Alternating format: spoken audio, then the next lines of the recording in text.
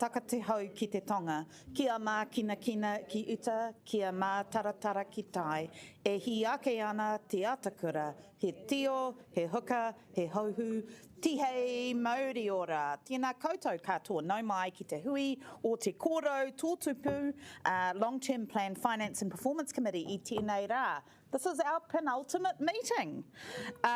Please let me or the Democracy Advisor know if you intend to leave the meeting.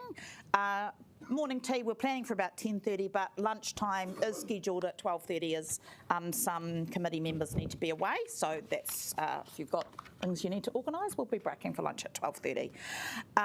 We will now go to apologies. We have apologies for partial absence from Poiwi Kelly. Are there any other apologies? There appear to be none. I will move them. Do I have a seconder? Councillor Rogers. And nai ka potia tia te motini. I now put the motion which has been moved and seconded. And we'll go to the vote.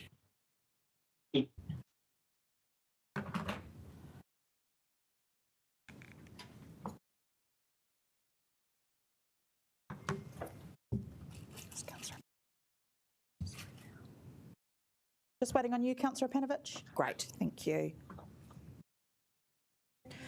Ka whakapuaki au, kua mana te motini. I declare the motion carried. Are there any conflict of interest declarations? There appear to be none. We will move on to confirming the minutes. E whakatakotu ana au I te motini. I move the motion that we approve the minutes of our meeting held on 25th of June 2025. Mā wā e tōtoko. Deputy Mayor Foon is going to second. And I will put the motion. Can you go to the vote?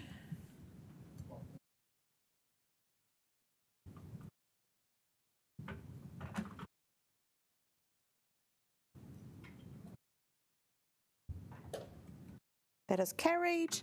We will now move directly to public participation.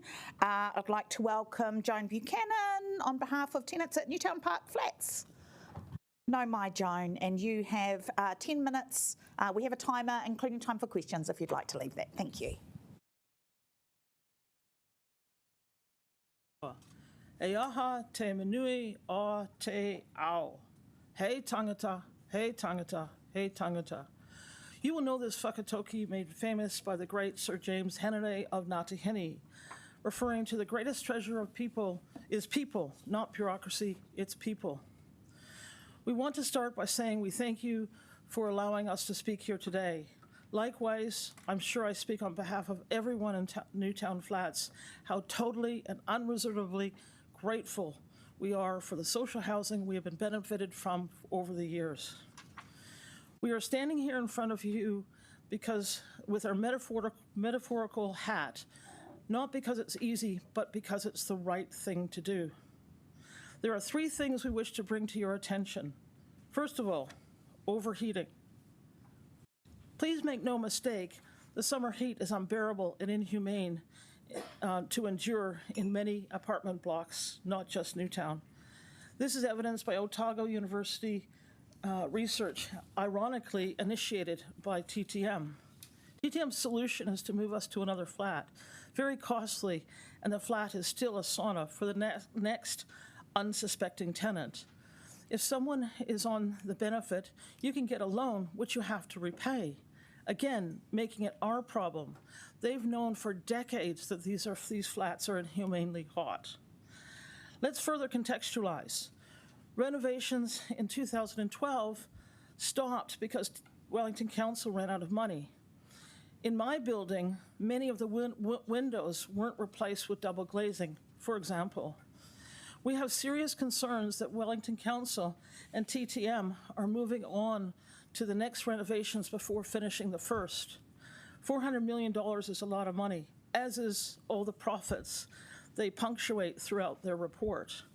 TTM is making decisions all the time that cost money. Why not for the health and well-being for their own tenants? We have lived experience to inform the solution. If anyone suggests further research, you will hear a collective scream coming from Newtown. It is the same heat, caused by the same sun. This is not rocket science. We know that one of the flats has their paint bubbling and lampshades warping from the summer heat. I now have photos. TTM has the evidence, then do something.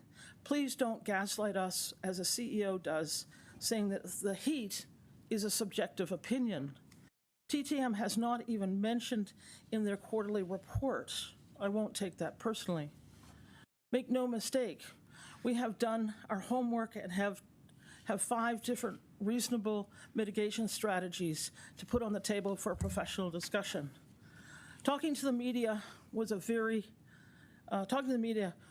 challenging for all of us. Our worst fear was realized when one of the spokesperson received 2 very suspicious timing 14-day notices to remedy, threatening to take them to the tenancy tribunal. One has been recently withdrawn. I have copies. Housing insecurity is not only a reality at TTM, but it appears to be cultivated by TTM. This is just not on. We're at the end of our tether. You nor the media are our first attempt to sort these issues. This year alone, I personally emailed TTM 4 times, met with TTM staff for a futile meeting other than they can say they met with me. Spoke once to the city councilor, who is a TTM board member, not helpful. Then spoke to the chair of TTM and emailed twice.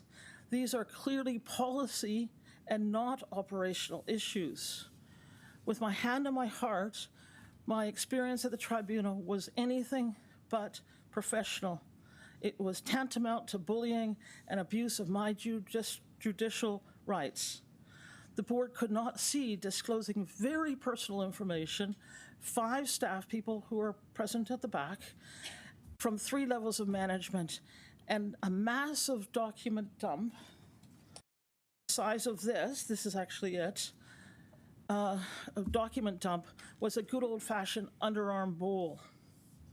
Ironically, the adjudicator of the tribunal said the large document dump from TTM did not at all inform her decision.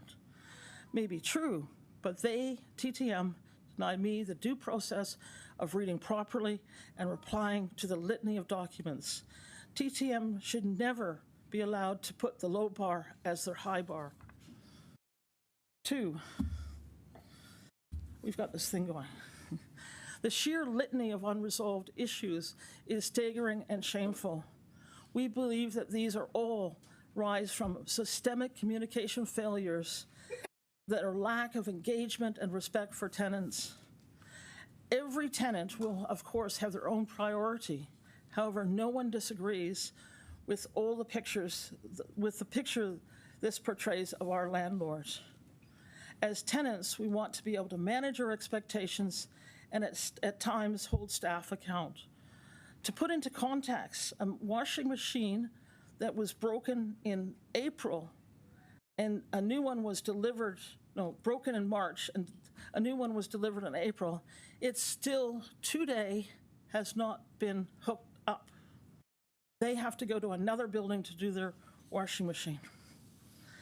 Functional complaint process helps no one except TTM. We experience TTM as a very skillful obfuscator with a definition of complaints. Very clever. In the report, they claim that over 1 year, they only had 13 complaints out of 2,707 tenants. Yeah, right. The 6-page complaint process is, in my opinion and other people's opinion, an unadulterated alphabet soup of bureaucratic speak. While no one I know even knows that it exists, I would never encourage even my worst enemy to follow it. Fundamentally, it is not manner enhancing for all concerned, assess complaints according to respectful, appropriate policy and procedures, genuinely seeks a resolution. I have never in my life, and it is a long life and this is real gray hair, ever had someone in a senior position email me after a professionally submitted complaint and says, the CEO, I quote, "My overall conclusion, having investigated each concern individually is that none of them can be substantiated by evidence. I recognize that your experience at the hearing has caused you considerable distress and hope this finding will go some way to providing you with a degree of relief, comfort, and reassurance. I might add that the TTM board sadly didn't see anything wrong with this patronizing, arrogant statement. In TTM's flawed report, thank you, while the data isn't inherently deceptive, the way it is presented is very, very misleading. Please, we request that you formally reject this report and ask it to reflect reality. Here is a list of how they've manipulated the data to make TTM look good when they are nothing of the sort. All of the percentages presented are 15% of the tenant population, which means 85% or 2,311 of the tenants never filled in the survey. Tenancy advisors do not have 68% approval rates. They only have less than 10% approval rate. Please, we need the data to speak when it is not presented in a biased and self-interest way. Finally, the third point, the democratic accountability eroded since Wellington Council established TTM.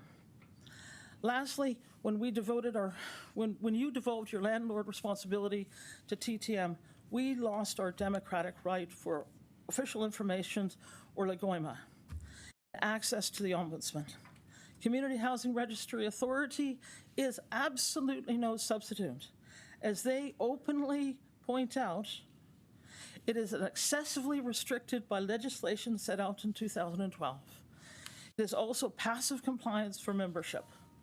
Wellington Council has left the tenants with the royal assent of the CEO of TTM, an echo chamber with no guardrails to protect or respect the tenants. We believe if it walks, talks, and acts like a duck, is it not a duck? Further questions arise from the report. I'm sorry, Joan, we're out of time. Could you just make a final point? Thank you. Okay, we have major, yes, thank you. Finally, the name Toi Mahana, or often referred to as Toi Mahana, as I understand, means a place of caring, nurturing, standing, and belonging. We believe that to be the integrity of TTM, what we want it to be.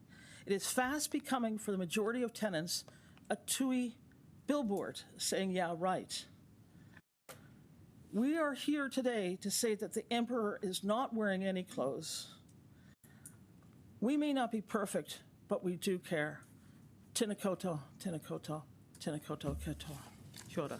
Kia ora. Thank you, Joan. I have the letters of that were sent to Josephine in threatening after she did the interview.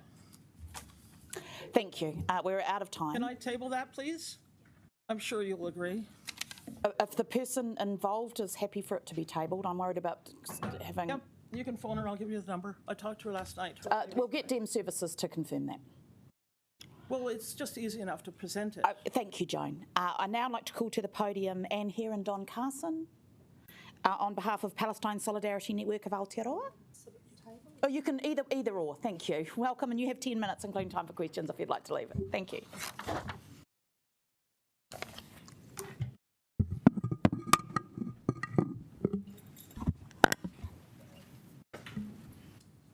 Kia ora.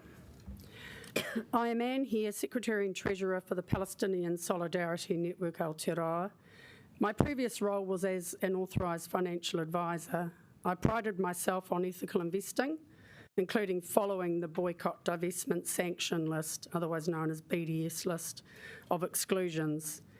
Wellington City Council is to be congratulated for considering an amendment to the SIPO for the Disaster Resilience Fund to exclude Israeli bonds and banks and companies operating in the occupied Palestinian territories. Interestingly, in my experience, portfolio performance is unlikely to be negatively impacted by exclusions, but instead enhanced by avoiding potential demand consequences for unethical securities. We encourage you to vote in favour of this approach when you vote on this SIPO later today. My PSNA colleague, Don Carson, will talk to some points and hopefully we'll leave some time for some questions if you've got any. Thank you, Anne. Tēnā koutou, Chair Matthews and councillors. Thanks for this opportunity to make a presentation backing a policy of excluding from council services those companies that are listed by the United Nations Human Rights Council as complicit in the occupation of Palestinian territory. When we as PSNA started out on this campaign a couple of years ago, the basis of the argument was the Security Council resolution, which was under the time of John Key, when Murray McCully co-sponsored a resolution in the Security Council describing the settlements as a flagrant violation of international law. The law has moved councillors considerably since then.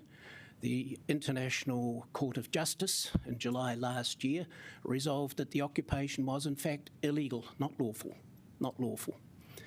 And as a response to that, the United Nations General Assembly passed a resolution in September of last year giving Israel 1 year, 12 months, to withdraw from all of the occupied territory. No ifs, buts, maybes, negotiations or whatever. It was a deadline. 124 countries voted for that, including New Zealand. So that is the essential legal basis of it, that the ICJ said that countries under the Fourth Geneva Accord, which is dealing with a wartime situation, countries were obligated to differentiate in their dealings between the State of Israel and the occupied territories. The New Zealand government, that is their policy. So we are taking it through to local government. We've had Nelson City Council, Christchurch City Council, and the Canterbury Regional Council and Otago Dunedin City Council all adopt similar motions. So it's quite straightforward. The list of 88 companies comes from the Human Rights Council of the United Nations, 88 there, and it's a list I think that in many ways has been superseded.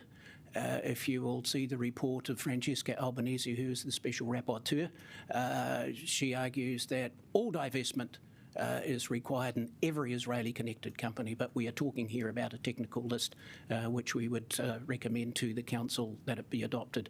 I don't know whether I need to say anything too much about the situation in Gaza and the West Bank. We just simply see it on our television and our socials all the time. It is an absolute disgrace and a horror. It is the worst atrocity of the 21st century. And I don't know that ethnic cleansing can be continued to be endorsed. That is a horror. And as Mayor Whanau saw, marching with 4,000 to 5,000 people in the streets of this city, that's what a huge number of people believe. Thank you. All right, we do have some questions to my left. Yes, the first from Councillor Pannett. Thank you very much for your work and for coming in. How effective do you think this amendment will be in that the problem is once you can go to one layer, but then do you go to the third layer of companies and then that might be doing something unsound? Or do you just see this as a useful step? I see it as a very useful step. If you have a look at the Superannuation Fund, back in 2012 they divested from companies that were building the settlements in the West Bank.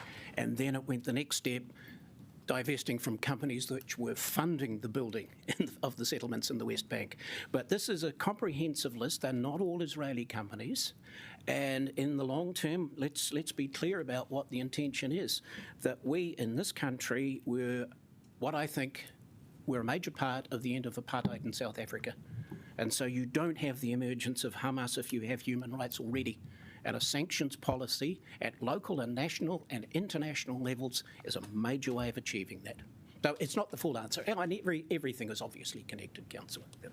And can I add to that from a process point of view or mechanical point of view, it's not that difficult to sell securities if you find that something has gone into the BDS list. It's a simple sale. Councillor Abdurrahman. Kia ora whanau, and thank you so much for your submission. And we have people who always watch their favorite TV or media outlets.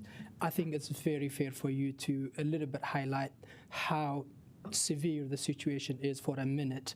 Also, how significant from at least moral perspective passing this amendment would be, if you can just highlight that. Well, there are let's say three simultaneous situations. One is the occupation, one is the genocide, and the third is the apartheid structure of basic Israel. It is therefore the exclusive right of Jewish people. And, you know, one of the things that irritates me about this town is the continued existence of the Rabin Memorial, which also is a testament to the Jewish National Fund, which is an apartheid instrument. But if you have a look at the situation, we hear the Hamas figures, which are direct, health ministry, direct kills. Now, the Lancet did a study a year ago, middle of last year, sorry, and it estimated 186,000 people dead as a result of the Israeli bombing. Update that methodology for the increased numbers that are direct kills, as it were, and we get a number of people killed of 250,000. That's 1 in every 8 Palestinians in Gaza. And you can see the starvation going on there. Self-declared ethnic cleansing. To boot the Palestinians, most of whom are refugees from elsewhere in Palestine in 1948, to boot them out again, send them into South Sudan to sit there in the Christian areas because the government in Khartoum, who's not Christian, gets some money for it. I mean, that is an utter disgrace. If the Palestinians in Gaza have a right to go anywhere, it's a right to return, which the General Assembly endorses every year of Resolution 194, to go back home. Councillor Chung. One more. Great, thank you very much for coming in this morning. Very enlightening.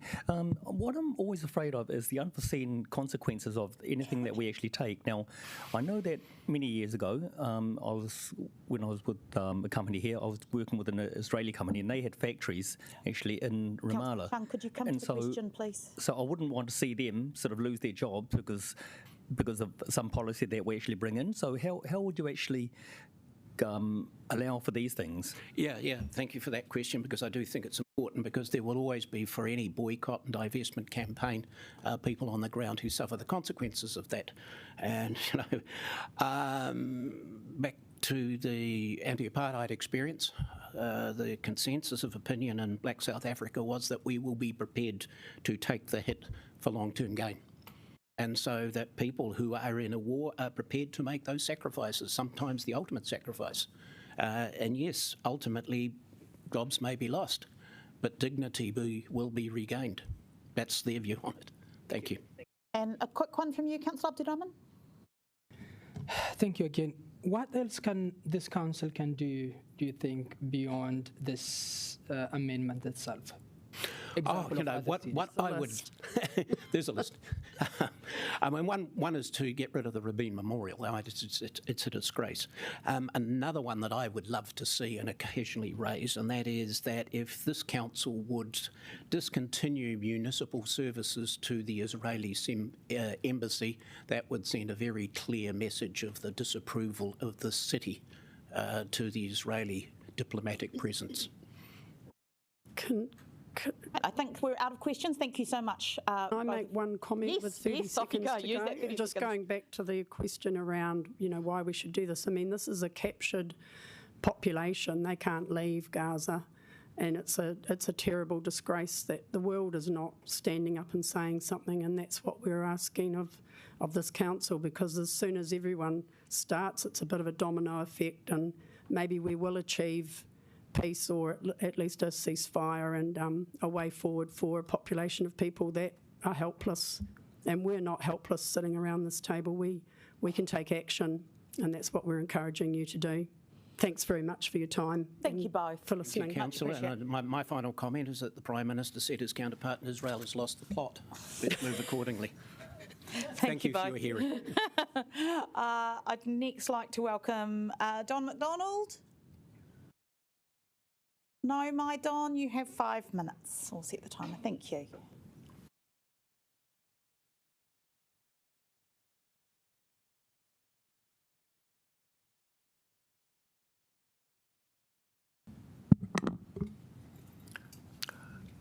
Don McDonald speaking about Council's response to Lagoima, IOA, Long-Term Finance and Performance Committee, and especially, are you aware, IRC 8565? Well, nobody knows what IRC 8565 means. I'll tell you, issues resolution. And that should be, you should be aware, and everybody should see it should be published. And, okay. And I hope you'll give me your phone number.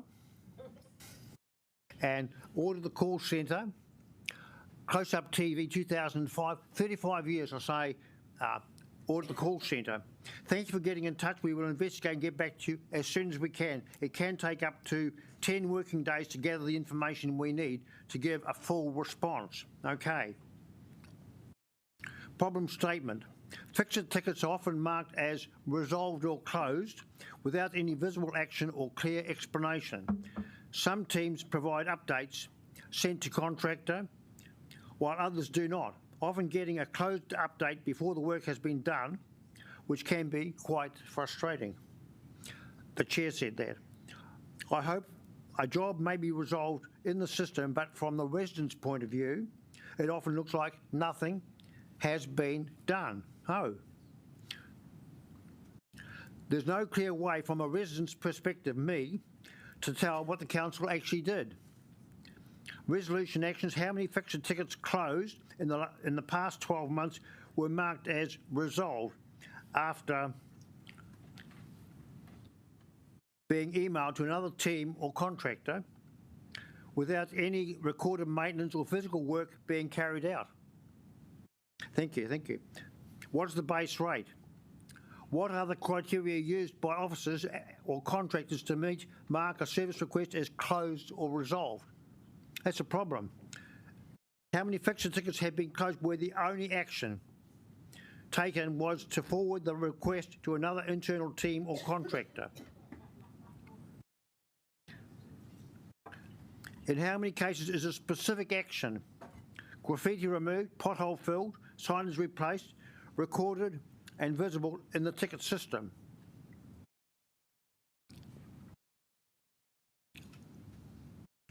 Of the Fixit, I call it log fix and Fix's answer.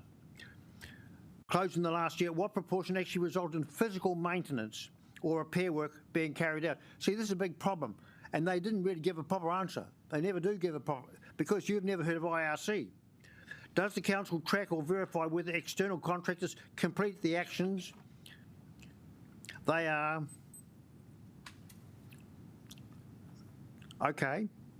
complete the actions they are assigned via Fixit tickets? This is all funny language.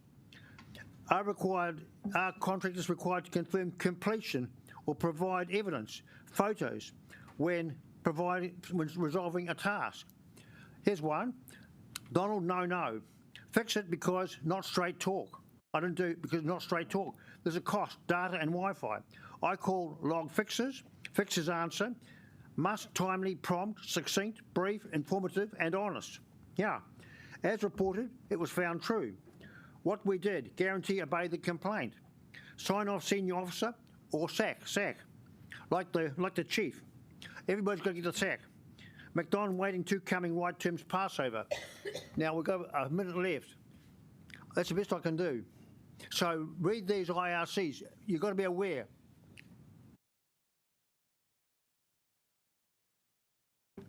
I think if you've got nothing more to add, Don, that'll bring us to the end of your presentation. Thank you. Thank you, Chair. I'd now like to welcome Samira Archer on behalf of Justice for Palestine. No, my Samira. And you have 10 minutes, including time for questions. You can either table or podium, whatever's comfortable for you, just as long as you've got a green light on the mic. Sweet. Hello.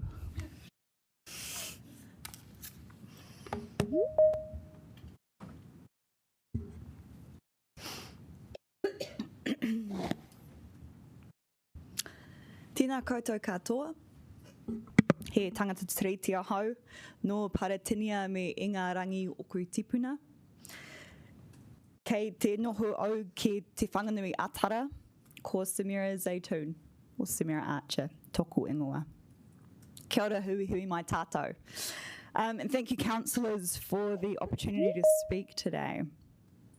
I speak to you as a Palestinian, as a co-convener of Justice for Palestine, as tangata tiriti, and also as a very proud Wellingtonian. See, the citizens disappointed the government hasn't. I'm here to present my strong and express my really strong support of the proposed amendment to the Disaster Resilience Fund, Fund's draft SIPO, and the call to exclude investments in Israeli government bonds, businesses identified by the UN Human Rights Council and also by the Palestinian BDS National Committee. This amendment is a moral, legal, and human obligation. And it is a powerful opportunity for Wellington to act with integrity on a global stage. I wanted to run a couple of things by you all just so that I can give you some assurance if you're uncertain about what some of these technical aspects look like. The first is BDS. The Boycott, Divestment, Sanctions Movement, or BDS, is a Palestinian-led initiative that calls for peaceful, non-violent pressure on Israel to comply with international law. BDS upholds the simple principle that Palestinians are entitled to the same rights as the rest of humanity. It was launched in 2005 and inspired by the anti-apartheid movement in South Africa. And it targets institutions, and I want to be really clear about that. It targets institutions and companies. It's not about targeting individuals. And it's about targeting companies that are complicit in human rights violations. Its aim is justice, freedom, and equality, nothing more and nothing less. What is the UN list? So Don and Anne did a great job at describing a little bit about that. There is a really clear criteria that the Office of the High Commissioner of the Human Rights put out investigating the impacts of the illegal settlements in Palestine and the companies that perpetuate and exacerbate and maintain these systems. So the list is really clear and it's really prescriptive. It's easy to follow. It is a guide. The work is done for us. Our obligations under the Genocide Convention. As a state to the Genocide Convention, Aotearoa New Zealand has not only a moral but a legal duty to prevent genocide wherever it may occur. And it's important on this point that it actually doesn't matter what anyone's opinion is, whether it is genocide or not, because under international law, this is the one law where we have an obligation to prevent genocide from happening. In January 2024, the International Court of Justice ruled that South Africa's case against Israel alleging genocide in Gaza was plausible. And it issued binding provisional measures ordering Israel to prevent genocidal acts and enable humanitarian access. With that, there was also provisional measures for member states for us to uphold our end of the deal. By continuing to invest in institutions or companies that support or profit from these actions, we risk breaching our own obligations under international law. Wellington now has an opportunity to act where national government and national policy has yet to catch up. And that is also to set a standard of accountability grounded in law, not ideology. Now, some of you may wonder if this is within Wellington City Council's jurisdiction, but history has shown us that local government can, and it has, taken moral leadership on global issues. And I want to point to two things. The first is during South African apartheid era, it was a grassroots resistance to the 1981 Springbok tour. And it was one of our profound moments of civil unrest, but also one of our proudest legacies. In fact, it was Mayor Michael Fowler who publicly opposed the tour and sought to block the test match in Wellington, which was a powerful act of civic leadership. These actions followed and had a domino effect across the country in 28 locations. Another example I'd like to point to is nuclear free. Wellington was voted nuclear weapons free city in April in 1982. That was before the country took a policy, a national policy on that. We spearheaded that change. The conscience of Wellington that was reflected by council was really useful in affecting change. And it's something that we're proud about. It's something that has left a legacy that we can hold on to. Now, if you're thinking also, I'm anticipating maybe some of the questions or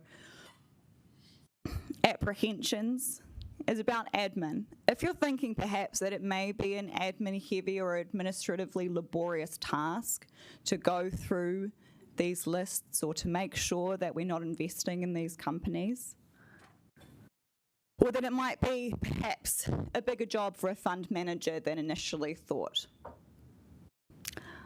I assure you that the lists provided are already researched for you and they are prescriptive. But I also reflect, and perhaps you might too, on the administrative task of the person in Gaza who has to record the names and ages of people who have been killed every day. Or of the families in the West Bank who have to go through judicial systems that are set up against them to try and visit their child who is in a military prison against international law and for no reason. Or perhaps the admin of a person having to wake up at 4 a.m. to get to work because they have to go through checkpoints to their office that is only a 10-minute drive away. Or perhaps we could think about the admin of Team Asal, which is a group that we support on the ground in Gaza and we fundraise for. The admin of them needing to send us a text message to say that they're sorry they can't deliver the water tank that we had fundraised for today, but maybe tomorrow, because today their neighbour was killed, shot dead in the head at an aid distribution site. He was 22 years old, and so today they would like to look after and support the neighbouring family in the tent next door. So I think about the admin of just sending that text message. I also think about Ramallah, our friendly city. The administration that it takes to run a council in general. And usual times, right? BAU. But doing that while you are living under occupation yourself. This amendment is about alignment. It's not about division, it's about alignment. It's aligning our investment policies with our values, with international law, with our commitment to justice and human rights. It also aligns with nurturing our relationship with Ramallah to collaborate and cooperate with them, and it's much easier to do that if we know that we aren't contributing to their oppression. It's what a friend would do. And I think it would be hypocritical to recognise our constructive relationship with them one week and then refuse to reflect that in our investment decisions the following week. And importantly, I think it's about also respecting our obligation, your obligation, to the people of Wellington, your ratepayers. I'm sorry, Samira, we're out of time. If you just got one final point to make. I will. The Disaster Resilience Fund is meant to support recovery and community well-being, not to be complicit in the destruction of communities elsewhere. We've got a chance to be on the right side of history, and I implore you to do so. Kia ora. Kia ora. Now we will move on to item 2.1. I just want to note that you have a statement from the petition mover which has been distributed. Looks like this. They are unwell and not able to be here, so sorry, you should all have that. We are going to take the report as read, but we have got officers here if you have questions about the petition. Do councillors have any questions? Councillor Abdirahman. My question is to number 2, the amendment that is getting moved. What exactly the mover trying to get into after 12 months is? Okay, well that's a question for the mover that's for debate. So have you got any questions of officers? So do you think this can be something that after 12 months we can revisit to make any contrary decision to what we have already made now? Through you, Madam Chair. 12 months from introduction, so we're planning introduction early November or mid-November this year. So 12 months following that will be about the time we're thinking about the next long-term plan and thinking about the fees and charges that will go into that. We have an expectation through this project that will raise revenue of 1.06 million or thereabouts. So we will be having report back to the LTP committee whether we've achieved that or not. So that was something that we have spoken about in the paper that had approved this, that came to this committee 7 months ago. So we would be doing a report back of sorts around revenue expectations. So that effectively we don't have a problem with this this amendment. We would be doing that work in 12 months anyway. Just follow up. Could you just please remind me how much it's costing council as part of this project to begin the operation itself? I think all up around 200,000 to implement this scheme. That was then going to raise just over $1 million annually. Thank you. Deputy Mayor Foon. Thanks. Just regarding the report back, will it take a broader account in regard to if there's been any increase in private supply, any of those kinds of other things that we were looking to see as part of this change? So specifically, the report back that we were considering back to the long-term plan considerations for the next would be around the fees paid, so whether we've met the budget target and the infringements issued. Those are the two things that we can monitor. A summary report, as suggested, would cover those things. To look further afield and to do observational surveys of what's happening on street, what's happening off street, that's a different consideration, and it's not something we have planned. Councillor Chung. Thanks very much. Do you know if the council has actually canvassed the motorcyclists themselves, like asked them whether they'll change their behaviour if the charging actually started? Because I have actually spoken to them. So questions should be related to the petition. Sorry. So do you think that the petition is valid, considering how many numbers of people that have actually signed this? And do you think that it is a valid petition that I don't think it's up to officers to speak to whether a petition is valid or not, Councillor. Well, I'm not sure what information you're seeking. Yeah. Okay, I want to understand whether you think it's still a reasonable business case that we actually have for charging. Certainly, yeah, the 12 months after we implement, and we will have an understanding of how many people are parking on street and paying. We won't understand how many people have then moved elsewhere or parking off street. All right, I think that's the end of the questions. Thank you, Paul. I will now pass over to Councillor Free, who is going to move the paper. Yes, I do want to thank the people who've organised this petition and managed to bring it to us. And obviously there are a lot of signatures on it, and we do understand that for the motorcycling community this is a deeply, deeply unpopular move that we've made to start charging, and also that it's a little bit unusual in New Zealand and that other cities so far haven't taken the same step.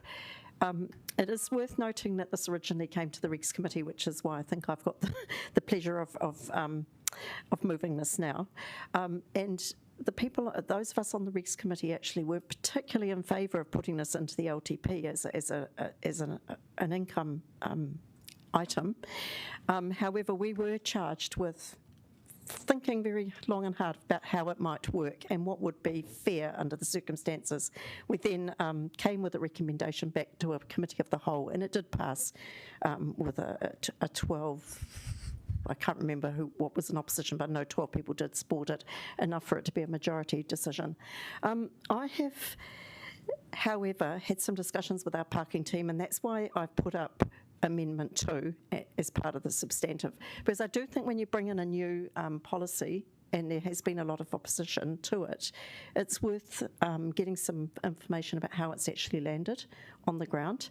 And we will find out, in fact, whether we are getting the income we expected, how much it's costing to enforce it, and whether, in fact, it's a policy decision that we should amend at that point, or continue with, or perhaps stop altogether. So I think at the moment it's that we have made the decision to proceed with this, but it's wise for us to actually formally note that we will, in essence, get some information to see whether it needs to be reviewed. But that is proposed to be 12 months after it starts getting implemented. So I do ask for your support for number 2. Again, thank the people who've organised this submission, the petition, and you know, it has forced us into considering this review. So I think that your efforts have not been in vain, even if the policy will continue to be implemented in the short term. Thank you. I'm not sure who's seconding, actually. You're supposed to ask someone, Councillor. I will ask now for a seconder. Yeah, Deputy Mayor Foon? Yeah. I saw actually Councillor Calvert's hand first, so. It's up to you. Councillor Chung, there you go. All right, there you go. Do you wish to speak now, Councillor Chung? Okay.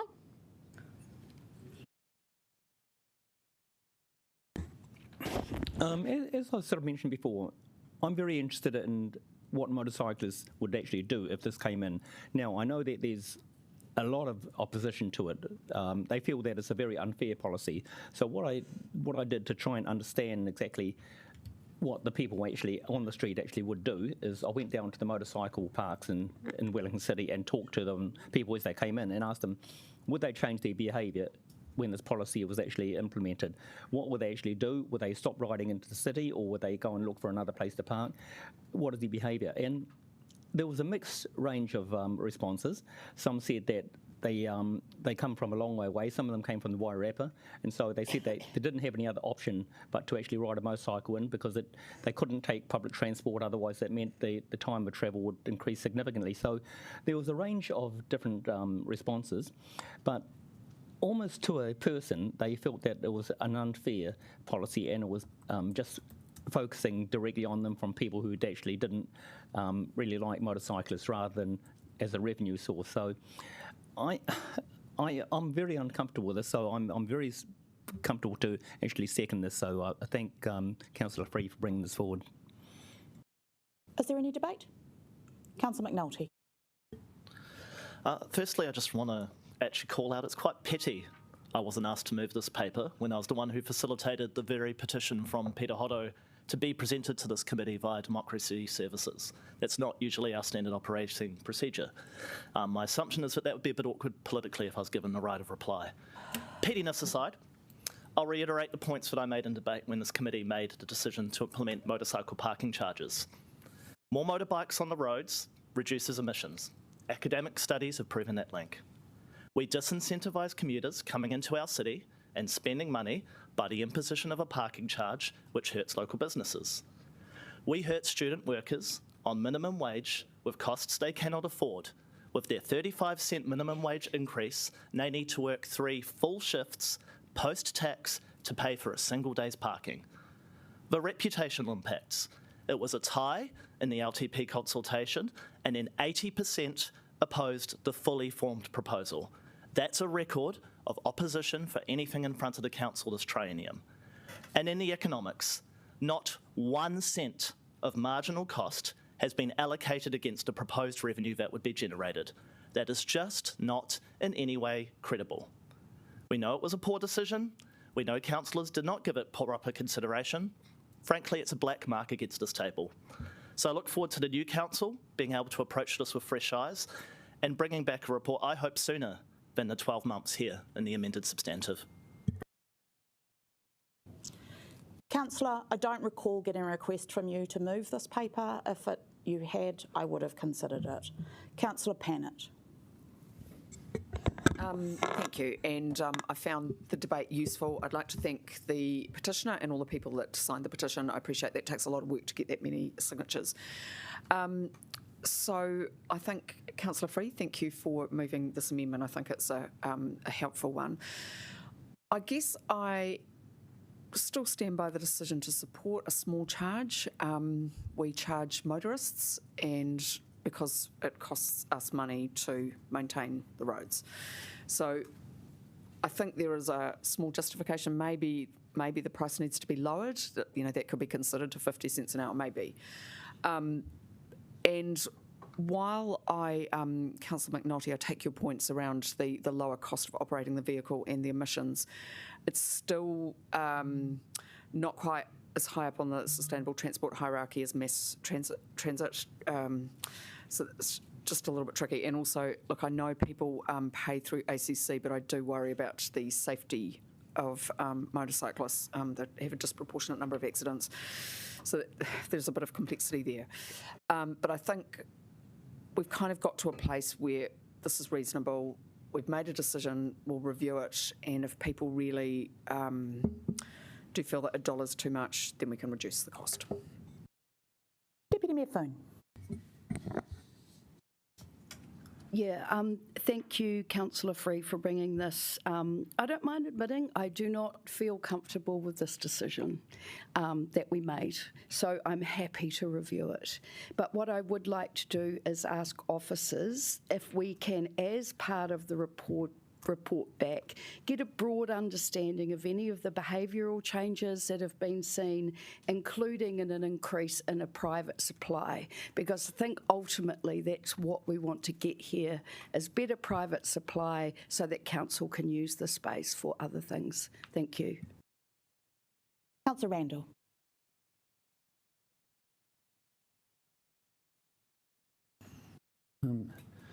Yes, thank you. I do support this amendment, including the report back. Like Councillor McNulty, I agree with a lot of his sentiments. This is not a good decision and really does not get the balance right with what we're trying to do to make an accessible city. But the decision to review it proactively and in alignment with the long-term plan will give us some feedback. Hopefully that feedback will identify whether or not this is a success in terms of managing parking, but also in a success as whether more or less people are coming into town using motorcycles. I also go to the petitioners and say thank you very much. This petition is helpful, and keep up that voice, because it is actually, it does take a while when the council makes any decision, good or bad, that to get it to come back and have a relook at it. And do know that you do have support around this council table, and hopefully more support at the next one. Thank you. Councillor Brown. I'd just like to express my enthusiasm for user pays and for everybody who actually parks on our streets and uses our streets to pay for it, whether it's curbside parking in the centre of the city or in suburban areas. I certainly have to pay for resident parking on my street, and I think that's appropriate. I also think that cyclists should have to pay for the use of the cycle facilities that we provide for them, and I think that motorcyclists should have to pay as well. And the concept of some sort of special group who deserve to be, kind of looked after at everybody else's expense, I regard as not proven, and I would certainly not favour any reduction in motorcycle parking charges, and I would certainly favour the introduction of parking charges for cyclists. So I'd just like you to know exactly where I come from on this issue. Thank you, Councillor Brown. Now over to Councillor Free for a right of reply.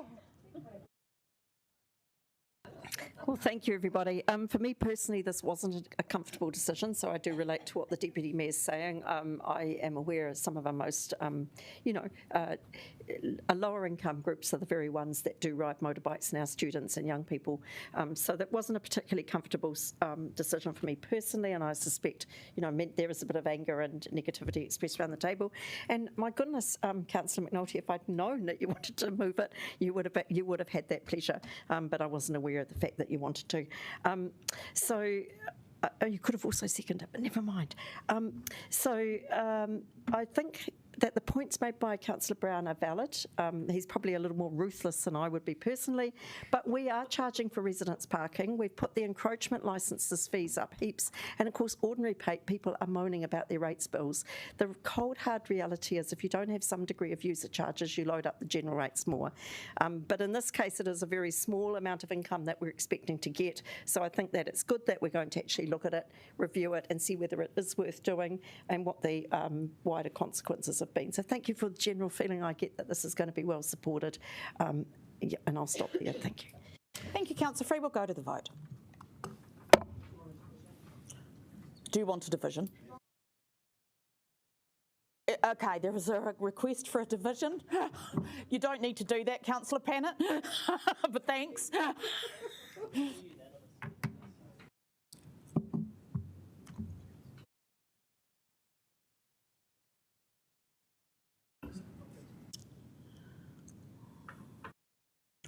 Thank you, that is carried. We will break now for morning tea. We will have 15 minutes, so we'll come back at 22. Thank you.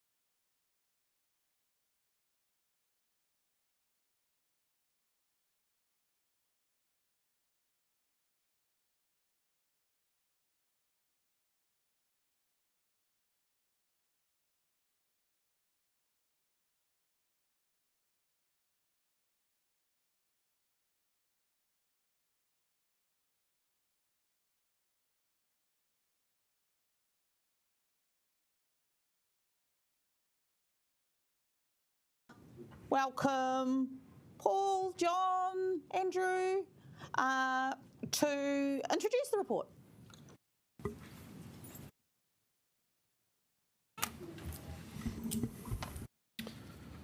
Kia ora koutou, through you, Madam Chair.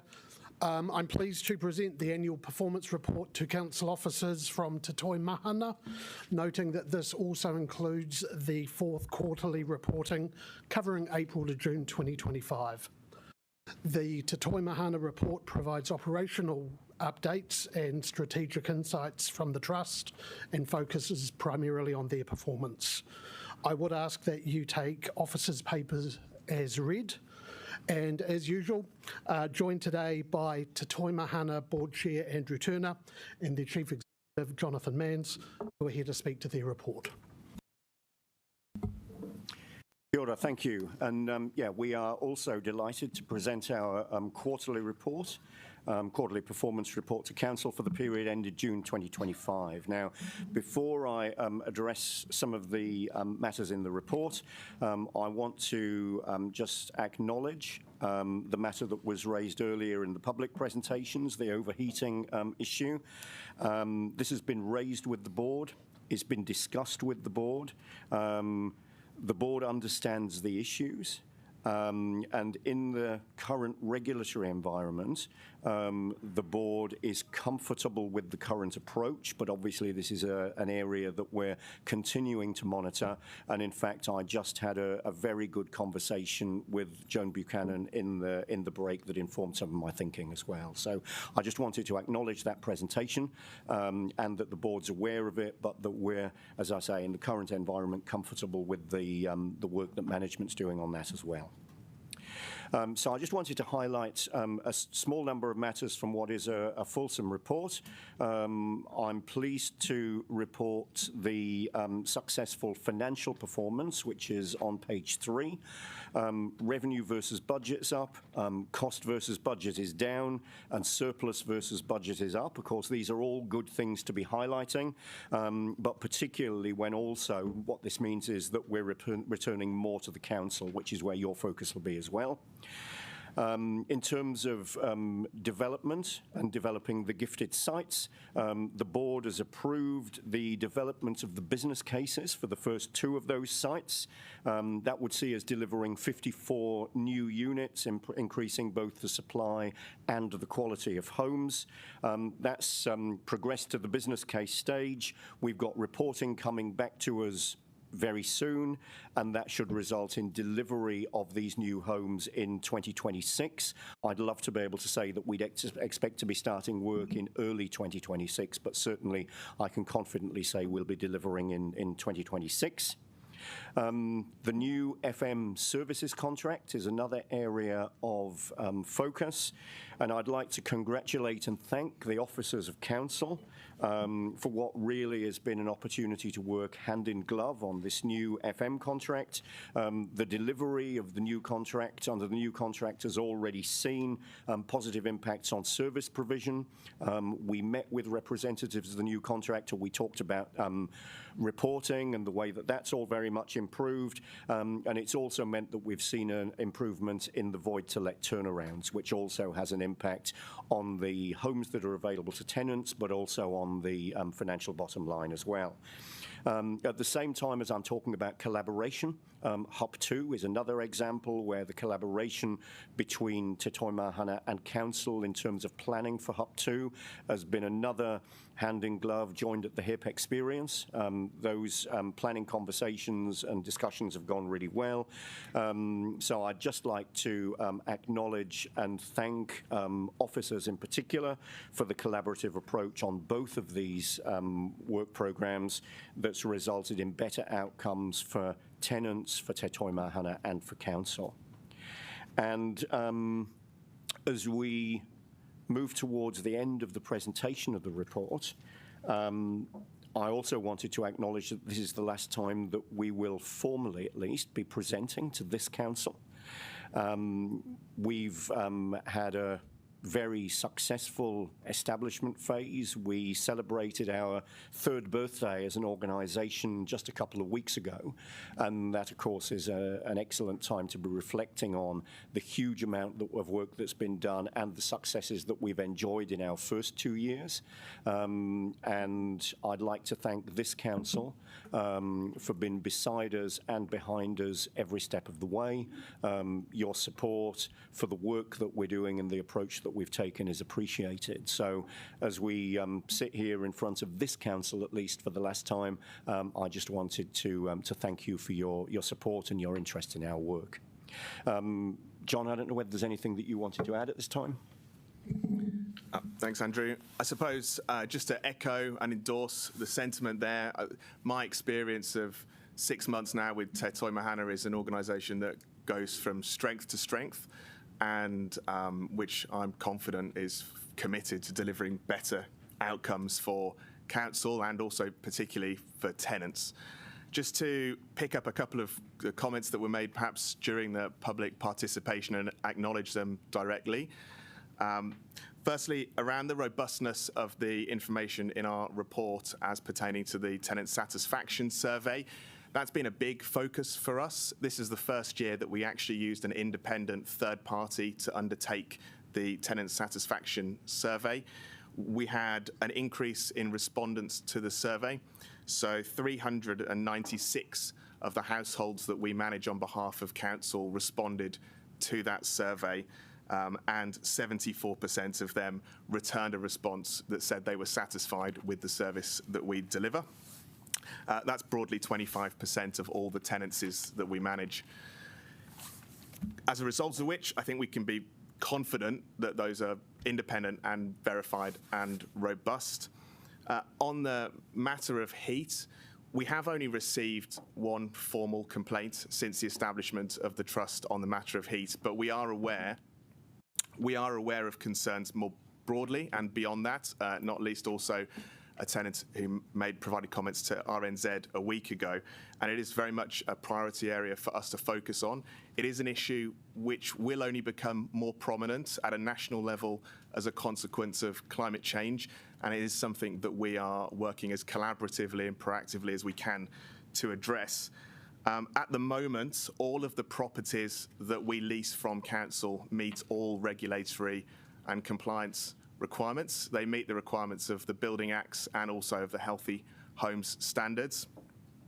Having said that, we would acknowledge that not all properties are suitable for all people, and that the experience of heat particularly is very much a personal and subjective matter, for which reason we have been working closely with MSD, the Australasian Housing Institute, the Sustainability Trust, and others to try and lead best practice in the sector.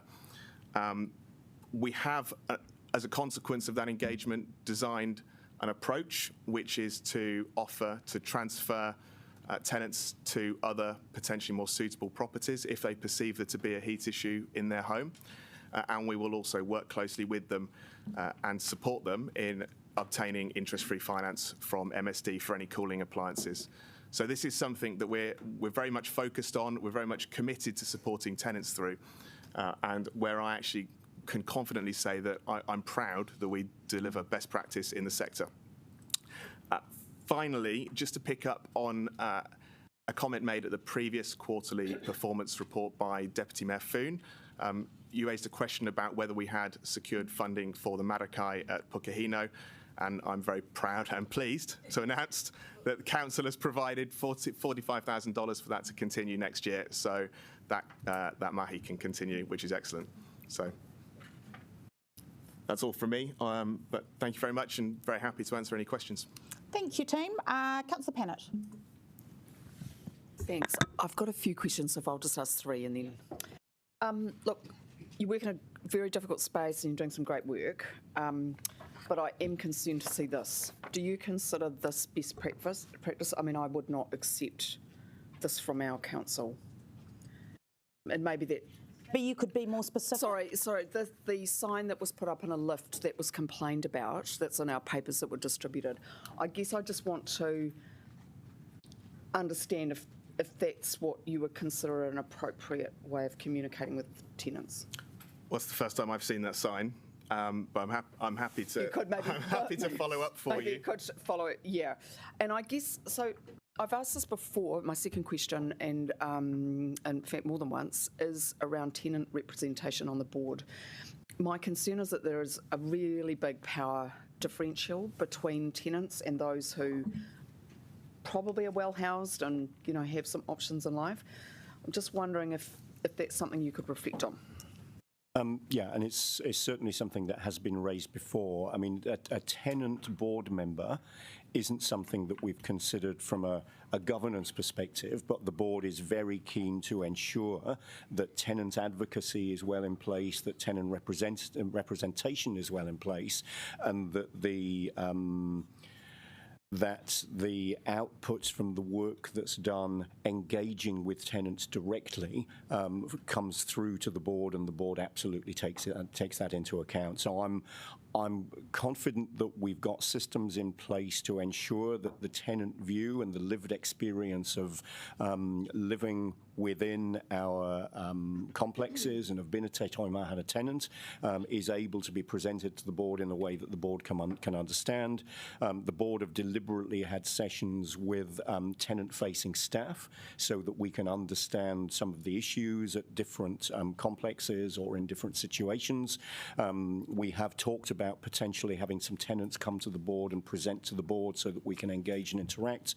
And I know board members have regularly attended tenant functions on site at the properties. So I think the engagement with tenants is good. Whether it could be improved is something that we're always considering. Whether that would result in a tenant sitting at the board table in a decision-making capacity is just one way that we could look at handling that. As you'll have picked up from my answer, there are many others that may in fact be more effective. Just my last question for now. I was a little bit concerned to see that notice given to a tenant who'd complained, the 5 Toi Mahana staff members at a tenancy hearing. Again, just that power differentiation. I'm sure you're handling them appropriately, but again, is that just being really looked at and understood that that is a pretty scary situation for a tenant, potentially? So I looked into that personally. We received a complaint about the way that we handled the tribunal hearing on that occasion. And the handling of that complaint was then the grounds for an application to the Tenancy Tribunal for a rehearing. The tribunal adjudicator on that occasion determined that a substantial wrong or miscarriage of justice has not or may not have occurred and is not likely to occur. So in that instance, found very much in favour of the policies and procedures and approaches. But I think that's not to diminish the fact that I would acknowledge how the experience is perceived. I mean, we can be very confident that we're following best practice, and that the Community Housing Regulatory Authority considers us to be following best practice. But again, we are always aware of how that is experienced by tenants, and try to adapt our behaviour appropriately to be respectful to that. Councillor Calvert. Thank you. Without disclosing specific amounts, are you able to provide to us what the Trust has paid out in terms of any personal grievances, for any payment in respect of that? Those aren't figures that I've got to hand. No, they're not figures that I've got to hand either. And obviously, as alluded to in the question, there could well be sensitivities around individuals in any particular cases. But it's not something I can answer with either a number or anything more specific than that today, unfortunately. Okay, I would like to understand how much has been, total. I think we will take this question offline. I think it will require some legal advice. Thank you, Councillor. Have you got questions on a different matter? Okay, thank you. Councillor Chung. Great, thank you. I have 2 questions. The first one is regarding actually Councillor Pennett's bringing that sign to our notice. Are there cameras in common areas and in the lifts the Te Toi Mahana buildings? I'm concerned that these questions are getting to a very, very granular level, which may not. Well, okay, it's just a general comment that. It's not. Well, we're not in commentary, but okay. Could we try and bring the questions up a bit? Okay. Well, forget that one. Regarding one of the things that came up this morning, regarding the focus group members, are they actually picked by Te Toi Mahana, or are they residents? Do they actually select these focus group members? Well, you apply. So we advertise quite widely. We have posted adverts around our complexes, and I've got an example here in our newsletter that went out to all tenants, actually trying to proactively promote the tenant focus groups and encourage engagement. So all you've got to do is email our partnerships and engagement manager to seek to be on those groups. Okay. Yep. That's great. Thank you. Councillor Abdurrahman.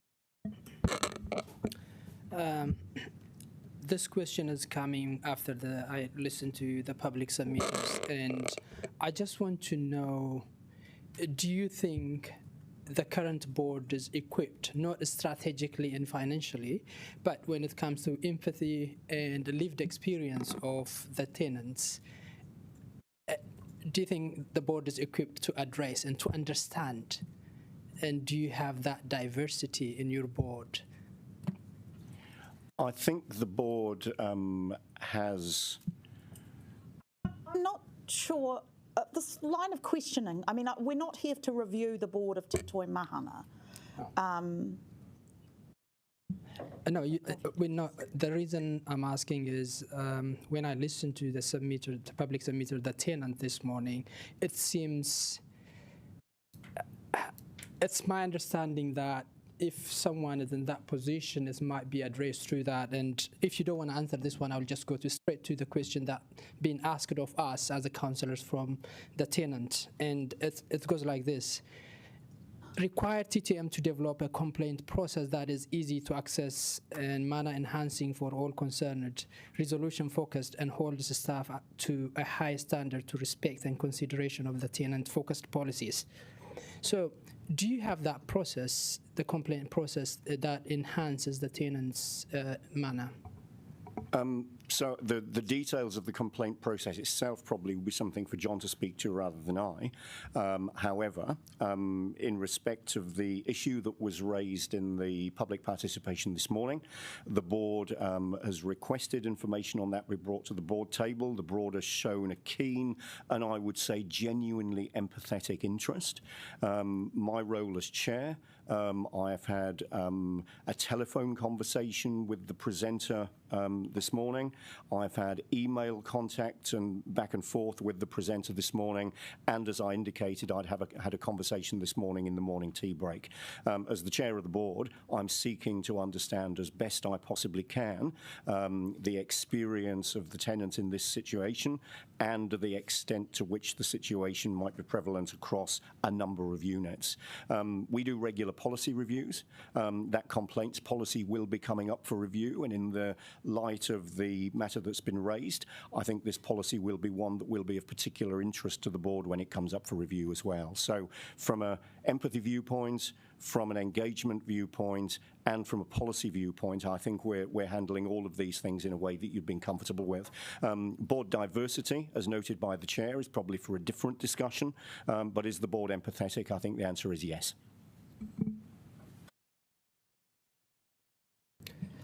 Again, from the public submitter and the tenant and my constituent asked this council to require TTM to take seriously the overheating problem.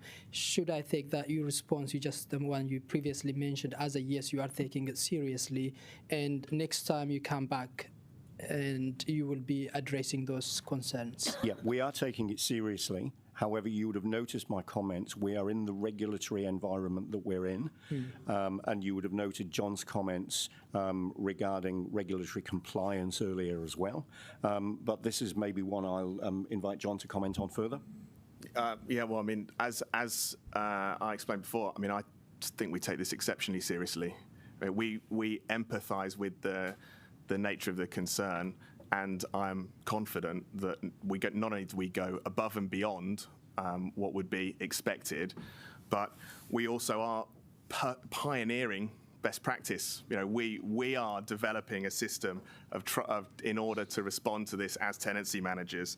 And that is why we have got two approaches in place that we've collaborated with MSD and other organisations to design.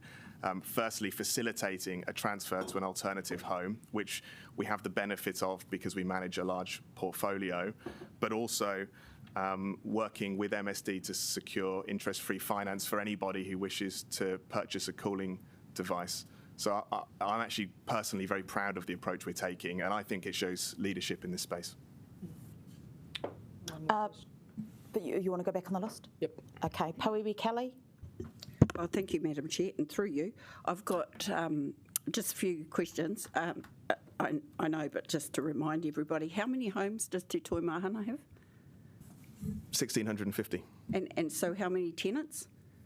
Broadly 3,000. 3,000 tenants, and we've had one written complaint in 2 years. Written complaints, yes. One written complaint. You wouldn't know, would you, how many complaints Wellington City Council had when it was under them, would you, by any chance? I don't. No. You don't? Oh, okay. I just wanted to make that point. And essentially it's because there seems to be a lot of time that's been spent on one complaint instead of, if I could just say that the whole Can we purpose... stick to the question, the whole purpose... Can we, otherwise it's for debate. Okay, that's my question. Okay, thank you. Deputy Mayor Foon.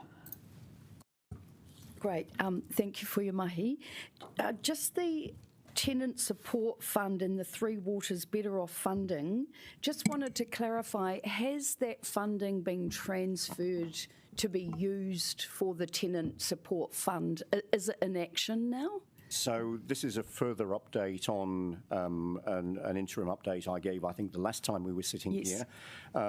So we're currently undertaking a tenant income review, which is voluntary and anonymous. It's a survey, went out just this week, to understand, to better understand our tenants' financial positions and how tenants are accessing different supports from central government and from Te Toi Mahana, which affect the actual amount of rent that they're paying once those supports are taken into account. Our intention is then to use the results of that survey to inform our decision making, to avoid making decisions that bring about unintended outcomes. What we want to do is to ensure that the way that we use this fund doesn't affect any central government subsidies that tenants are accessing, doesn't affect any existing Te Toi Mahana subsidies that tenants are accessing, and that we're also not creating a situation where at some point the fund would run out and we've built a cliff that people are then going to fall off at the end. So as you can tell, this is quite complex, not least because the environment that we're working in with multiple subsidies is quite complex. We have committed that this report back will be by the end of the year. And you're aware from my previous answers to similar questions that this is an urgent matter for the board, but I'm really keen that we spend the time getting this right. We do it once, do it well, so that we're using the fund effectively, rather than need to come back and revisit in 3 months or 6 months' time because there was something that we didn't consider effectively in the beginning.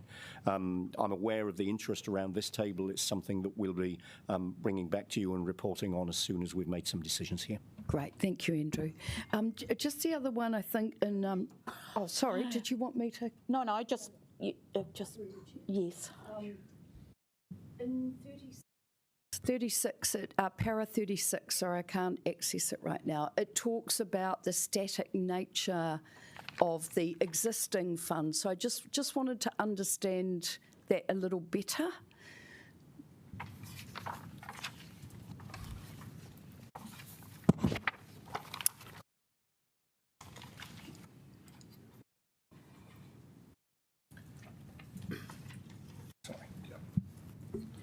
It's in our report. Through you, Madam Chair. That was an observation made by Council in relation to the number of Te Toi Mahana tenants we noted that there wasn't an increase in Te Toi Mahana tenants seeking subsidies like the affordable rent limit subsidy. Right, so that's maintaining at the same level. That's our observation. Great, thank you.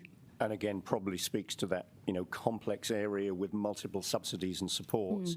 It may well be that, no two tenants are the same. Everybody's individual situation may be quite different because of a number of factors and the complexity of these subsidies. That's exactly what we're working through. Yeah, great, thank you. I have a couple of people who haven't asked questions yet on my list, and then I will go to a second round. However, I'm very conscious of time. We have some big items to discuss today. So the second round, I'm going to limit you to 3 questions each. However, I am sure through Paul, there is absolutely no limit to questions that can be asked outside of this meeting. So I invite you to take up the opportunity to follow up any matters through him to Toi Mahana. Thank you. So, Councillor Brown.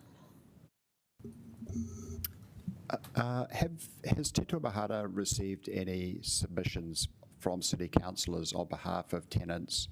And if so, have you taken them seriously? And I've got another question actually after this one. I'm not aware of any. Thank you. But I'll have to go and I'll take that away and check. Okay. My second question is, in respect of regulatory responsibility, so people who actually are interested in the conditions to which we provide our housing, is it reasonable to say that we are quite heavily regulated by the entities such as Ministry of Housing and Urban Development and Department of Social Welfare? I mean, so that it's not just the City Council that's interested in the condition of our tenants, it's also a number of government departments? Yep, that's reasonable, and I would add the Community Housing Regulatory Authority to that as well, who also regulate the way that we manage those properties. Councillor Rogers. That's okay, I can do it via email. Thank you very much. Okay, so we'll go back to you, Councillor Pannett. Just very quickly, and I don't mean to be critical because you're doing great work. The complaints, is it accessible to people who may have English as a second language, mental health issues, it's just a hard thing navigating bureaucratic processes? Well, the complaints procedure is very clearly advertised on the web. It's on the website. It's available on request. Of the kaimahi we have in our office, they come from 15 different nations. They speak over 20 languages. So there is always someone available through our tenancy advisory team and even more generally to support people and work through that process with them. So absolutely, yeah. Just about the reporting, and look, I'm sure I'd voted for it, but would you object to going back to 3-monthly reporting as requested by the submitter today? The 6-monthly reporting is what was set out in the original plan for reporting. So there was a period where we were to report 3-monthly and then, as noted in the report, 6-monthly. It's something that we could consider. I guess there would need to be a conversation outside of this meeting about whether that's a highest and best use of your time and of our time. If there was a need for it, or if it was something that was requested by council, of course, it's something we would do. But I think we need to consider whether there would be value for both parties in doing that. Okay. And just last question, Andrew, just following on from first answer to our question. Do you see that Te Toi Mahana has a role in uplifting tenants, not just supporting them, empowering them so that they can do more? Absolutely. And I would see Te Toi Mahana as having 3 key roles: providing homes and tenancies, wraparound support and services for tenants, and some of that isn't done within Te Toi Mahana, it's referrals to other agencies, and then sustaining tenancies is also a big part of our work.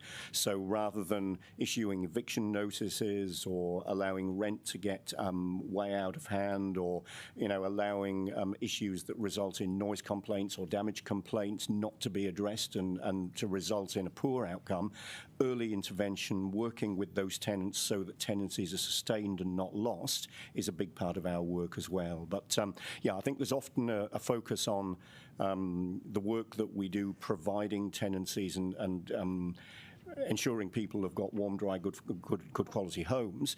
Those other 2 work streams, the wraparound services and the sustaining tenancies, are just as important to us in our work as well.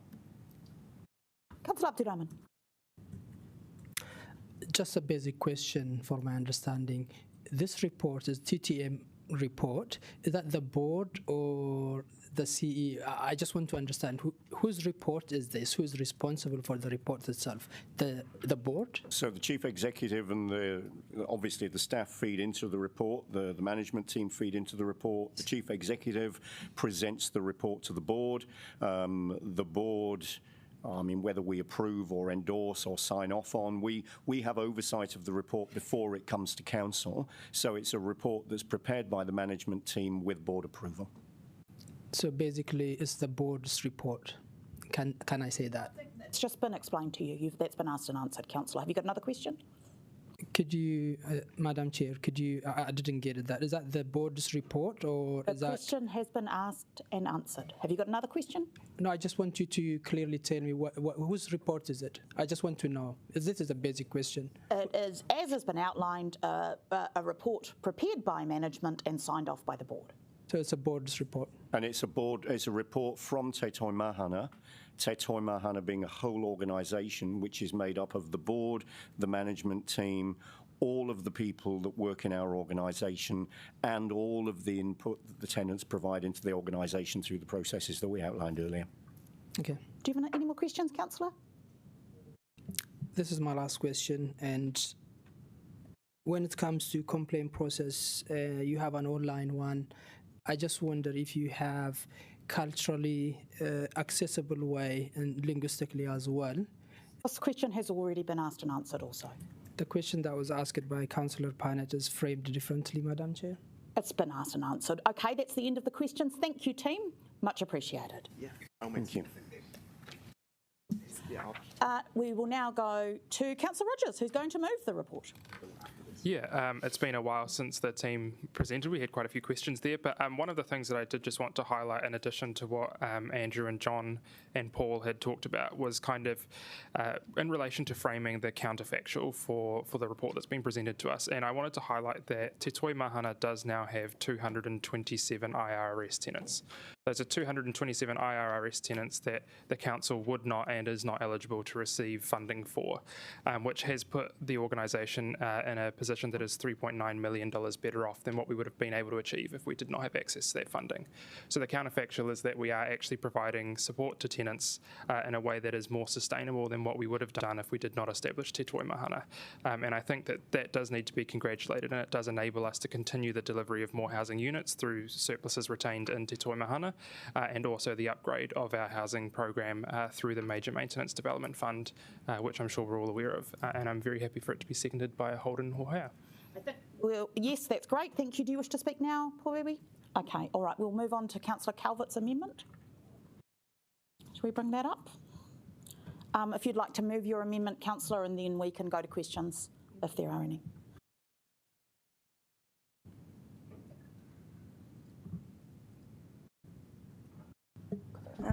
Yes, thank you. Look, I'm moving this because whilst I acknowledge that through this model that the council has, or Te Toi Mahana has been able to get the IRS, it's still not sufficient.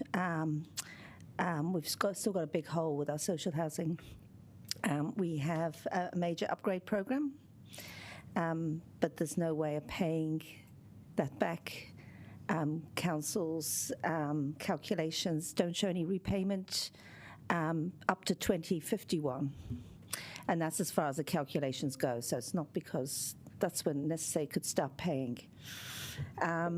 We are having to, at the moment, there's a deficit on this council each year to fund the social housing that is being put onto debt. And the interest on that debt is being put onto debt. So the model long-term at the moment is not sustainable. Now we know the officers, and I've had a couple of meetings with the chief executive and with the chief financial officer, and looking at the figures, the assumptions that our model was based on, look like they need to be reviewed. I would say they, even after 3 years. I do have concerns that they weren't accurate to start with, but that's a conversation for another day. But we do have a state where our social housing is not financially sustainable based on the information that we have been provided. So this is noting that officers will be reviewing, and you can't, at the moment we're trying to say this is to Toi Mahana, this is the accounts for the council. You've got to look at these things together. You can't just separate them out. So this is, and officers have undertaken that they will be doing this work as part of the 26-27 budget, and then likely it will come back to this council at the end of this, or the incoming council at the end of this calendar year when budgets start being planned. So this is noting that this work is happening. It's not asking anything else, but I think it's important that, it is a concern out there amongst the public, and that we do note that this is a piece of work that is underway. And as part of this, I will be tabling the fact sheet that officers produced in June, and I will also be tabling the document where I asked further questions from officers to that fact sheet and that were addressed in writing, and also the Excel spreadsheet that was provided as part of that. So I'll email that to the DEM Services Advisor. So I ask you for the support for this noting amendment. Thank you. All right, we will now move to questions. Is that what your hand is up for? Councillor Pannett has a question. No. Are these questions for officers at this point? Yeah, so I can see the intent behind the amendment, Andrea. My worry is about the last few words, no cost to ratepayers. For me, that is potentially unrealistic. Social housing always needs to be subsidised. So do you think we can actually commit to that realistically?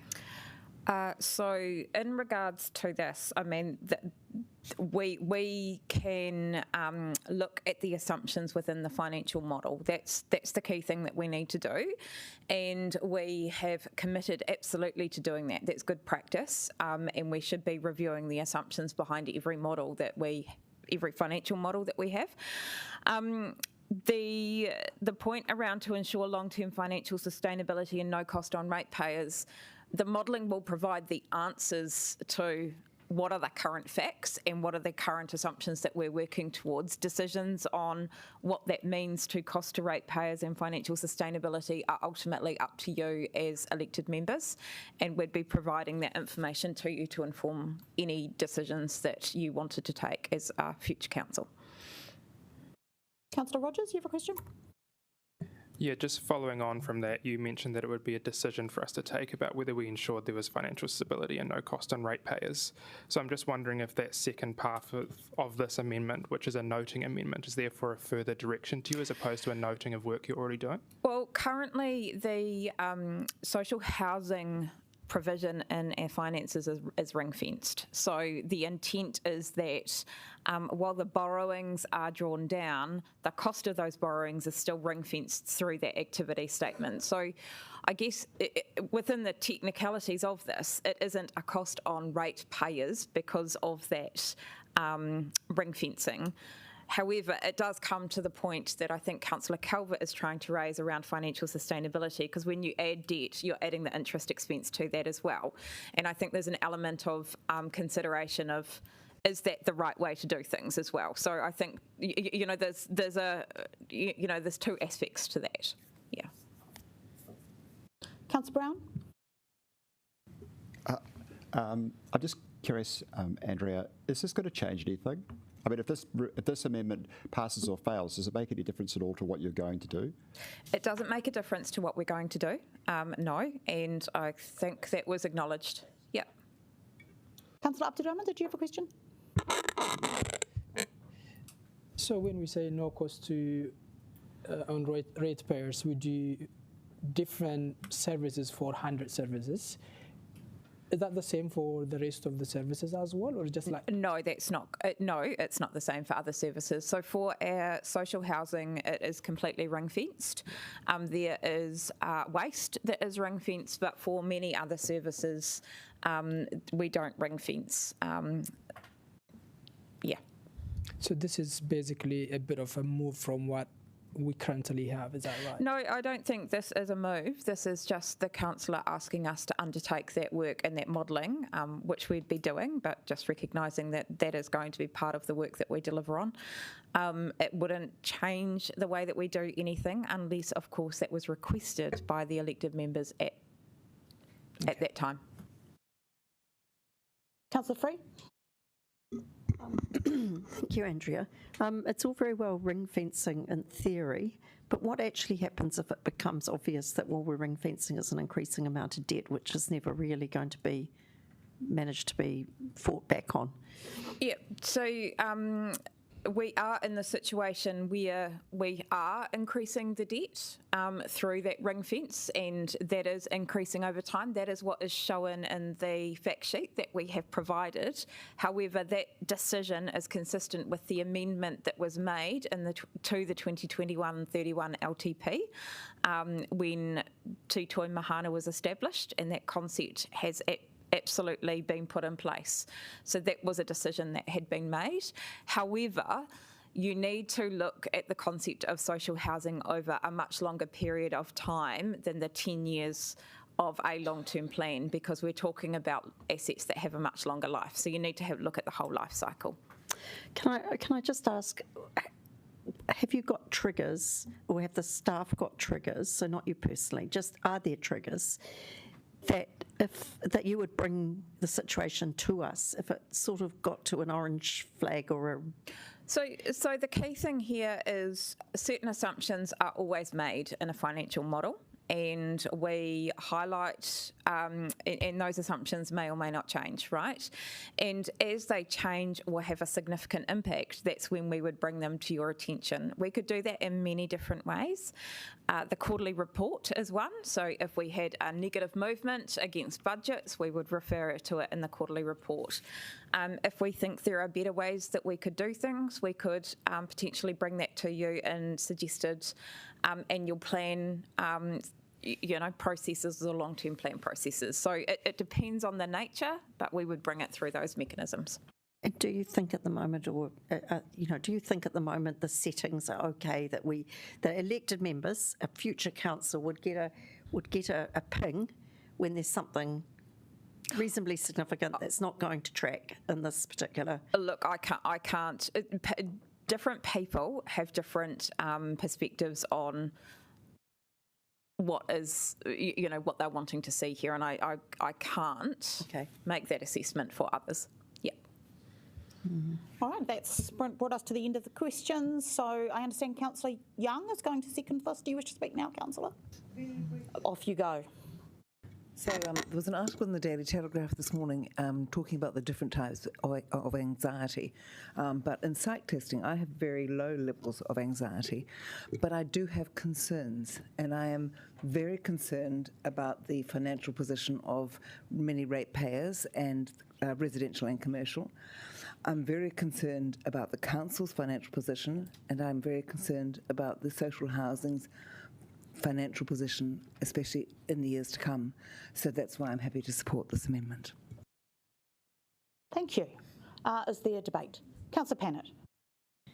Really briefly, like I say, I get where this is coming from, but I just don't like the assumption underneath it. I think if we want to make sure that every Wellingtonian is well housed, central and local government have to pay the cost. So I won't support. Is there more debate? I will speak. I intend to vote against this. The main reason for being so is I think it is very likely to cause uncertainty for both our tenant community and Te Toi Mahana, which is unnecessary.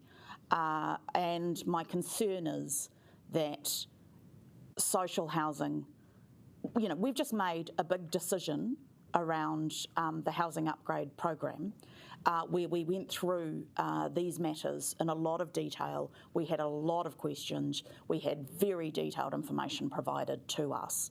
And I do not want to create the impression that there is a significant change about to happen in the model of delivering social housing in this city. So therefore I will be voting against it, and I encourage you to do so as well. And the fact that it is noting, to me, is kind of disguising the intent, which is to create uncertainty and to turn our social housing into a political football, which I think is unhelpful, particularly at the time that we find ourselves in the electoral cycle. Councillor Free. Look, I've thought about this, and because it is just a noting of something that is actually happening, I'm probably not going to be supporting it. But I think what would give me a degree of comfort, and this is for another council to pick up if they choose, but is to be more clear about the circumstances under which we would start to think maybe something needs to be looked at again. That may, for all intents and purposes, be the case, but if I were on a council after this, I'd probably be wanting a little bit more reassurance that should the ring fencing be clearly a problem, because it's looking like it's not working, that there would be a point at which it would automatically come back to council. Thank you. Councillor Chung. Okay, yeah. I think that any amendment that actually looks at improving our financial prudence, the way we look at things, about whether it's ring fencing or the way we're doing things, is a good thing. But because we've heard comments from our CFO that it's not going to make any difference to the way we're operating and what we're actually doing, I'd like to get more information on whether this is going to be perhaps unnerving or would make tenants or people feel uneasy, because I don't actually see where that is. So a bit more explanation would be good. Thank you. It's a point of debate which we are in now. Councillor McNulty. Yeah, look, you had me until like the last 5 words there, and no cost on ratepayers, because I just don't think that's a credible position for a social housing portfolio. Of course, we want it to be long-term financially sustainable. There is always going to be a cost in providing this. So that in itself gives me pause. And then I am also just worried, and Chair's referenced in the electoral cycle, it seems like there is this tenacity from people to treat our social housing tenants like a uncomfortable line on a P&L. That's what they're being reduced down to in a lot of debate and commentary. And they're not, they're people. And so I just feel really uncomfortable about when we come to that. I am very happy to see it ensured long-term financial sustainability, but the idea that there's no cost on ratepayers is also just not credible. The government ruled it out explicitly. Nicola Willis explicitly ruled out that there's going to be any kind of magic unicorn coming over the hill to save Wellington City Council from the debts and the deed that it signed in 2007. Doesn't mean we don't advocate, but this is a government that won't even develop Arlington or other parts of social housing portfolio. So yeah, it had me up until financial sustainability, but that no cost on ratepayers is just not a credible position to put forward, and so that means I'll be voting in opposition. Councillor Rogers. Yeah, I guess mine was just kind of going back to what I originally sent in the substantive, which is really around thinking about, first of all, what the counterfactual was. And I totally understand the desire to seek financial sustainability from all parts of our organisation. But there's, I think, other things to be appreciated in life than just financial sustainability. It is sustainability for the tenants who are living there, who are able to make a difference to their lives and become, perfect as they already are, contributors to everything that makes Wellington beautiful. And I do think, as Councillor McNulty was saying, that is lost on a profit and loss sheet. And I think the other thing that we did go into with a lot of detail, as Councillor Matthews alluded to earlier, was around this ring fencing and the repayment mechanisms. And a lot of what we talked around with HUP 2 was about the fact that this payoff period was long, and that's because the life of the assets is long. the value that it provides is inherently long. And so it's very common for us as a council to pay off things over the life of assets. And I think that was actually a question that was asked and answered very directly at that meeting. So I, like Councillor Matthews and Councillor McNulty, will not be supporting this amendment. I totally understand where it came from, but very much in agreement with the two of them. Councillor Randall. Thank you. I wish to speak in favour of this amendment. I accept the points from Councillor McNulty and Councillor Rogers that this is not, social housing is not just about financial sustainability and it's not just a cost to ratepayers. But I do think that in terms of the aims of social housing, it should still aim as much as possible not to be a cost to ratepayers. And insofar as it is a cost to ratepayers, that we need to identify specifically what this cost is. And the reason for this is that the main responsibility for providing social housing in New Zealand is not city councils. The main responsibility for providing social housing in New Zealand is the New Zealand government. The fact that Wellington City is now the second largest provider of social housing in New Zealand is more to do with the good intentions of previous councils than it is to do with the legal and logical facts about how New Zealand works. Christchurch and Auckland have moved out and moved towards a model that is more financially sustainable, and they did so more quickly than us. I think because we are late, we're sort of caught in this government trap of having ratepayers contribute significant amounts towards both the operational support and the capital upgrade of social housing in Wellington City. So I ask that you do support this amendment, because this amendment really is about more information with this sort of focus. Yes, we need to be very conscious of the potential impact it will have on our tenants, and I along with every other council, do not want them to be uncertain. But equally, the ratepayers need to know, in an informed basis, what is happening in this important area, given the huge amount of money, and the report back. All we're asking for is a review and report back, as a note, that's going to happen with this sort of emphasis. So. Please support this, and certainly I will. Deputy Mayor Phone.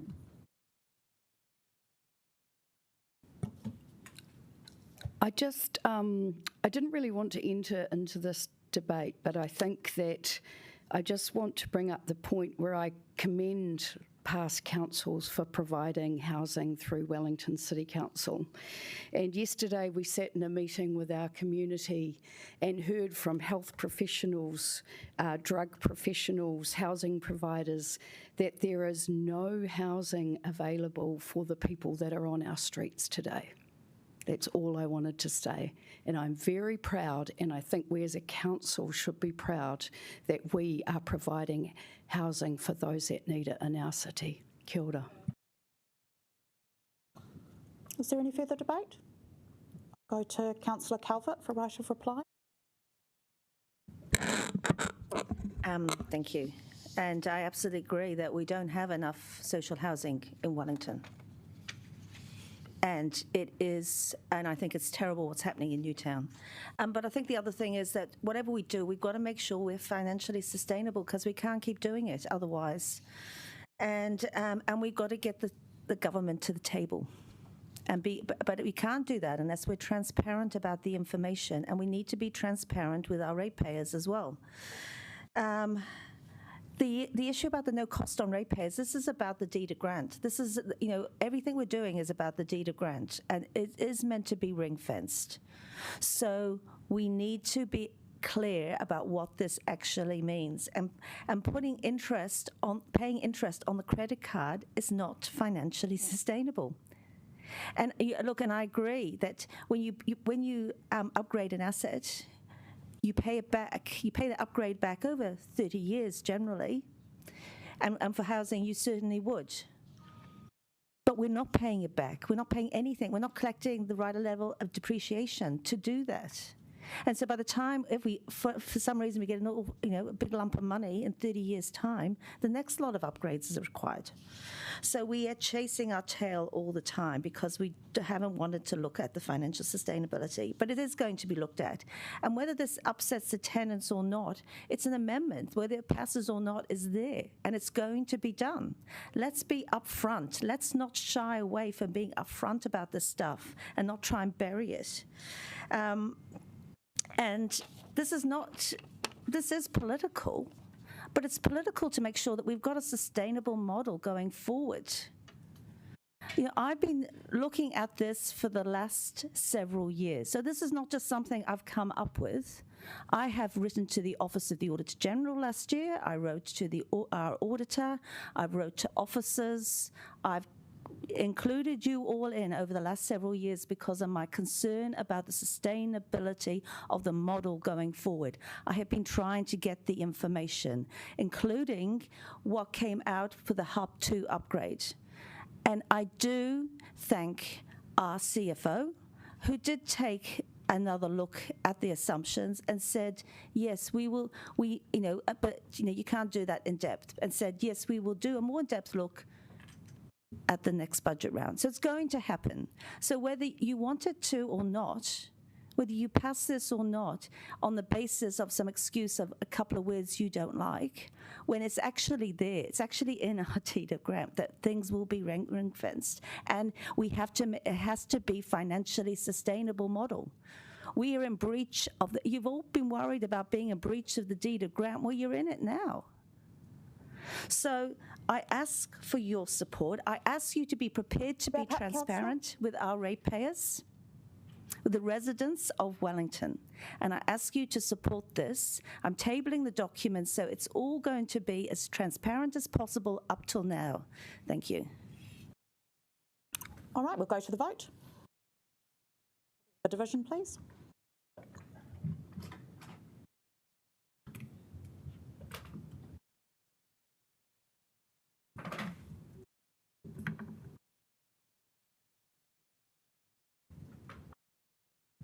That has failed. We're just going to take a 5-minute adjournment before we move on to the next. Before we get to the substantive. Sorry. Yes, thank you.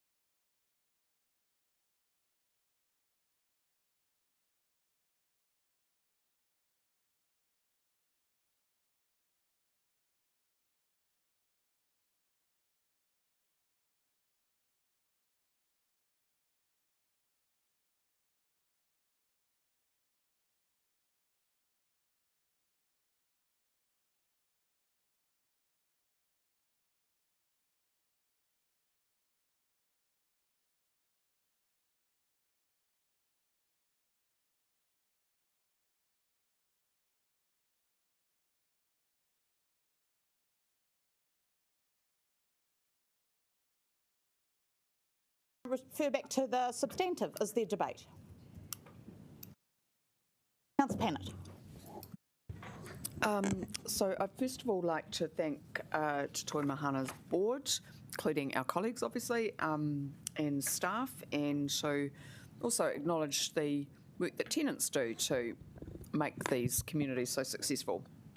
And also just to acknowledge that running social housing is just very, very difficult. Like, there's just no easy way around that. So I'm grateful for the work that's done. I'm grateful for the successes that are outlined in the report. Thank you. That's great. So I just want to raise just a few issues which I will take offline with the CEO. I have been starting to get a few complaints from tenants. In fact, someone did approach me just when I was in a public space and said, "Are you a councillor?" And then I got to hear some stuff. And I just tend to think sometimes that can be representative of some slightly larger issues. So I do think the public participant today has raised some valid points, which I think I have had some reassurance from the staff and board today, so that's good. But I do think there's just a few more things that need to be worked through, and maybe the current chair and deputy chair of the social committee could assist here too, if that was their wish. I want to start off by talking about the tenant representation issue, because for me this is more than about just having one position on a board. It is actually about trying to rebalance the power differential, which is very, very stark in a situation like this. And I think, just apart from the fact that the board would benefit very much from having that lived perspective, it is also about raising people up, which is what we should all be doing for each other. It is not just about, I get that sometimes all you can do is maintain a stable tenancy, but actually there are people in our social housing that if they were just given a bit more support could fly high.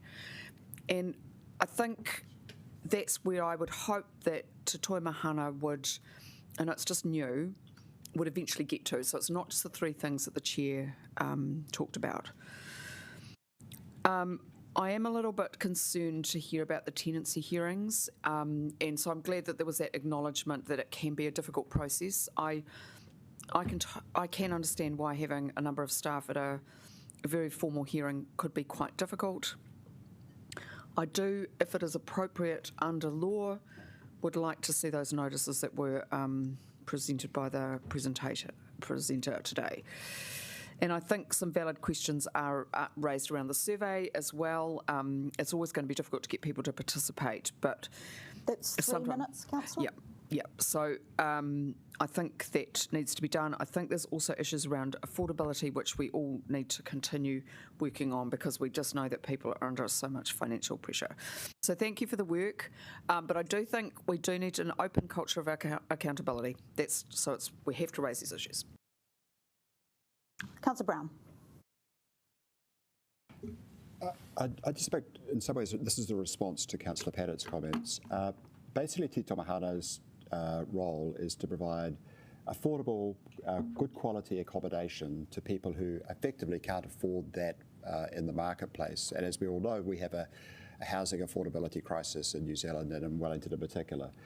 Where people have special needs, or where there are opportunities to improve their lives in other ways, that is not Toi Mahana's core responsibility. And a couple of weeks ago, I went down to Whakamaru to actually talk to them about how the City Mission looks after people who've got higher needs than what are the core tenets of Toi Mahana.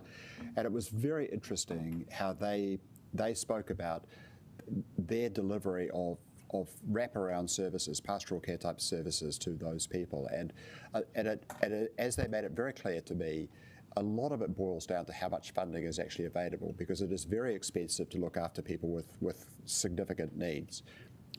Toi Mahana hasn't been set up effectively to provide expensive services to tenants, because it's very expensive to provide, as we all know, as Councillor Calvert has pointed out, it's very expensive providing good quality, affordable housing to people as a starting point. And what we really want out of Toi Mahana is that it is great at providing good quality, affordable housing to as many people in Wellington as needed. That the additional services, I really feel we've got to actually look at that completely separately. I think that conflating the two together is making a mistake, and I'd really recommend to Councillor Pennant that she goes down to Whakamaru and has a talk to the people of the City Mission about how they go about looking at those two things, and they look at them in a very, very sort of commercial way, because they realise that if they take on a tenant who's got special needs, that they're either going to be very disruptive to the other tenants, or they're going to actually have to effectively resource it up, and it's a problem. It is a real problem. Nobody's tried to resolve from that issue, but we've got to be careful that we address the problems which we can address, rather than trying to take the world on our shoulders and end up not addressing anything well, because we're trying to address too many problems in one bite. So, I think Toi Mahana does a really good job. I'm really impressed with the calibre of the team. I'm really impressed with their concern about the tenants, but I'm also impressed about their understanding of the commercial realities in which they actually operate. So, thank you. Right, I have three more on the speaking list. I am starting to become very concerned about time, councillors. So if you do not have something burningly original to say, could you please reconsider? Deputy Mayor Foon.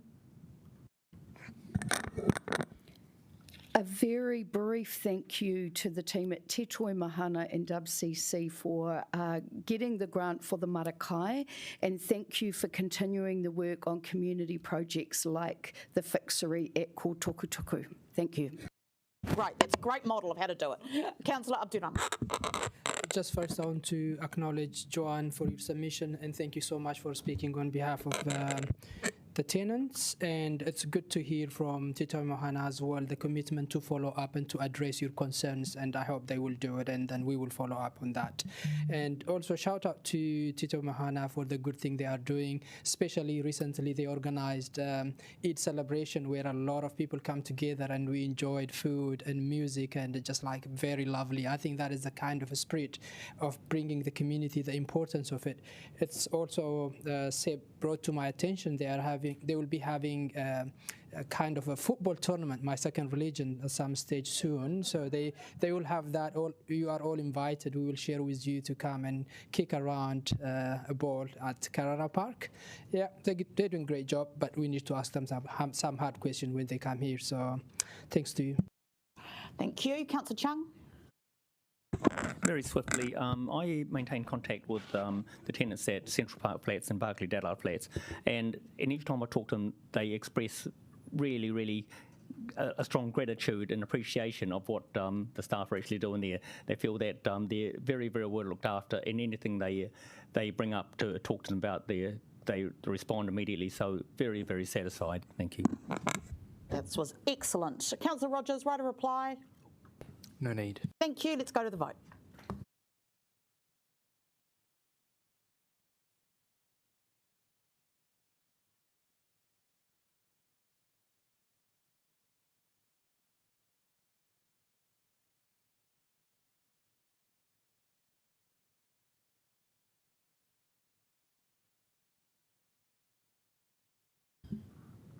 Councillor Winera, are you there?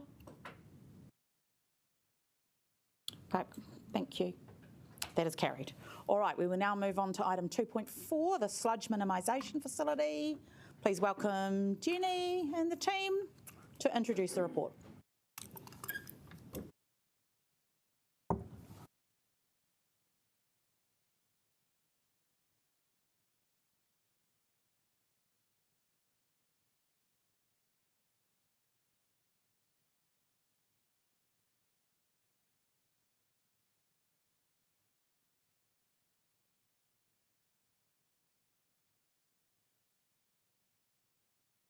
Okay, thank you, Chair. I'm trying to encourage Easton to sit in the middle, but he doesn't want to this time. Next time, mate. So we've had a lot of conversations about this. What I thought I'd just do is a really quick summary of where we've got to over the last 2 or 3 weeks with all the workshops and inquiries and questions, and then hand back to you, Chair, for how you want to take the meeting. So I'll just make a few comments. So just to recap where we're up to, the paper's about the cost to complete the sludge minimisation facility project. We need this committee and council to make a decision to approve an additional budget of 83 million so we can complete the project. We need your consideration and your decision now. We've talked about this already, to enable the project to continue to commit contingency budget beyond September so we can continue in good faith with the suppliers and the contractors on the project. We're in this position because when the project was set up in a volatile market with limited contractor interest and those who are willing to engage looking for really big premiums, council accepted a greater share of the project risk than it would have preferred. And many of those risks are now being realised, and that is essentially what is driving these costs into the budget.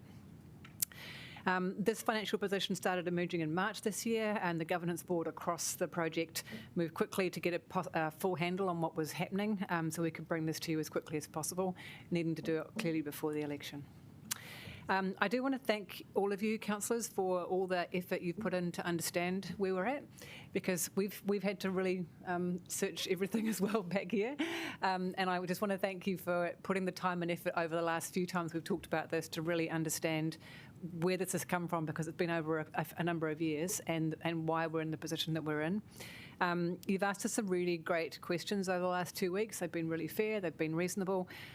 You've asked us about the delay of the impact of the SMF plant coming operational, the impacts on the waste services budget. You've sought clarity over future visibility of the project and how we're going to bring that to you. You've asked about appropriate level of project governance review, which is a really valid question, and I've given you my views on where I think that should sit. You've sought to understand the drivers of why we're at where we're at, and where the cost increases are sitting. You've challenged us on what we've learnt through this, and you've challenged us and rightly asked us if we could have avoided being here in the first place, which is a really good challenge to come from you. So in answer to that last point, could we avoid all this? I would answer that in honesty, no, probably not. We're in this position because of the risk we took on when we set this project up to start with, and it's really how we take it forward from here. Just one last really administrative point. In the Q&As, we did note that KPMG did the business case. That's not correct after digging into our files, and we had a contract to do that. I just wanted to put that on the table so we didn't have to have DEM services reissue all the Q&As for you and put them to all that work. I would leave it there, I think, just to thank you from the team to you guys for really digging into this and being with us on the journey. I wouldn't expect there to be any questions, because we've had 3 sessions of questions plus written Q&A. All right. Okay. Deputy Mayor Foon, what is... Could we please table the documents? Yes, we can. Councillor Abdurrahman, very quickly. Madam Chair, I just want to acknowledge that Ginny and the CEO and Andrea, all of them are a bit new when we make this decision. They are not part of when we made the decision, so it's going to help me for the question I'm going to ask. So maybe the legal team to respond to this. What kind of accountability would be implemented if this was just like, let's say, was an operational mess? It's not, we know. If that was the case, what could be done? I feel like this matter has been covered in other sessions, Councillor. I was in other sessions, Madam Chair. I don't recall that. Okay, well, maybe you could go back and refresh them. Councillor Randall, I've been very clear. How about you quickly respond to that, Madam Chair? Councillor Randall. Again, if it's a matter that's been covered, we are going to move on to the amendments. We have some big matters to discuss today. My question is not answered, but okay. So it is a matter that was covered, it has been covered, but it's about the link between the water services plan and the sludge minimisation funding element. And so I was wondering if it would be useful for the public who may be looking at the meeting just to reiterate that the funding... No, we're not going to do that. If you've got a point to make it in debate, Councillor, okay? We're not going to answer questions that have already been answered. So, thank you, team. we might come back with questions with regards to the amendment. So I am now going to go to Councillor Brown, who is going to move the paper. Thank you. Is it appropriate to actually sort of talk about in the round, so to speak, at this point? I don't know what you mean by that, Councillor. I'll start and you can cut me off. If you're inappropriate, I'll stop you. Okay. So, I mean, I'd just like to actually go back to a briefing we had a couple of weeks ago for Brad Singh, where our much respected outgoing head of roading, where he said that projects with long gestation and planning but quick execution are the right projects. You know, they're the ones that everybody likes, and anybody who's read the book, what's it called? I've forgotten there. Yeah, would know that is exactly the model. And I think that's obviously what we would like to see at all projects. This project had certain difficulties because although there was a great deal of planning, which is we did to it when I first came to council 3 years ago, a lot of planning had gone into this project, but there were certain things about it that we were never going to know until the ground was turned, basically. So no matter how much planning you did and no matter how quickly you executed, there were certain factors that were going to only become unearthed as we went along. And as we've seen from the timeline around the budget, that actually emerged over time. The original budget in, I think, August 22 was, it crept up. We had the P50s, the P80s and all the rest of it. So there's been a lot of development of understanding about the project as it has emerged. And so what we're really seeing now is the emergence of more information as more work is being done, and especially as the contingencies around commissioning have become more apparent. I went and asked the people who provided the IWF funding, our other capital partners in this project, whether they had felt that the project had been well managed and well reported to the capital providers and councillors, and they were actually extremely complimentary. So I took that as actually a plus. And these are guys from National Infrastructure Funding and Finance who oversee a great many construction projects. So their complimentary remarks are not to be disregarded. One of the issues which we're going to get to is the issue of whether we just endorse the project today or whether we move on to some sort of more external third-party type review. I am a very strong advocate of third-party reviews of all projects, and whether it's library, convention centre, civic square, town hall, Waterloo Quay, cycleways, you name it. I mean, the council does a lot of projects. At the end of all of them, we should actually try and learn what we've learned from the experience, and especially if things have happened that it didn't quite plan out. But of course, with very, very successful projects like the library, you may well say that there are things we could learn from what we actually did right as well. And so formal reviews are a great idea, and done by an independent party. But you have to be very careful about the idea of doing such reviews midstream, because they're obviously highly disruptive. And occasionally that is desirable. I think with respect to the town hall, we all agree that that was a project that was off track, and there was clear evidence that things weren't happening as they should have, and that sort of external review was desirable. The project was restructured, and I think all of us are now much more comfortable with the fact that actually it does seem to be coming into that sort of restructured budget. In the case of this project, we therefore have to ask ourselves, is there anything about the way it's actually being executed which we feel is deficient? And is there any reason to believe that an alternative way of doing it would somehow or other bring it in more quickly and at lower cost? And it's probably, I think it's probably fair to say, without sort of, decrying anybody else's involvement, that I've probably had the greatest interest in this project of any councillor since I've been on council. I was involved in a similar project some years ago in Wollongong, which ended up becoming a real gutser. So I was very fascinated by, but it was a private capital loss at that stage of actually a lot more than is at stake today.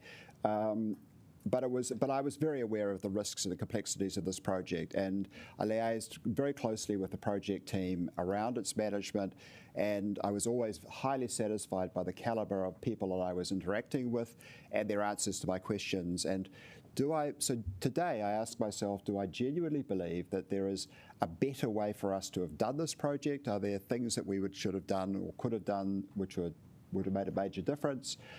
I would say no. from what I've seen. I think this was always a project that there was risk, and I think the risks have been well managed. I think, as we've heard, if we had really de-risked the project right at the outset, it would be costing us a great deal more than what we're looking as the P sort of 95 today. Is there some possibility that we could bring in a whole bunch of experts who would understand what is a very complicated, esoteric project, and they would suddenly come up with some great new ideas about how to improve it from here? I would say the answer to that question is almost no, unequivocally no. I think what we need to do today is show our backing for our project management team, who have done a really good job. I think we need to support them and say, look, you guys have done great work. At the end of this, we'll of course do a review, and of course we'll learn something about it.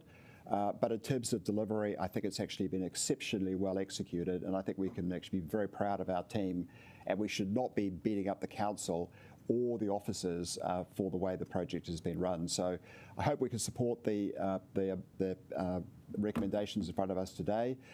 Nobody likes to see a budget going up, but I think this was the nature of this project, and it's something which we just have to actually understand, that in the real world there is risk.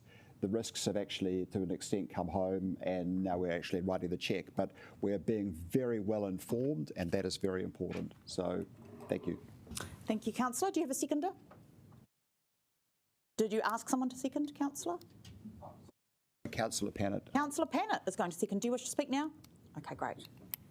Well, I said I'd take one for the team. But seriously, I'm just sort of emotionally processing that I'm nearly ready to say I'm happy to support the paper. So I'd like to thank all the staff for all their work. It is obviously a little bit devastating because that is a lot of money, and whatever we decide today will have some impact on something else that we do. And I think people who are asking about accountability, I think, that is appropriate in the way we do project management. I think those are all legitimate questions because it will have a big impact on ratepayers. But I just want to take us back to the big picture around waste, because essentially what we are trying to do here is to completely change the take from the earth, use it all up once and then chuck it in a landfill, to a proper circular economy. And because of the way we developed our waste systems and our economic systems, we have a massive, probably definitely a multi-million-dollar problem on our hand, and unpicking that is expensive and complex. So devastating, yes, but it is one important step. We get this project done. I mean, look, it's already built. It's kind of a bit like the town hall, it's part of the way through. We can't really stop. We need to get it done. We need to get the organics collected in a variety of ways, and we need to get it processed. This is the single biggest thing we can do to shift the dial on waste, and then we've got to move to C&D, which is my big passion. Construction and demolition waste, another major source of waste around the planet. But I think if we just keep our eyes up quite high today about what we're trying to achieve, and while this is extremely painful, and honestly, I'm like other Wellingtonians, like struggling with the bills, but we are going to get there, and it's going to be a gift to future generations. All right, we will now move to the amendment. Councillor Calvert, over to you. We'll reset the clock. We've got 5 minutes. Thank you, and I'm glad that Councillor Brown brought up Brad's observations, because I thought they were very good, and in particular, one was that we really needed to plan slow and plan projects really well before we make decisions. And he also said that we need to understand the risks, we need to fully understand them, we need to cost them, and we need to plan for them. And this is one of those projects where we haven't done that. We didn't effectively do it for the town hall either. And October 23, I tried to move a similar amendment, and that was voted down. It's okay. This won't happen again. Everything's fine. We know what we're doing going forward. Now, that was well after this project has started, but perhaps if we'd done that review then, we might have had some lessons learned to apply to other projects, either current or future, but we didn't. And that project's still going. So I don't know when that project review will be done.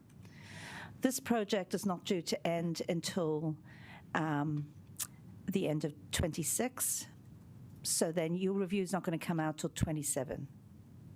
And who knows what else, other projects we've got. We're not managing risk very well. And it's all very well saying we'll get a gateway review done in November. But I can tell you, when I tried to get a copy of the gateway review for Let's Get Wellington Moving, I was blocked by this council, by these officers. I couldn't get a copy of that gateway review for Let's Get Wellington Moving because it's only available to the SRO, Senior Responsible Officer.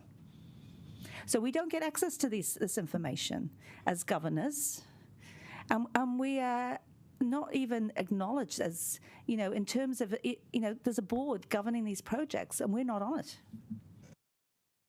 So we don't get the transparency on behalf of the people we are elected for, or elect us to represent them. Now, this is not just a project that's just gone up by $83 million without any other. It started off as a $200 million project. It went to 400.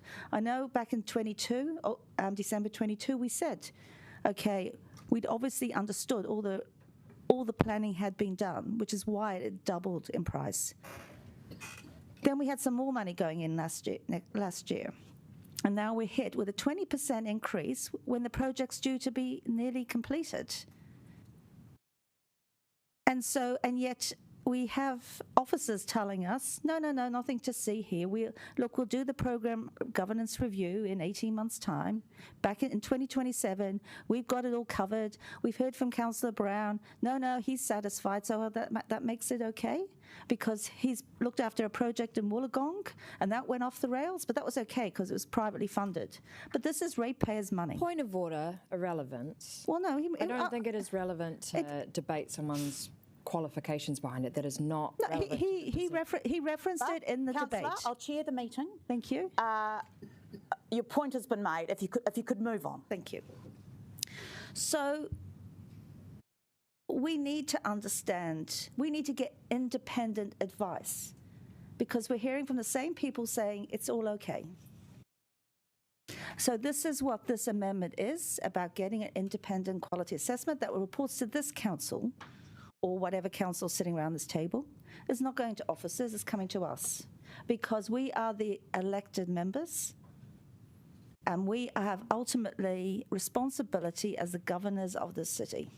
So this is what this amendment is. I took on board the feedback from officers about gateway reviews and the role of the Auditor General not being involved.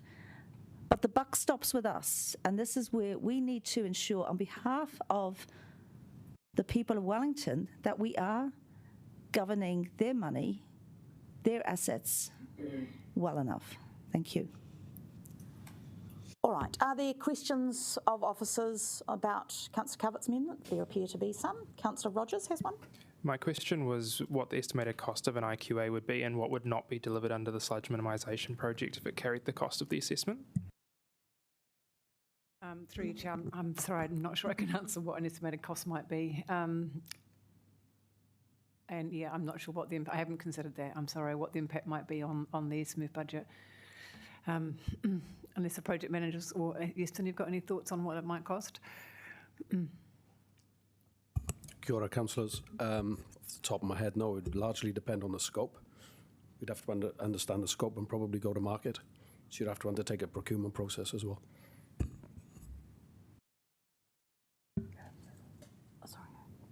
Oh, yeah, Councillor Rogers, you have another one? Yeah, I guess the question is, do officers have enough understanding from the amendment as proposed as to what the scope would be agreed upon if it were to pass? Through you, Chair, no, I think we'd have to work on that a bit more and have a look at what the scope needs to be. Are there any other questions? There appear to be, oh yes, Deputy Mayor Fing. I mean, just what understanding would officers have of if we point to this review, what time that would take, and would that divert from the project? Time divert from the project that we need. So through you, Chair, the timing to do it would depend on the scope, and that would need to be determined. My experience of these things is they do take some time, but importantly they take resource. And you have to really engage with the project team to understand what you're trying to learn, which is going to divert from the project deliverables. And just one more, thank you, Chair. In terms of time frame, I guess we've got a time frame there. Is that realistic in your experience? I think it's 4 weeks. Again, it would entirely depend on scope, but my experience would be that 4 weeks would seem, it would depend on scope. 4 weeks would seem at the lighter end of probably the time you'd need to do a full review, and then to have that written up and have that checked and reviewed as well, and to engage with specialists as well, given what they're doing. Thank you. Councillor Randall. Can officers advise if which projects, which major projects are in the early initiation phase or are likely to be commenced in the next year that may benefit from the outcome of this review? I'm just thinking of things like the Golden Mile. And well, I think officers have given their view about the review and whether it is necessary. So that's not the question? Well, so I think the officers haven't identified any other projects which would benefit, because they have advised that this review isn't necessary at this point. So I'm just asking, the question is there anything that you'd like to add to that, Jenny? What major projects have just commenced or are planned to commence in the next 18 months that are substantive? We have a list of projects that. I think just off the top of my head, Councillor, Golden Mile is the obvious one, but that one is in a plan, slow, deliver fast mode, because we're taking all our time, all the time we can, to make sure we get that contract right, which we heard from Brad a couple of weeks ago. That would be the only one I would think that would be in that kind of space. Okay, well, I'll bring that into debate then. Thank you, Councillor. Okay, any more questions? Okay, there appear to be none. I understand Councillor McNulty is seconding. Do you wish to speak now? It's really important to consider this amendment, not just for this council, but for the incoming set of governors that are going to sit here in October, whoever they're going to be. And as someone who's hoping to be here in October, I guess I'm going to ask our outgoing councillors just to have that perspective in mind when deciding whether to support this amendment. Because whoever is here, especially in the Mayoralty, what they're going to need is assurances that our project management controls are as strong as possible, and especially to sign off on projects such as the Golden Mile. We learnt that the other week, that at 100% design was 20 million over budget envelope, and that there are serious risks such as contaminated soils moving forward. If we commission this review and have it delivered early in the next triennium, we set that next council up for that assurance, and it puts the council in a stronger position. So let's talk through what happens if this amendment passes, because there's really only two outcomes. Number one, the review essentially confirms the internal findings. There were few opportunities for earlier interventions. Root causes were unavoidable. That's a great outcome, and it's one that I'd hope it would find. It gives elected members, it gives the public further confidence in the ability of council to manage complex infrastructure projects. And if in future there is another cost blowout on something, touch wood that does not occur, elected members can point back to this point in time and go, well, remember when we commissioned the Sludge review and it didn't find anything material? That's a great outcome. Okay, counterfactual number two. The review finds there were some areas of improvement. We could have caught some things earlier. Cool. We take those lessons, we learn accordingly, and we improve our processes in future. And we still give elected members and the public further confidence in the abilities of council to manage complex infrastructure projects moving forward. It seems the key argument to not support the amendment is that it will apparently impact the ability of council to deliver the rest of the Sludge project. I just don't think that's credible. We know that officers have had to haul ass over the last fortnight to get this information in front of us, and they've done a great job of putting together a lot of information in a very short timeline. But what they haven't had time to do is a calm, considered review, reflecting more deeply on lessons moving forward, that can then be applied to other projects underway or that we'll shortly commission. As responsible governors, we should want our staff to undertake both approaches and then including a post-project review. That's called continuous improvement. And if the argument is our staff would be unable to deliver the project within the expanded $80 million budget by taking time to do a considered review, I think that speaks to a weakness in the Project Management Office that needs to urgently be addressed. If we had done the Town Hall review, it's just not credible to argue the Council would be in any worse position. This amendment, if it's considered purely on the merits of the wording itself, should pass. Please don't turn this into some kind of existential debate on the merits of the sludge plant itself. Consider it on what it seeks to do and the outcomes it will enable the next council to deliver. It's not about politics, it's good governance, public trust, and setting up the next council to be successful with future projects. That's it. Councillor Brown. Clearly the debate in which we're going through at the moment is whether we undertake a review now or after the project is completed, an external review, given that, of course, our management, as we're aware, are reviewing the project on a regular basis. So there is a lot of internal review already occurring all the time on a project of this nature. Good governance of projects of this nature actually are based on a formalised process of having layers of accountability and having actually reviews and reporting which is actually systematic, not randomly parachuted in midway through a project.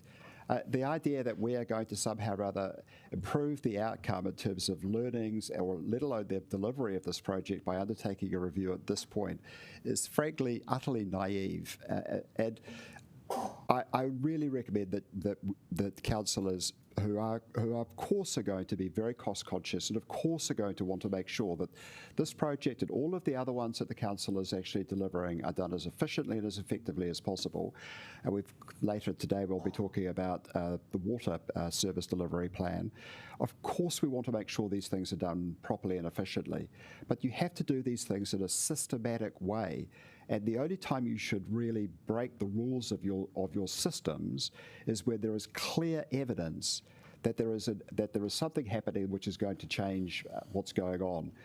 A couple of weeks from now, the All Blacks are going to be playing South Africa. I can just imagine if we're down 3 points at half-time, the City Council will pass a resolution saying we should stop the game and have a review of the game to work out if, in fact, we want to change the team and the coaching staff. I mean, that's completely absurd. You know, we've set this thing up. We have no evidence that it is being badly run. Zero evidence that it is being badly run. It's completely different counterfactual to what we saw at the Town Hall. It would be really totally political, totally disruptive, and totally random to actually institute an independent third-party review of this project at this juncture. And I would really recommend that Council does not engage in such random disruptive behaviour just for political reasons. Councillor Rogers. Yeah, thank you for the contributions. I was somewhat alarmed by the fact that officers had not yet had time to review particularly the wording of this amendment and figure out what the scope of it would be or what the cost of it would be, and therefore what the impact on the project would be. So I think by that nature, the wording by itself should not simply just be passed. I think it is important to interrogate all of the things that are put up before us.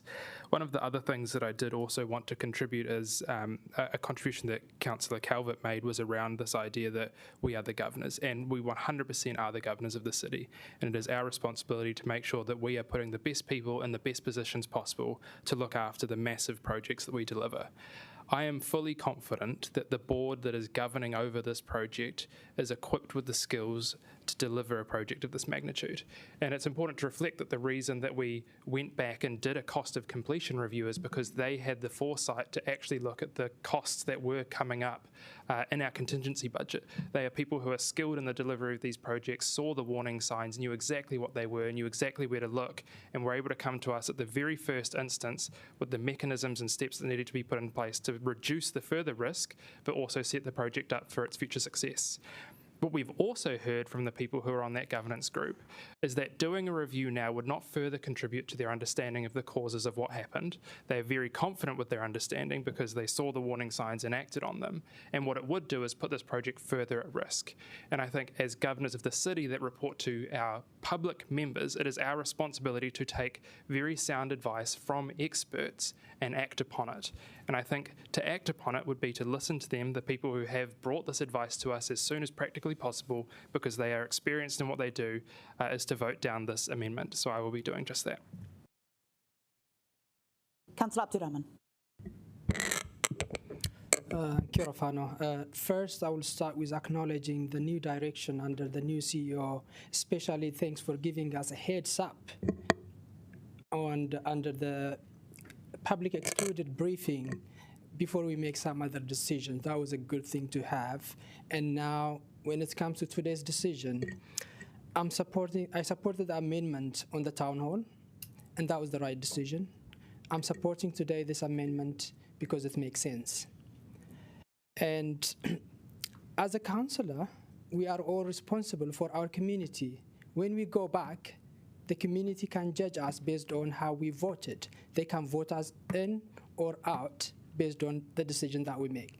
I would like to see what kind of accountability is out there for the bureaucracy. And that is something that we need to be exploring in the future. The cost blowout from time to time might happen.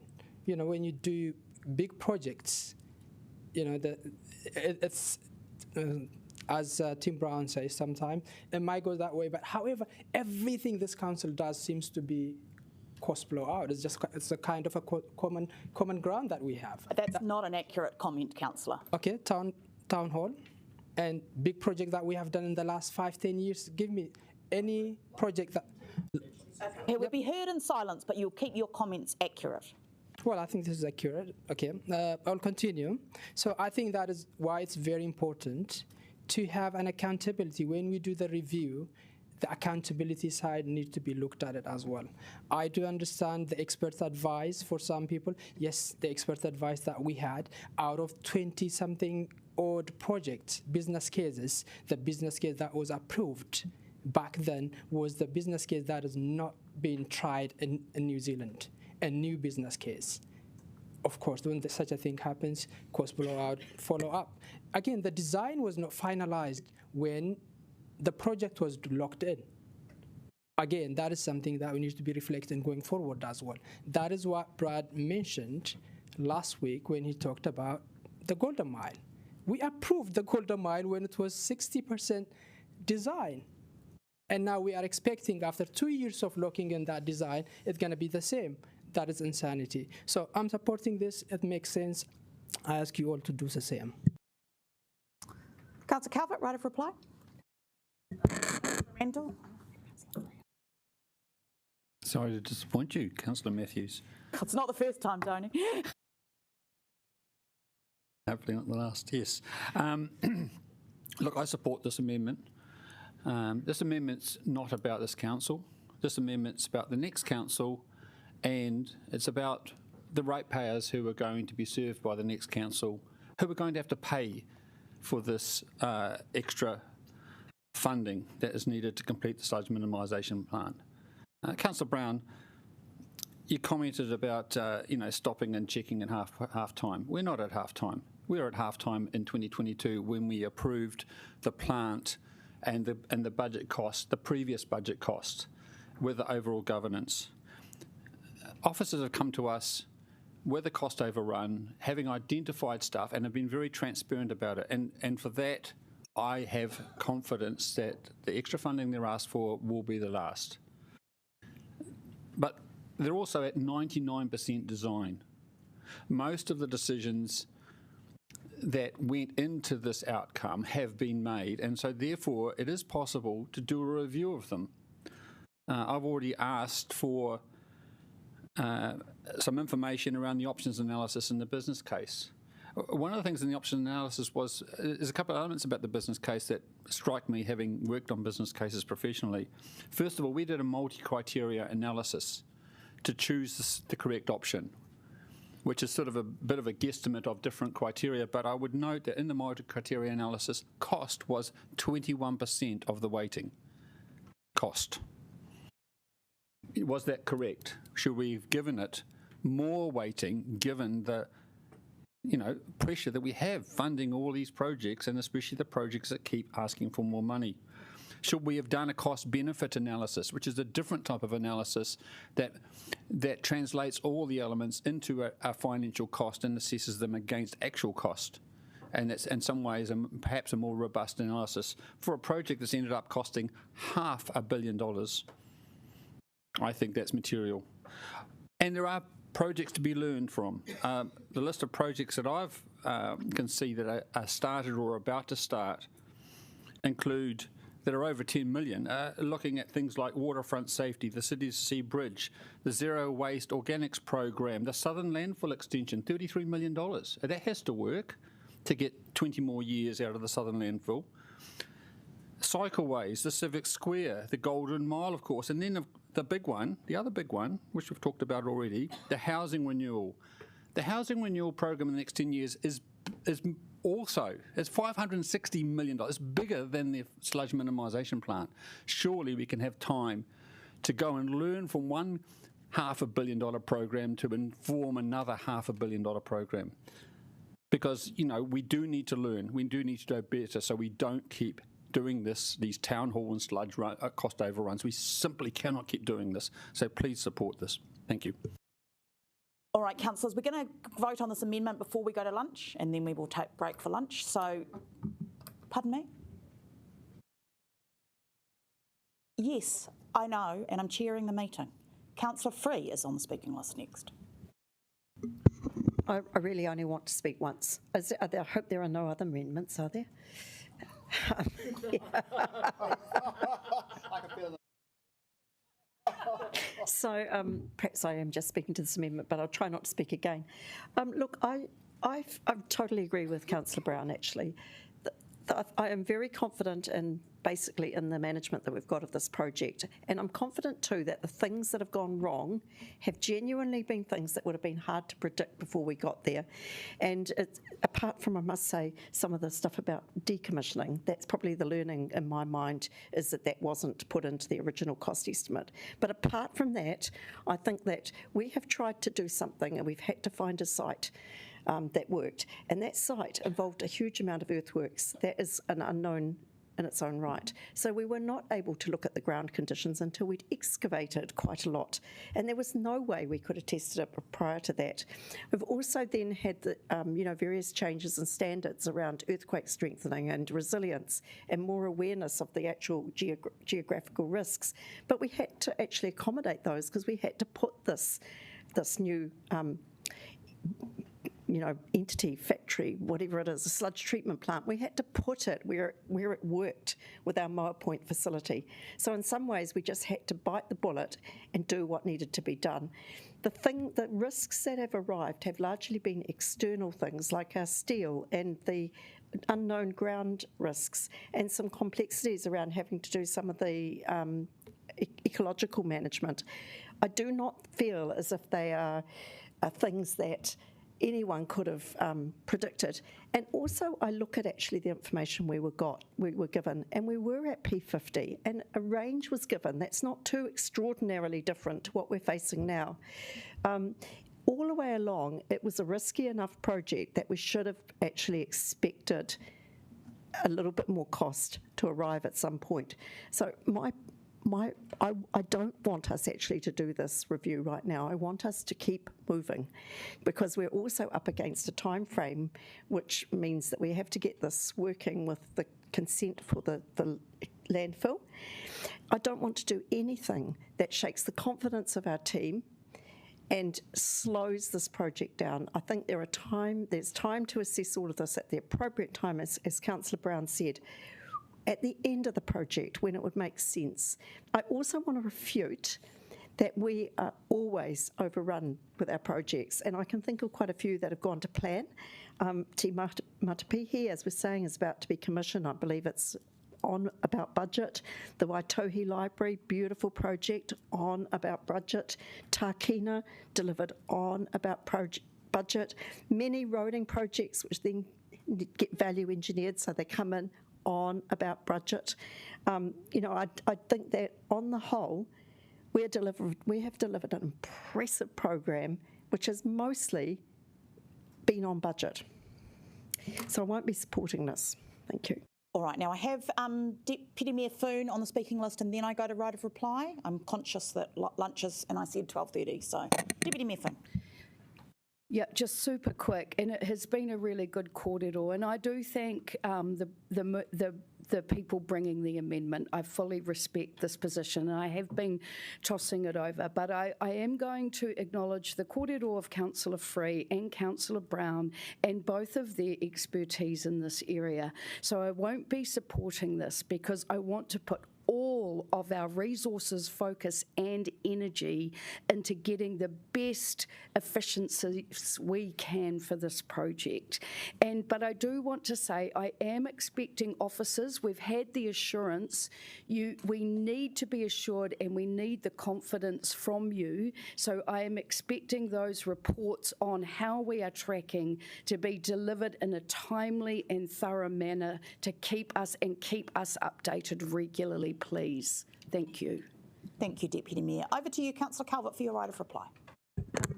Thank you. And yes, look, I do want to acknowledge a couple of big projects that we did that where the cost increases were able to be managed, and neither of those we asked for a review, or I asked for a review, and that was Takina.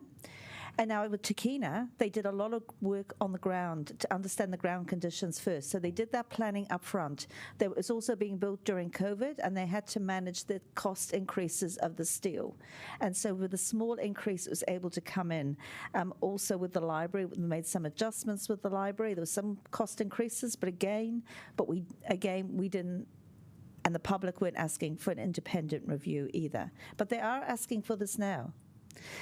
And I'm pleased that some people said we had sound advice from the people on the project. Well, this is not, we want an independent quality assessment, because I think it goes to the heart of what Councillor McNulty said. We want to give assurance to the new incoming council that we do have good governance. And whether it proves everything was fine, or it proves there are some lessons that we can learn and we can apply to other projects and apply to the remainder of this project, which has still got quite a way to run. And also we've got to build trust back up with the people of Wellington. And I know there's some comments about, well, what does the scope mean? Well, look, this is going to be referred to council tomorrow. So, and through that, we can refine over the next 24 hours the scope of the independent quality assessment, so that we can work through what that means. But to give you an idea what it could potentially would look like is about, we assess how we've identified the risks and how we've managed them. We review the governance arrangements of such a project. We evaluate the risk and governance control in the project. And we look at recommendations for immediate improvements and any lessons learned. Now, this won't be, I'd say you probably got 50 to 75K of expenses, and when you think about it, you're going to be approving an extra 83 million. And this project has got a long way to go, so taking a little bit of extra time to give everyone the assurance and perhaps some lessons learned is not onerous. So I do ask you for your support for this amendment. It is good governance, and it is what the public are expecting to see when we're going to say to them, we've got an extra $83 million and we don't know how we're going to fund this yet. Thank you. Right, we'll go to the vote. Can we have a division? And Yep. No, I'm good. Well, we're just doing the amendments, aren't we? Yeah, just the amendments. We'll do the substantive after lunch.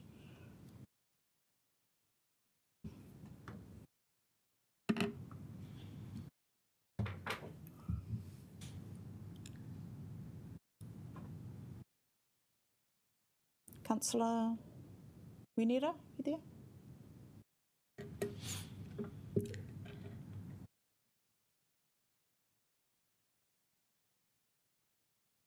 Thank you. That has lost. All right, we are now going to break for lunch. We will come back at 5 past when we will do the substantive. Thank you.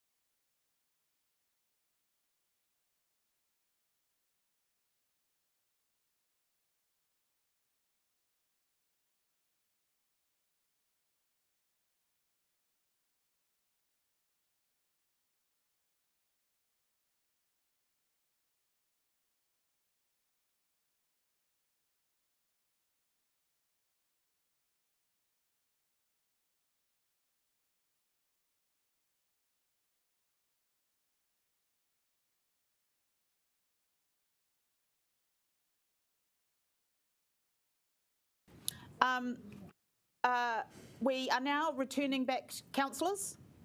We are now returning back to the debate on the substantive of the sludge minimisation facility.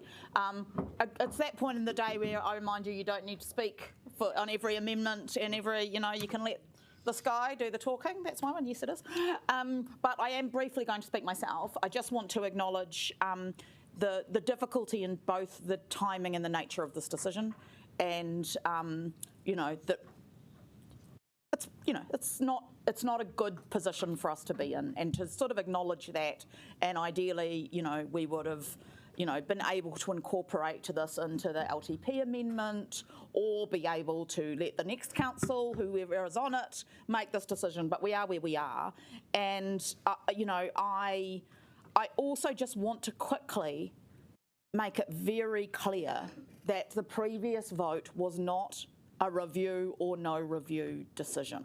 That in the paper and in the recommendations are multiple opportunities to learn from what has happened here, and to ensure that we are moving forward in the very best position to deliver this facility, and as well as an external review at the end, there being the sort of the reset in terms of the project team that's, I'm sure, probably almost underway at this point, and the gateway review, the further gateway review to happen. So I just want us to all be very clear on that, because I don't think that actually any member of this council is very far from any other member of this council about what we want. And I guess I've been reflecting, and I've had conversations with colleagues, that I actually, knowing everything we know now, being part of the decision making early on, I would do the same thing with this budget, because this work had to be done actually, and our waste system was not a 21st century waste system when I came onto this council. And people have worked a long time around this table and in the organisation to help us kind of get there, but this is an essential part of that. And probably the original sin is facilities that were built, someone said to me, 20 years ago, that actually didn't have the functions that we needed to deal with our waste. So I just want to acknowledge again the team for, I know how much hard work has gone in over the last weeks, and the patience, the transparency, the quality of information, the openness, all of those things. So I just want to acknowledge that, and given the poor kind of timing and the bad news, I think we're in the best kind of possible position that we could be in at this point. Is there further debate on the substantial? Councillor Calvert.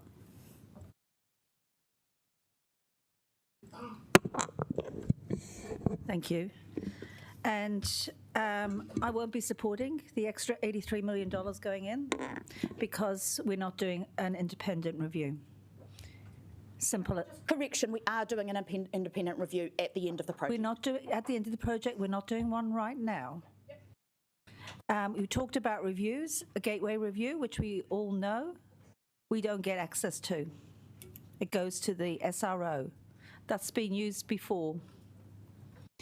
And the other review talked about was being done internally by the team itself. And then the third review is not done for about 18 months or until 2027. We're about to commit an extra $83 million. Yet we don't want to look at ourselves independently. Correction, we are having an independent review. I've just clarified what the reviews are. We're not looking at ourselves now. And I disagree. We are far apart, because there's a number of us actually do want an independent review done now, and we're not comfortable about this going ahead without that happening. And we're just doing the same old thing again. So I'm really disappointed, and I will not be supporting the extra $83 million going into the sludge project until we get that independent review now. Thank you. Councillor Chung. I'm not happy with the voting for this extra money, but my problem is that I want to know what the alternatives are. I want to know what the other options are. And while I'm being told that there are no options, that there's nothing else that we can actually do about it, I can't help getting the feeling that I'm missing something, that there's something that I'm not asking. Like, if we don't have that, like, can we actually do part of this now, or can we change something in it? And I feel that there's always options, but I don't feel as if I have enough information to be able to suggest what these things can be. But it just seems too black and white to actually just say that, yes, you either vote for to spend this extra money, or we stop and we get nothing. I just feel that there's something missing there, and I'd like to. Yeah, I'd like to actually understand the technical issues more, so that I can come back and say that, oh, okay, if we do something a different way, then we can actually either delay this extra amount of money, or we can do something. I'm just worried. I just feel uneasy that there's no other options. There appears to be no other hands up. Can seconders? Sorry, I probably shouldn't have allowed Councillor Calvert to speak, because she already moved an amendment, and we're not going to speak twice in debates in this committee. Oh, no, I can. Who said I can't? The advice that I've had as chair. No, that's been standard process. We're moving on. You've already spoken. Exactly, which is just as well.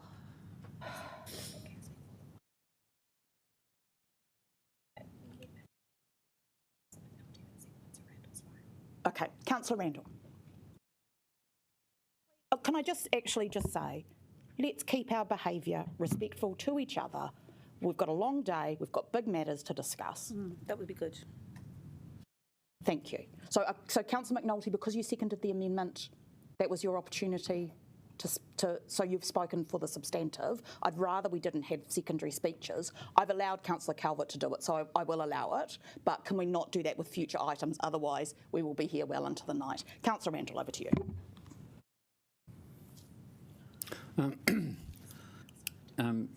This is a difficult decision, sort of like the first decision we had when I first became a new councillor back in 2022, which was whether to fund the sludge minimisation project, because the cost had increased. I'm also very disappointed we didn't get the review.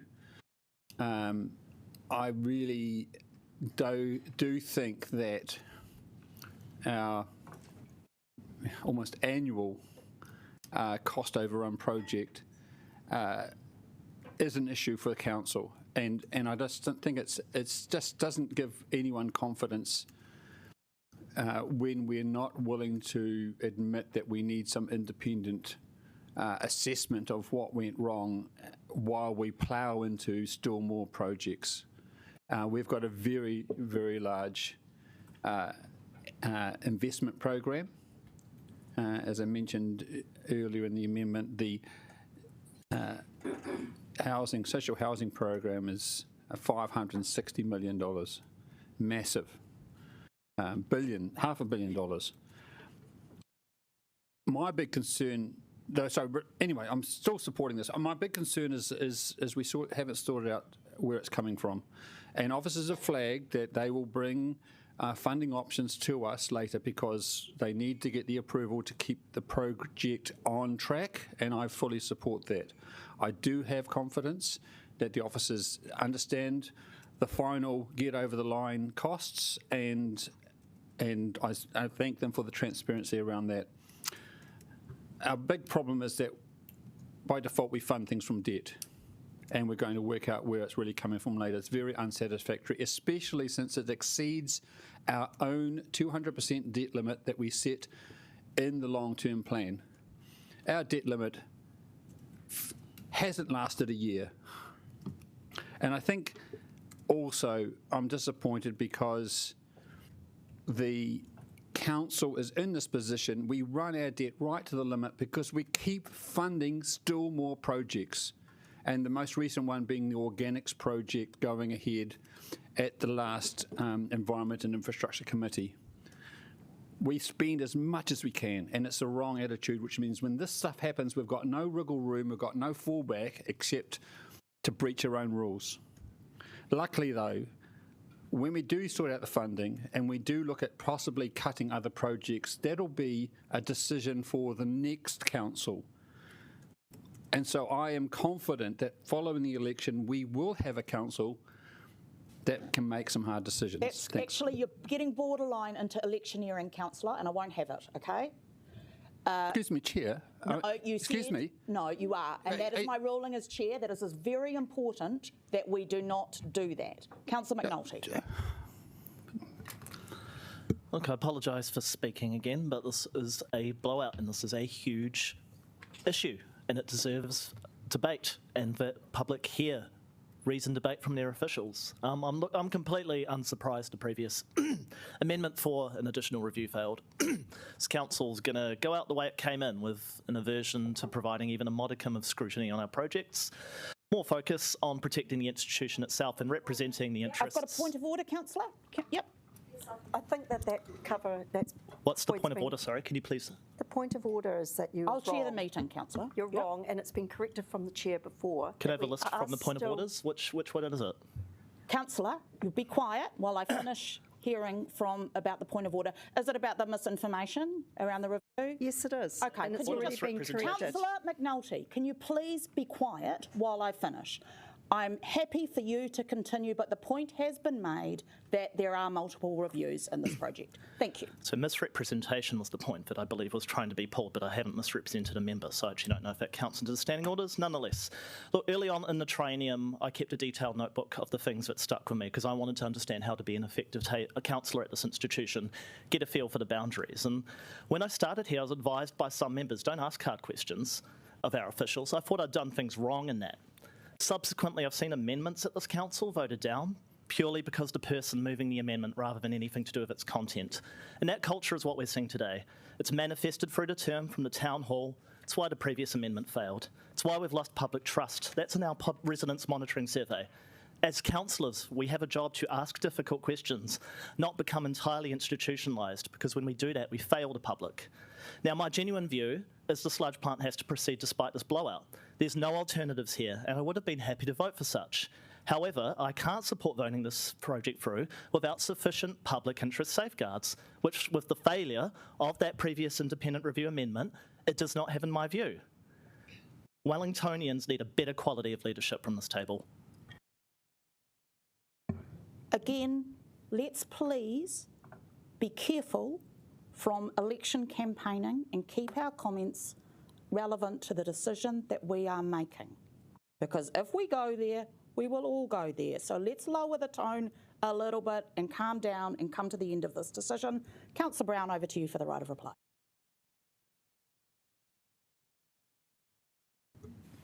Oh, how come I get a right of reply? Because you moved the motion. Oh, I see. Oh. How long do I get? You're using up your time now, so I'd get on with it. Okay. Look, I fully appreciate the what people are saying in terms of our responsibility to our the public in respect of this project.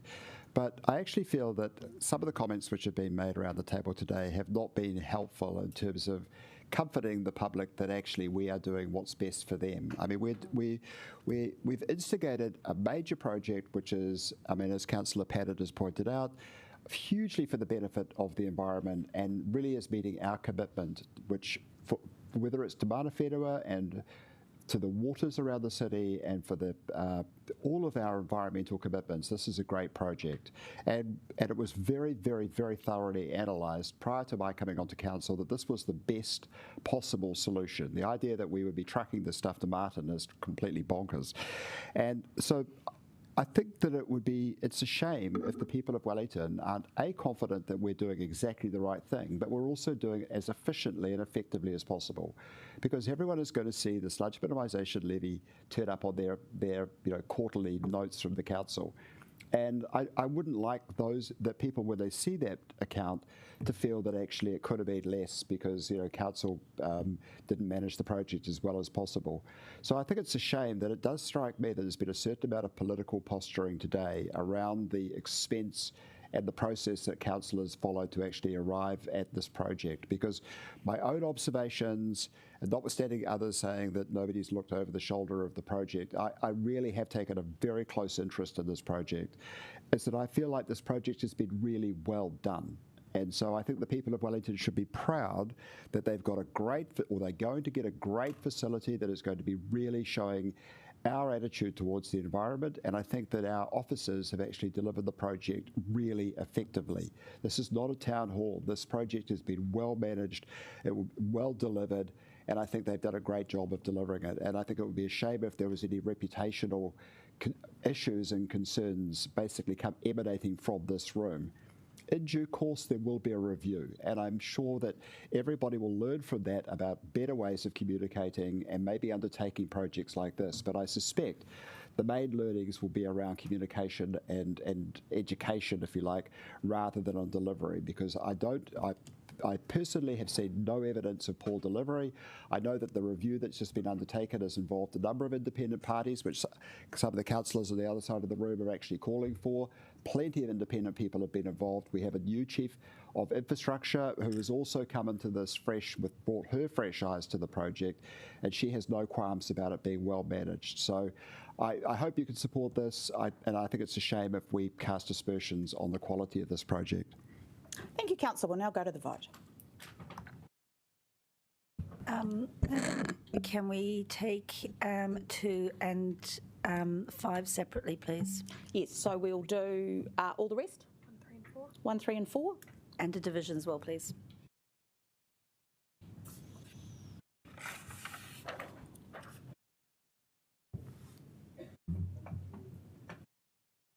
We're voting on 1, 3 and 4.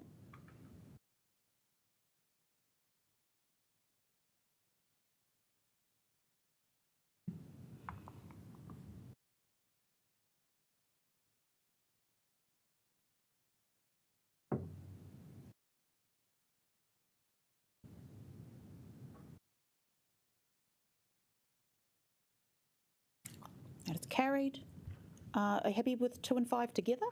Subject to anybody else. 2 and 5 together.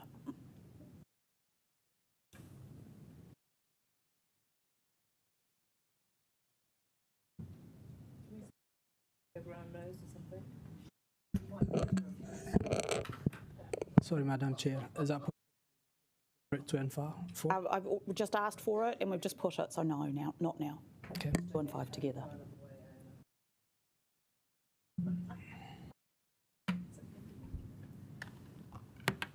That is carried. All right, we will now move on. I need to find my own notes. All right, we are now on to item 2.5, local water done well. Just another little minor issue to get through. Please welcome Margot Ray to introduce the report.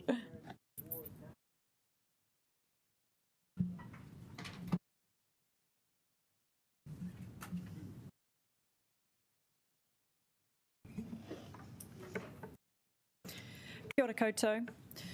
So today we are seeking the committee's agreement for council to adopt the Joint Water Services Delivery Plan, as well as agreement to the draft foundational governance documents. We're seeking these decisions from you today to first allow time to finalise the Joint Water Services Plan with the other 4 councils, so ensuring we have the 5 council resolutions included within the plan. We're also seeking the decision on the governance documents today to enable AOG and officers time to resolve any concerns over the draft governance arrangements. What I'd like to do, if that's all right, is spend just a couple of minutes to recap the journey that we've travelled through together to get to this point today. The Coalition Government's Local Water Done Well reforms were introduced in early 2024.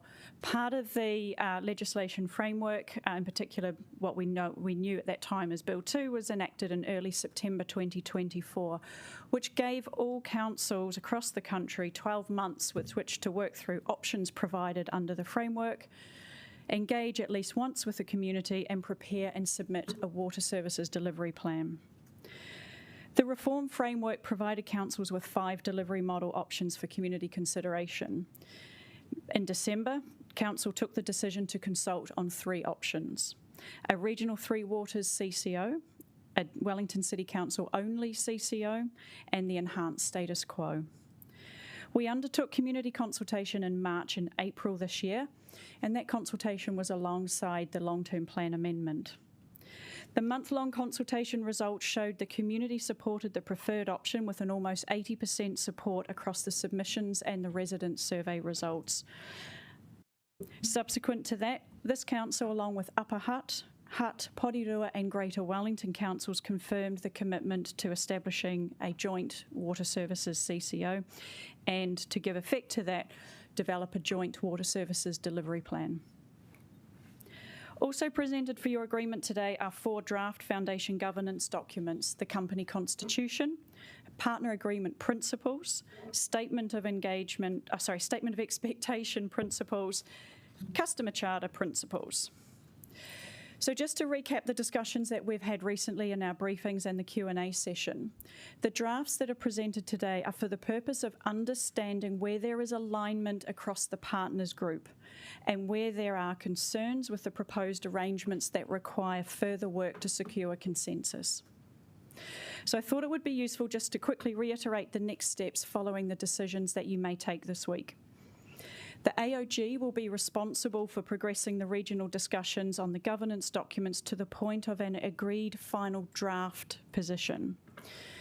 Early in the new triennium, we will then bring back to Council the Constitution and the Partners Agreement for ratification. The Statement of Expectation Principles will come back to Council for agreement ahead of the Partners Committee finalising this governance document. This process that I've just very quickly outlined for the governance documents is the same process for each of the 5 partner councils. And each of those 5 partner councils will be taking their WSDP and governance document decisions this week.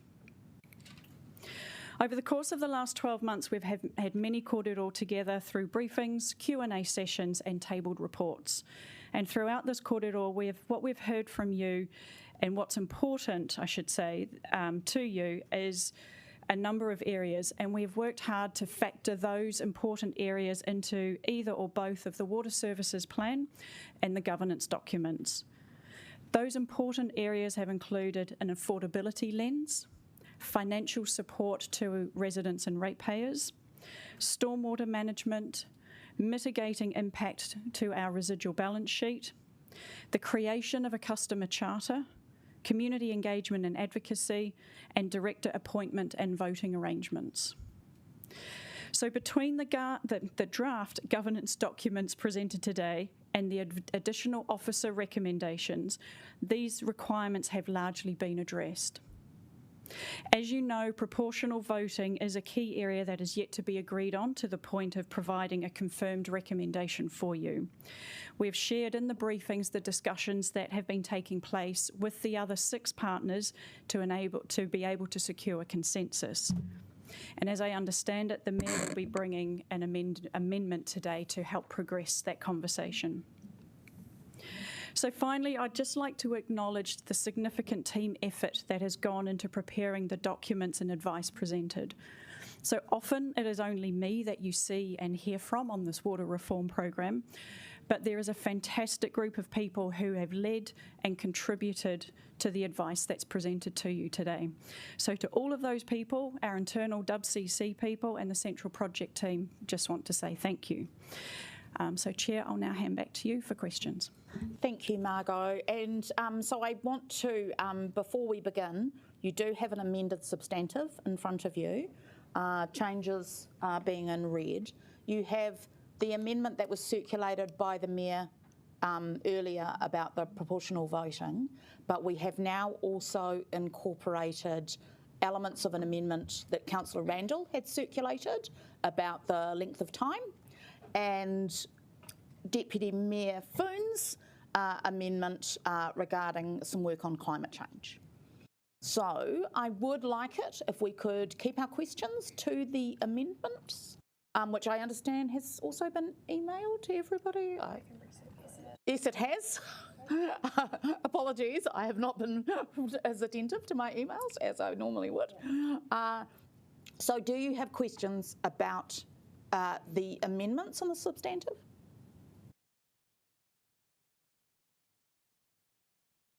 It appears you do not.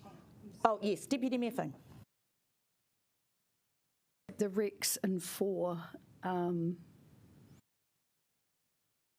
did officers have any concerns or problems with those recommendations as they stand? No, we don't. I believe they reflect the conversations that we've had at this table and also the conversations that have been happening with the partner councils in particular. Great, thank you. There appear to be no questions, Margot. So we will go to the Mayor to move the paper.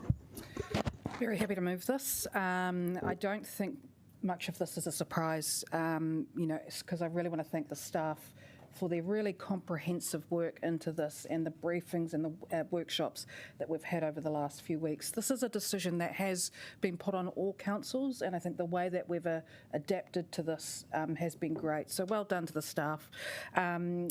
Just to recap, we're voting on the Water Services Delivery Plan, the investment plan for the next 10 years, which shows this is very pricey. We know this because there's been underinvestment, but in the long term, it's going to work out better for our people.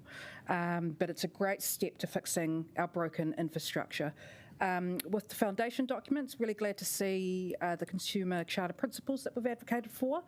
And of course, this next part, which we all want to see, is a fairer proportional model of voting with our regional partners. So that's what the amendment touches on. That's what we'll keep advocating for. Yes, and that's it. Do you have a seconder? I think Deputy Mayor seconding. Deputy Mayor, do you wish to speak now? Yeah, just briefly, I think, going through this process and, we're constantly reflecting on what we can do better and trying to see into the future. And that's been one of the big challenges with this work. But I think just thanking everybody for working it.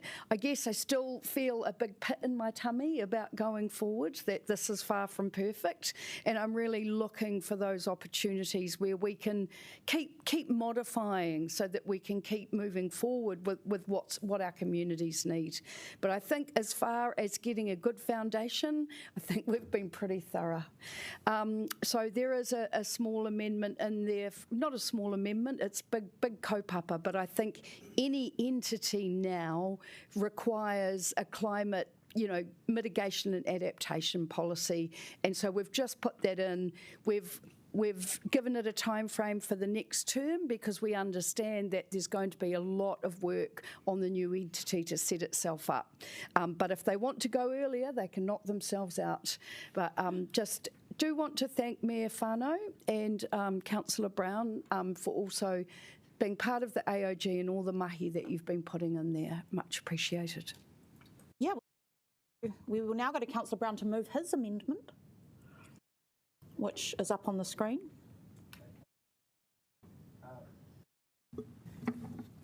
We are in the throes of creating a commercial water monopoly for this region. And we tend to know, I think, from lots of experience elsewhere, how monopolies like to behave. Because they will have the power to set up the quality of the services, their investment plans, and also their charges. And as we know, Plan A is set out in the Water Service Delivery Plan, involves increasing the average household charge for Wellingtonians by over $4,000 over the next 8 years. And there are a few constraints on this water company to ensure it avoids the blunders and efficiency experience with Wellington Water Limited. The question is, will the Regional Water Panel and the Commerce Commission look after consumers? And I think the answer to both of those questions, or both aspects of that questions, are no.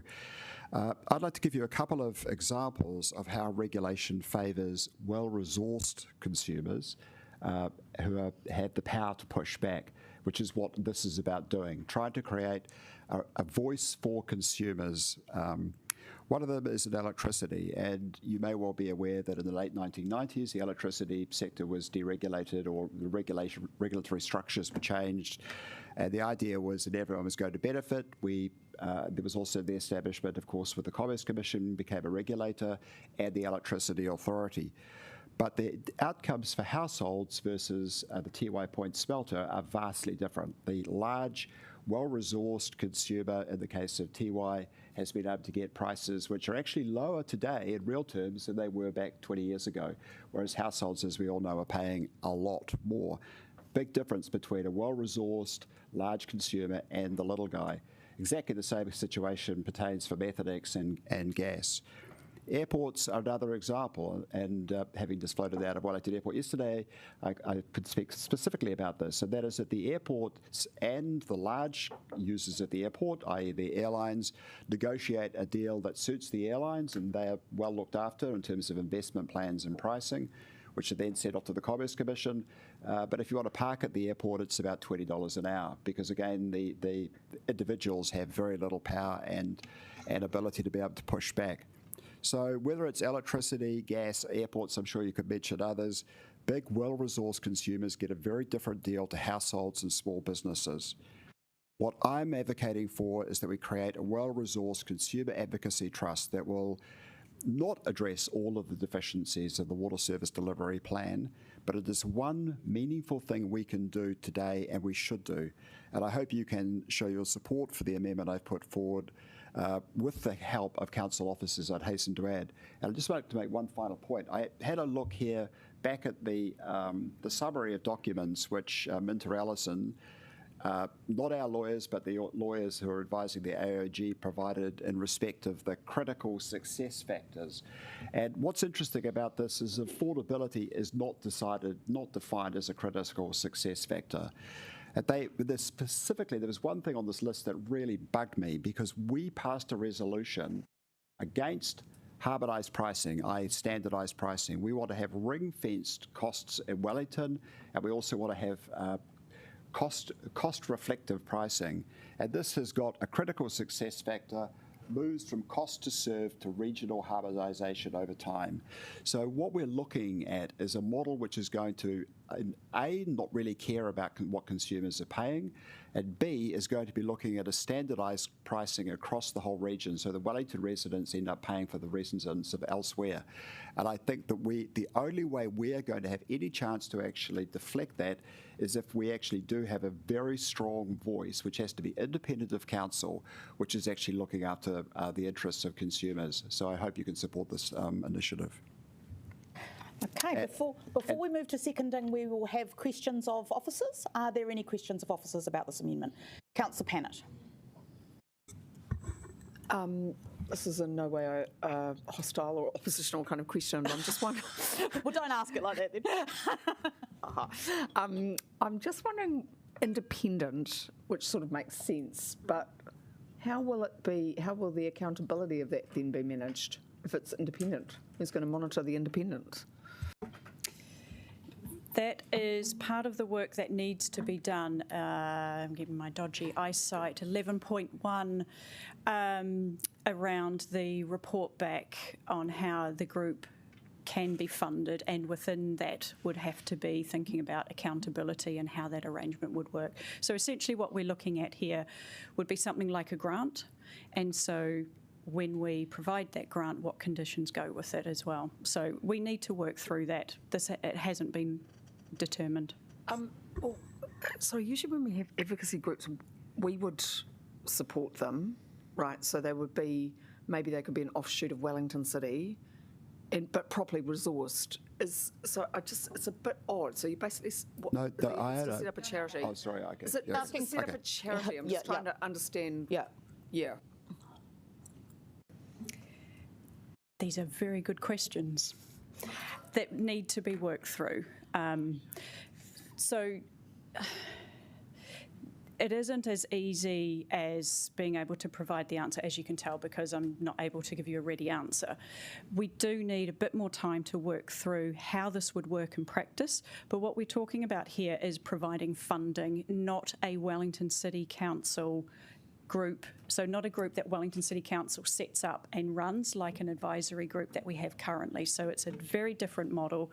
We're talking about a funding arrangement here.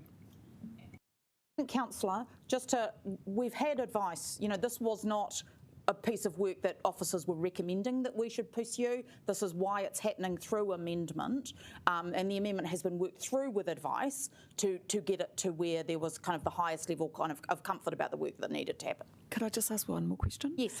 And the mover might need to respond to me as well. I'm just wondering if it would be better if we had a process which, because I do support a group, but is it possible to have a broad approach so that we could look at all the options and kind of go pros and cons of an independent one and one attached to council? The recommendation that is in the paper essentially is suggesting that, is saying between now and July to give officers time to look at how officers could support elected members to advocate on behalf of the community. So we tried to write that to be as generic as possible to give space to explore that. But in response to to Councillor Brown's amendment, the intent is for the group to be independent. So, yeah. I think we'll address that in debate, but we also haven't had it seconded, so if there does need to be any adjustment, we can do that. Councillor Free had a question. So it's all very well having this group, but I think the big question for me is how does it actually interface with the people who are in a position to make decisions? And so I'd probably be suggesting to the mover that we actually put something about that in the advice that we're seeking. If I may, as I understand the intent for so advocacy in its purest sense being advocating to those, to any party that could shape and inform affordability and an effective quality water system for our communities. So the advocacy could be to council as a co-shareholder, it could be to Metro Water, it could be to the Commerce Commission. So I think we would need to be careful not to limit the scope of the intent of this group because the advocacy could be to many parties. I think that's the intent. I'm just wondering if I can persuade the mover to perhaps put a little bit nod of that in there. Let's get through the questions. I really didn't want to take adjournments to work on amendments. So if that is going to happen, it has to be done very speedily. Councillor Chung. In general, I'm always in agreement with providing advocacy groups and getting the feedback from consumers, residents. One thing that that Councillor Brown sort of mentioned was talking about the harmonisation. Now, you need to get to a question, Councillor. Okay, so the question is that can we just delete the harmonisation portion of this? Wouldn't that resolve one of the issues that we actually have? It's not relevant to the amendment. Well, it was a comment that he made on it. I think then that can be part of debate. Councillor Young. Just another quick question. So would this be specific to our water group rather than across a number or all the water groups? Yeah. So specific to Wellington City Council. So an advocacy group for Wellington City Council community as opposed to the region. Councillor Brown, did you have a question about your own amendment? No, I'll just mention it in the debates probably. Thank you. Yeah. All right. Councillor Abdurrahman. So, Margot, if one wants to make sure the cost effectiveness and affordability, at this stage we don't have a power to make an amendment to the Metro Water, I think this makes sense in that case, isn't it? And why we can't do it. And then later on, the Metro Water can also do the same thing. So affordability is a feature and a focus in the governance arrangements. So it does feature in the principles, in the statement of expectations, and if I remember correctly, the partners agreement, but certainly in the statement of expectations that the service is cost efficient, that it is affordability is factored into decision making, and that there is also financial assistance provided for low income families. So affordability is there. And it is understood that it is important, not just for this council, but all councils that are, and our mana whenua partners who are stepping into this arrangement. So it is a known and acknowledged. Well, my question is, that's where it gets interesting because you can redefine what affordability means, and that's why you need advocacy group that representing the consumers, isn't it? I think if you're asking, do I support an advocacy group? Yes, from Wellington City Council perspective. I think officers, as has been outlined, officers didn't, when the initial work happened, didn't recommend proceeding with an advocacy group, however have a level of comfort with the amendment as worded. Okay. Yeah. Sorry. All right. Deputy Mayor Foon. Yeah, just a quick one. This may be for the mover actually, but just, are you aware of other such examples of advocacy groups around New Zealand that are doing a similar thing, just so that we can get a good idea of what this is about? The research that we've undertaken is we've discovered there are all sorts of advocacy groups.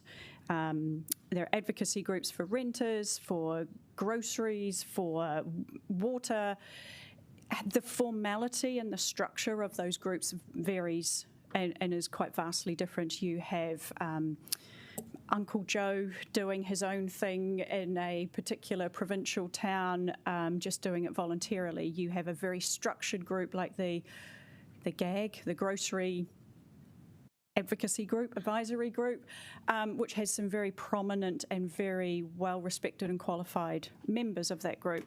Their funding models differ and are quite variable from membership to donations to all sorts. So there isn't a one true model, and advocacy in and of itself differs as well, and how it's enacted. So there are lots of examples, but I wouldn't say that there is one that is exactly this, because what we're asking for is something that is tailored specifically for Wellington City community. Yeah. All right. I think that has brought us to the end of the questions about the amendment. I'm going to take 5 minutes only for you to work out with Councillor Free if you need to. You don't need the 5 minutes?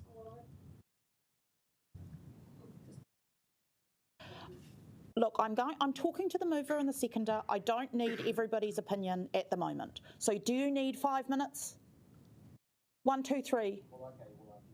Yes, 5 minutes only. Thank you.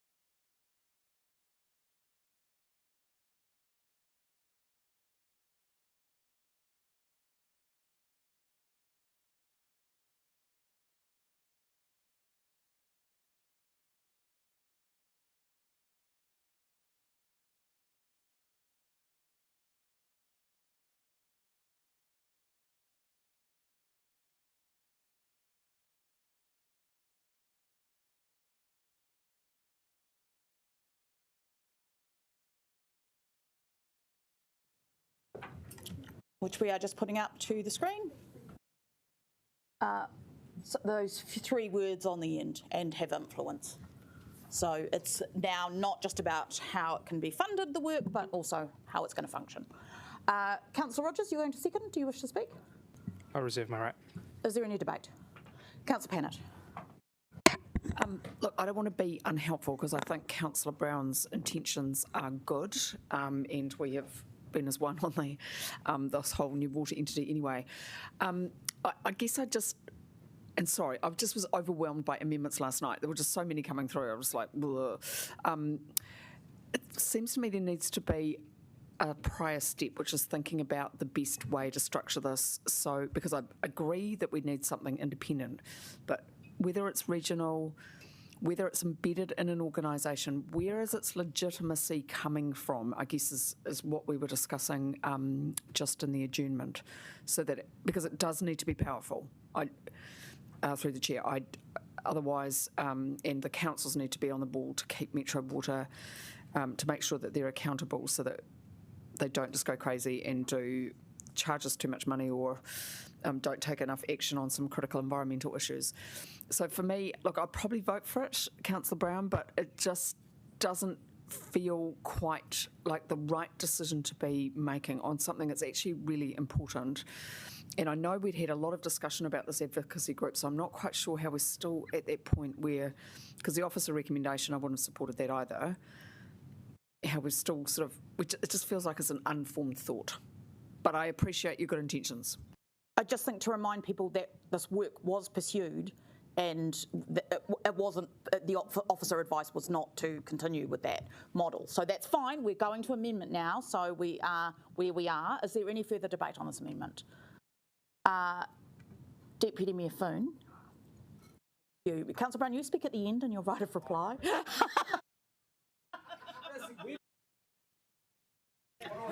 I might not know all the points of order off by heart, but I know you get to speak again at the end. All right, Deputy Mayor Foon. Yeah, kia ora.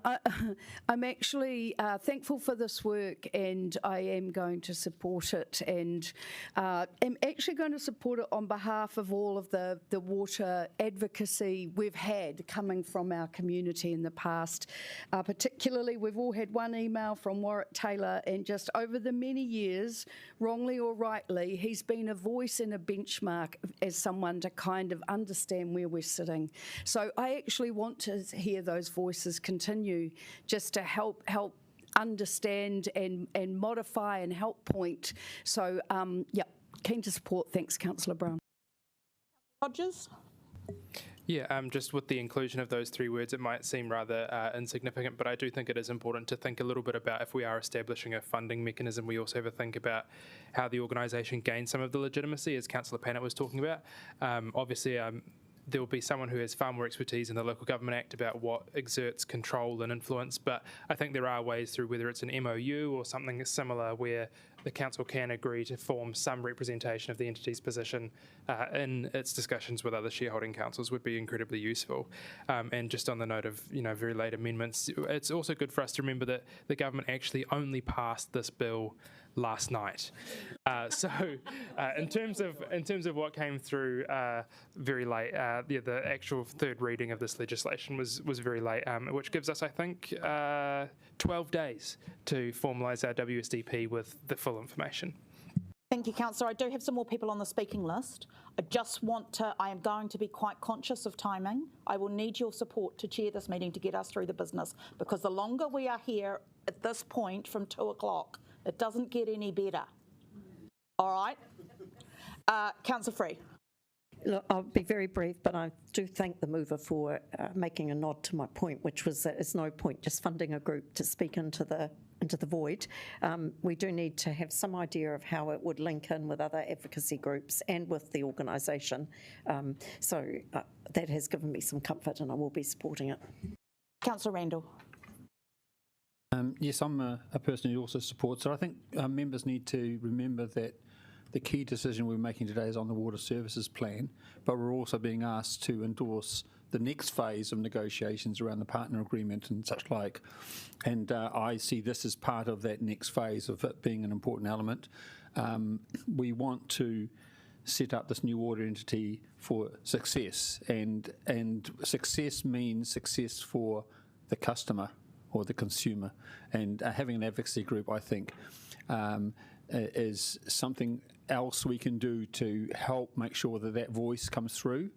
And the fact that it's on the agenda and it's going to be discussed as part of the wider solution, I think is a very good thing, and I support that. It may be in the end it doesn't go ahead, but it will only not go ahead if we've got other measures that connect to the consumer and make sure that their interests are, which are ultimately going to pay for everything, that those interests are taken care of. So I do support this move. Councillor Brown, right of reply. Thank you.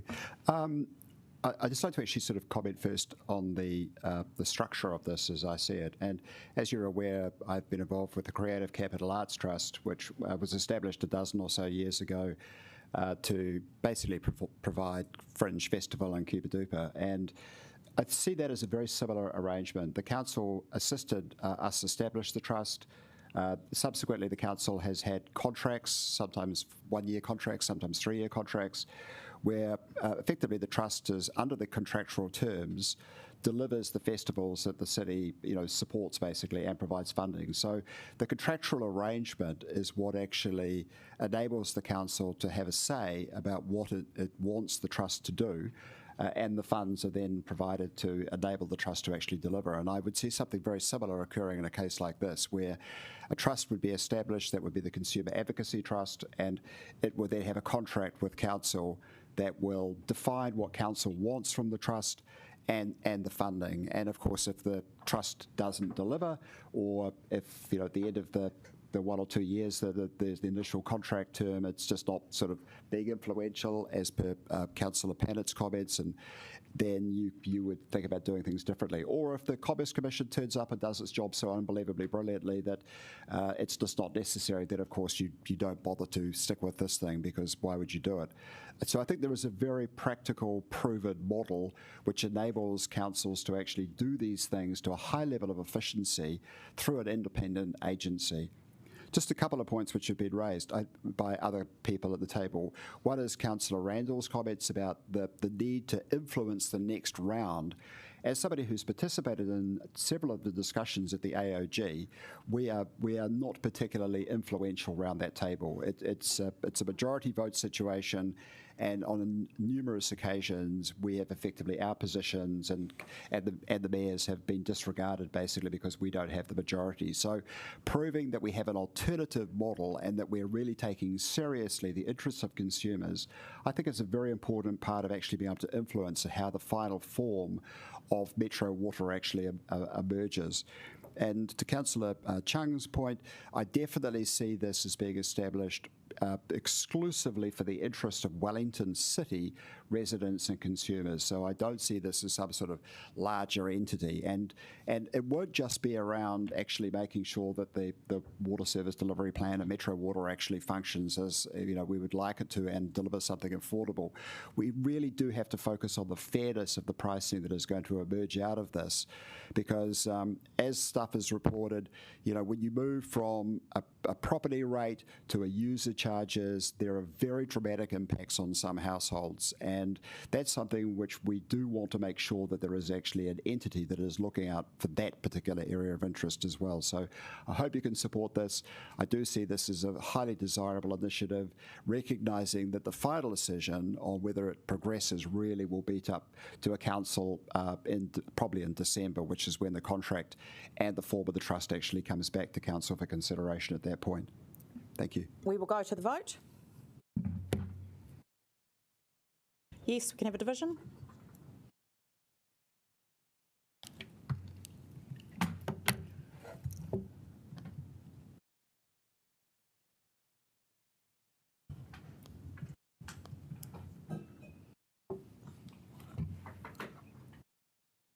That is carried. We now return to the substantive. Is there any debate on the substantive? Councillor Free. I will be quick. I will be brief. I'm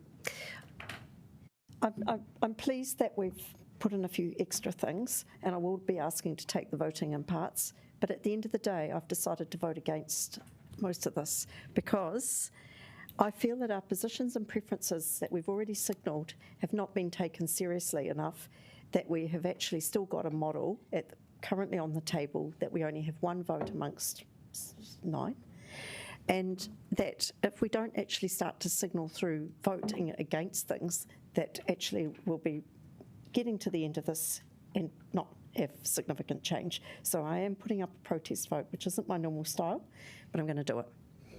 I will be asking to take some of it separately so that I can vote for the good bits. Thanks for the warning, Councillor. Councillor Randall. Thank you, councillors. This is a big decision, and we're at the big decision point. We are literally talking about the future spending of something in order of $200+ million per year of services. So it doesn't get bigger than this, and this is the last stage that this council makes that decision. I've always been a sceptic of being a partner in the regional model, largely because of our experience as a partner for Wellington Water Limited, where this council identified potential cost inefficiencies years ago, and yet through the governance arrangements, it took us a long time to actually identify that there was really a serious problem, and to get Wellington Water as an independent authority to recognise that. We've got two big risks, I think. The first major risk is that us as the major player end up funding not only ourselves but the other regions. This is the reason why I support the Mayor's amended substantive to promote and hopefully obtain some form of proportionality in the partnership model. I just want to remind members of how big Wellington City is in terms of what the new entity will be. We are, and this is from Appendix C12 of the Water Services Plan appendices, kindly pointed out by officers. We are 49.2% of all connections into the new water entity. We are 57.8% of the assets. And from 2025, we are going to provide, our consumers are going to provide 58.7%, nearly 60% of all the revenue is going to go into Metro Water from Wellington City Council consumers. We need to have some form of proportionality. I'm not looking at majority. I just want to reflect what has been discussed and do support, where we are recognised as being the largest player in a reasonable extent. Our other major risk, though, is that we end up with cost inefficiencies. We end up with Wellington Water Mark II. And it's for that reason that I support reducing the lock-in period from 7 years at the moment, which will lock us in until July 2033, to 4 years. This is a protection for Wellington City residents and consumers that should the worst happen and we don't get a cost-effective Metro Water, we get another Wellington Water, that we have a way to get out. I don't believe that will happen, and I hope that won't happen. Please, Councillor. I've chosen 4 years because it lines up to the long-term plan after the next long-term plan. It means that if it's quite clear that it's not working for Wellington City, that Wellington City has, the future Wellington City Council, the one after the next one, has a choice. And I also expect, though, that protection will help focus Metro Water on being good, because I do expect the best, but the key to future services is to expect the best but plan for the worst. So I hope you support the 4-year extension lockdown period only. Thank you. Looks like there's no further debate. Mayor Whanau, no right of reply? Let's go to the vote. Councillor Free, are we just going clause by clause? Okay, all right. So we will start with number 1. On everything? Yep.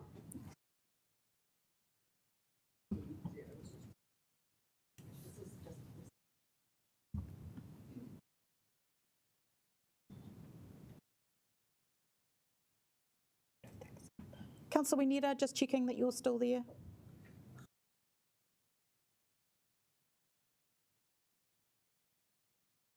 Sorry. Let's go, but come. That is carried. Number 2.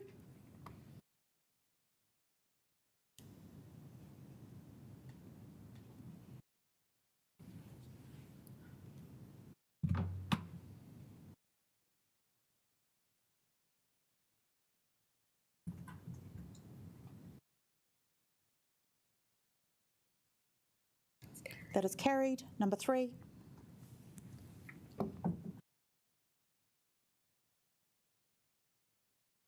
Do you need to go clause by clause in the next ones, Councillor Free?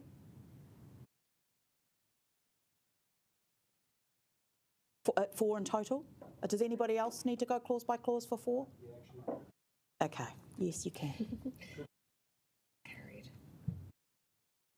That is carried. We will now, we just do 4 and then do 4.1? Yeah. Yep, so just 4. Yes.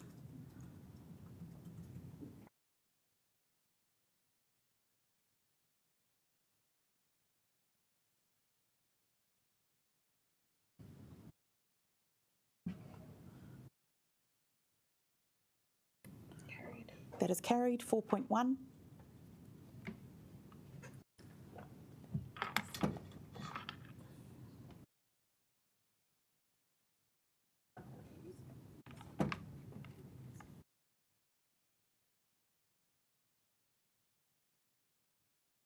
Do it again if you just do it, you can still do it. Yep. That is carried. 4.2.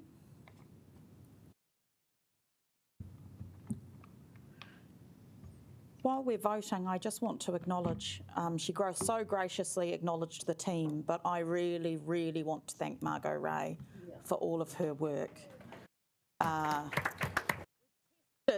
Your patience so much. Sometimes I didn't even know if you like me very much, Margot, but I want you to know I like you.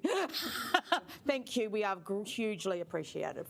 4.3. Sorry, still 4.2, Ray. Ray, sorry, you haven't voted yet? 4.2. That's carried. 4.3. 4.3.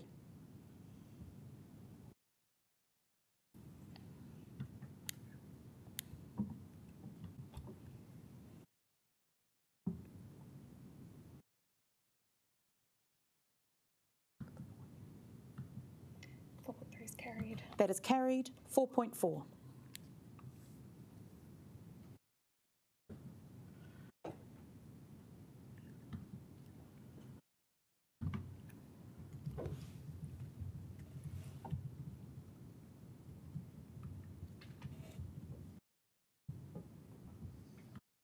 That is carried. Do we need to break 5 into clauses?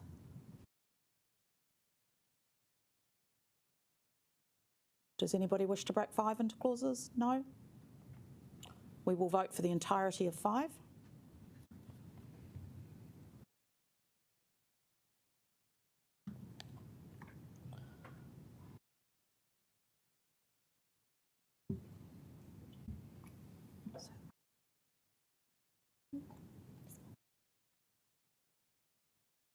That is carried.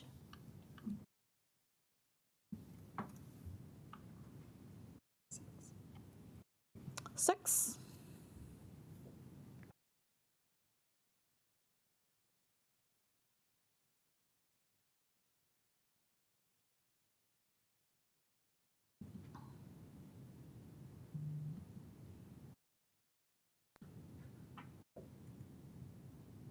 Ray? Thank you. Carried. That is carried. 7.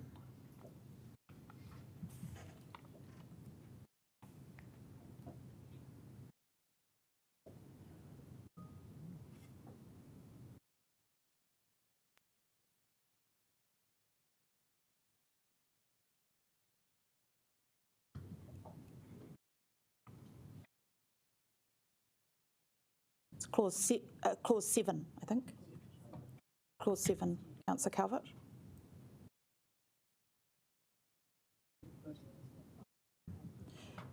You have to vote if you're in the room, so if you want to remove yourself from the table. That then is complete.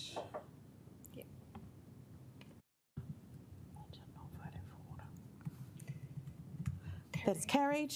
8.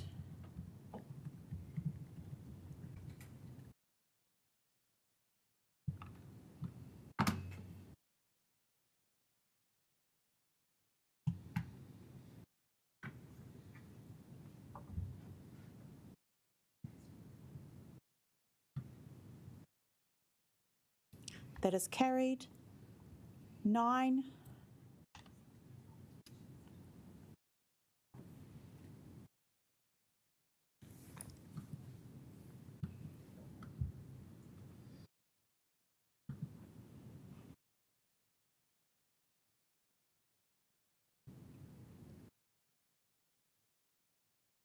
That is carried. 10.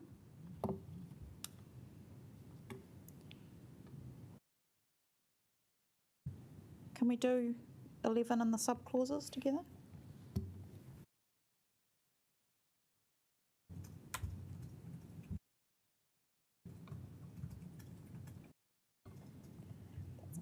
That is carried. 11.1.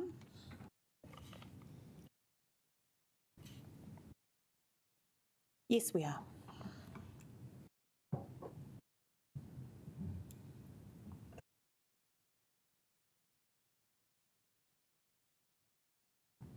That is carried. That brings us to the end of that item.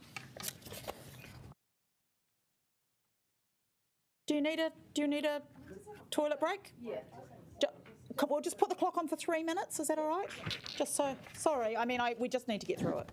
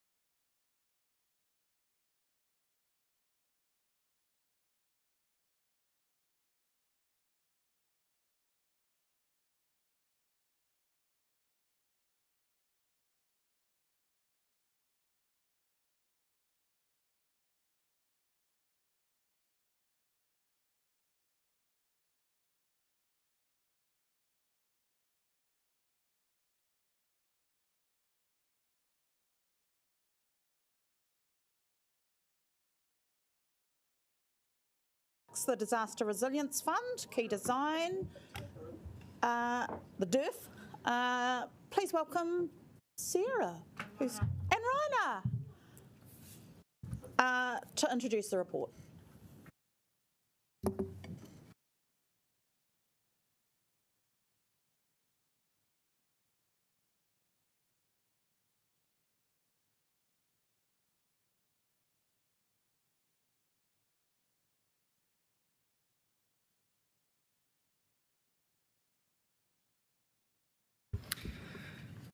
Kia ora koutou. I'll take the report as read, but just to kind of recap, the purpose of the report today is to agree in principle to the draft Statement of Investment and Policy Objectives.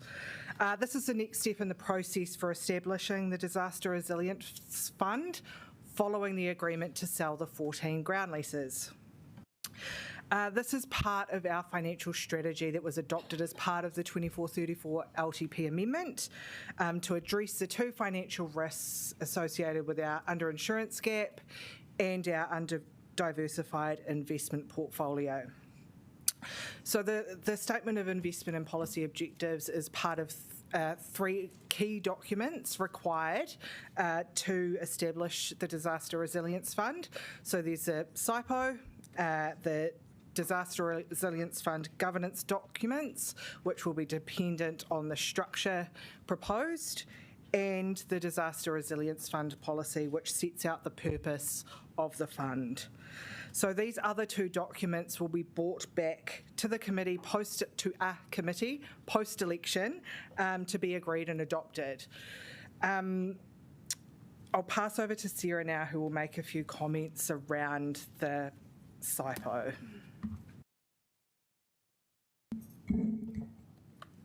So, kia ora koutou. So we will once again take the SIPO document largely as read.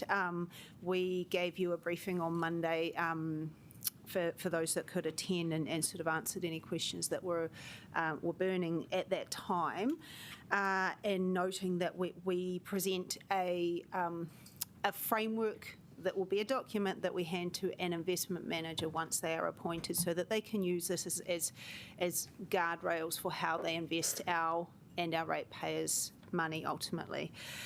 We have worked a fair bit in the last 24 hours on a couple of amendments that have come through, so I'm sure we'll get to those in due course. But just wanted to reflect that like we say, the framework is looking to be as neutral as possible, but we acknowledge that there are a number of objectives we'd like to weave through this. Noting that these have come out quite recently, we haven't had time to take these back to our advisors, so our request via the team has been that we can take these under advisement, we'll acknowledge them, and we'll come back with advice in due course on how we can fold these into the SIPO or other governing documents that we bring through, as Raina's just talked about, in due course, so as part of the process. Happy to take any questions, I think is the next step. Yes. Well, thank you both. I think we will try, so you have an amended substantive in front of you, 2.1, which is the point as raised by Councillor Calvert, is included in the substantive. Oh, sorry, Councillor Calvert. I was looking at Councillor Pannett. So that is not a mistake I will ever make again. It would be great. We have had a Q&A on this, so I would expect your questions to largely be about that amendment at this point. Do you have any questions? I don't know who was more offended when I called Councillor Pannett Councillor Calvert. I think we both equally will. All right, Councillor Randall. I note that the draft investment statement already has the BSG standards in terms of the approach to what we choose to invest in. Does the amendment, the change part of the amendment, does that make any difference to what this the fund would do anyway, given that these things are already part of that, or would it actually further complicate or restrict what the fund would invest in? So that's the advice we need to take away and work with our advisors and how we weave that into what we have presented already. We do have intentions to update general points in here that talk about carbon emissions to alignment with our Te Atakura goals and making it more council specific. So we'll take some of those things on board. But look, we will come back with that advice once we've got it. We can't tell you here and now whether it will make it more adjust it. What am I trying to say? Change it significantly. So you can't say right now whether or not it'll make it more restrictive or more complicated. That's why we're getting advice, right? Yes, that's why we're taking advice. But the more specific you are on every detail that you want to exclude, the narrower the range of investments that we can make. Okay, So- and second question, is having, does it make it more complicated to have restrictions that are outside the BSD framework in terms of industry best practice and knowledge? I think we need to come back with advice on that, Councillor. Okay, thanks. Councillor Pannett. Yes, yeah. I mean, Councillor Calvert asking this question, I'm sure. I say that with love. Okay. I guess you've got the carbon emissions stuff in there, but the reason that's in there is because I wasn't happy about I don't want to monitor carbon emissions, I want to reduce them. And the demonstrating ESG standards seem to me rather weak. So I guess I'm just trying to, this was a very specific thing to try and make sure that we looked at a very, very important problem in the ESG space. Would you see that there's strength in the ESG standards that we've supposedly made a commitment to?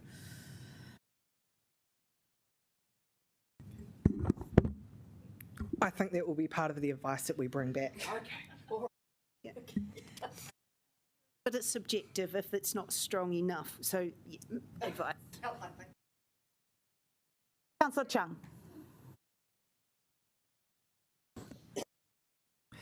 When we get an investment advisor or investment consultant or investment, whatever you call them, whenever they look at a particular investment, do they come back and say that this is what I'm looking at and these are the reasons for it and these are the reasons you may like to consider against it, or is the responsibility for them to actually just say they're going to follow this particular investment strategy and then just get them and then say, tell us what they've gotten?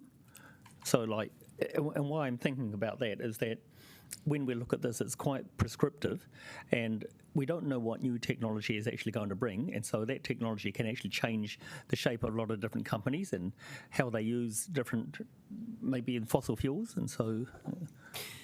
I guess if I can, so you're trying to make sure that this is relevant through time as opposed to just... Yes, exactly, yep. So yes, that is very much the aim. So this will be a document that we hand to our investment managers once we appoint them.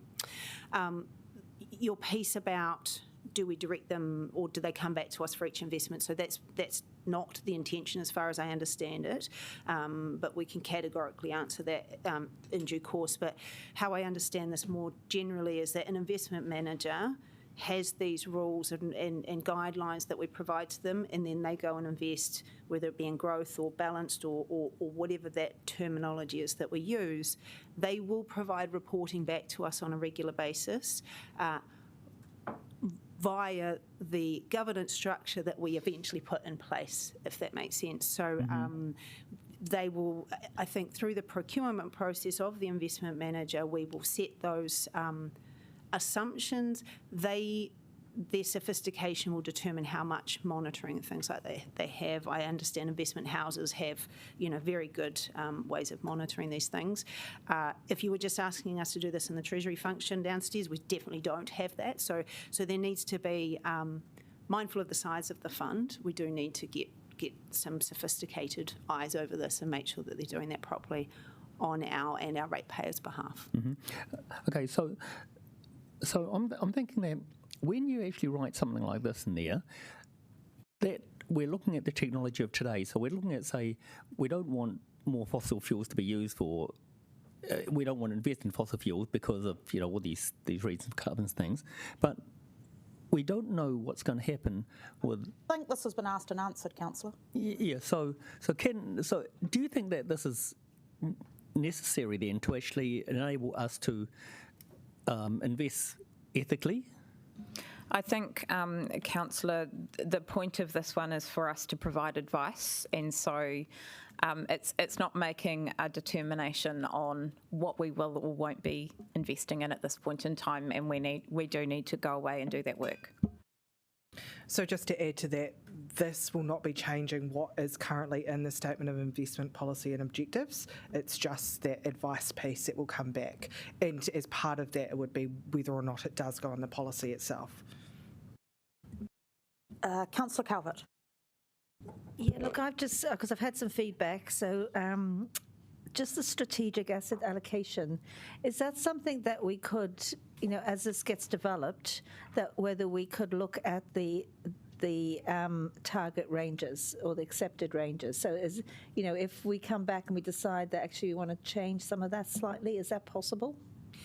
Yes, so how we see this, it will be a live document through time. It's not done now and set and forget, or done in December, set and forget.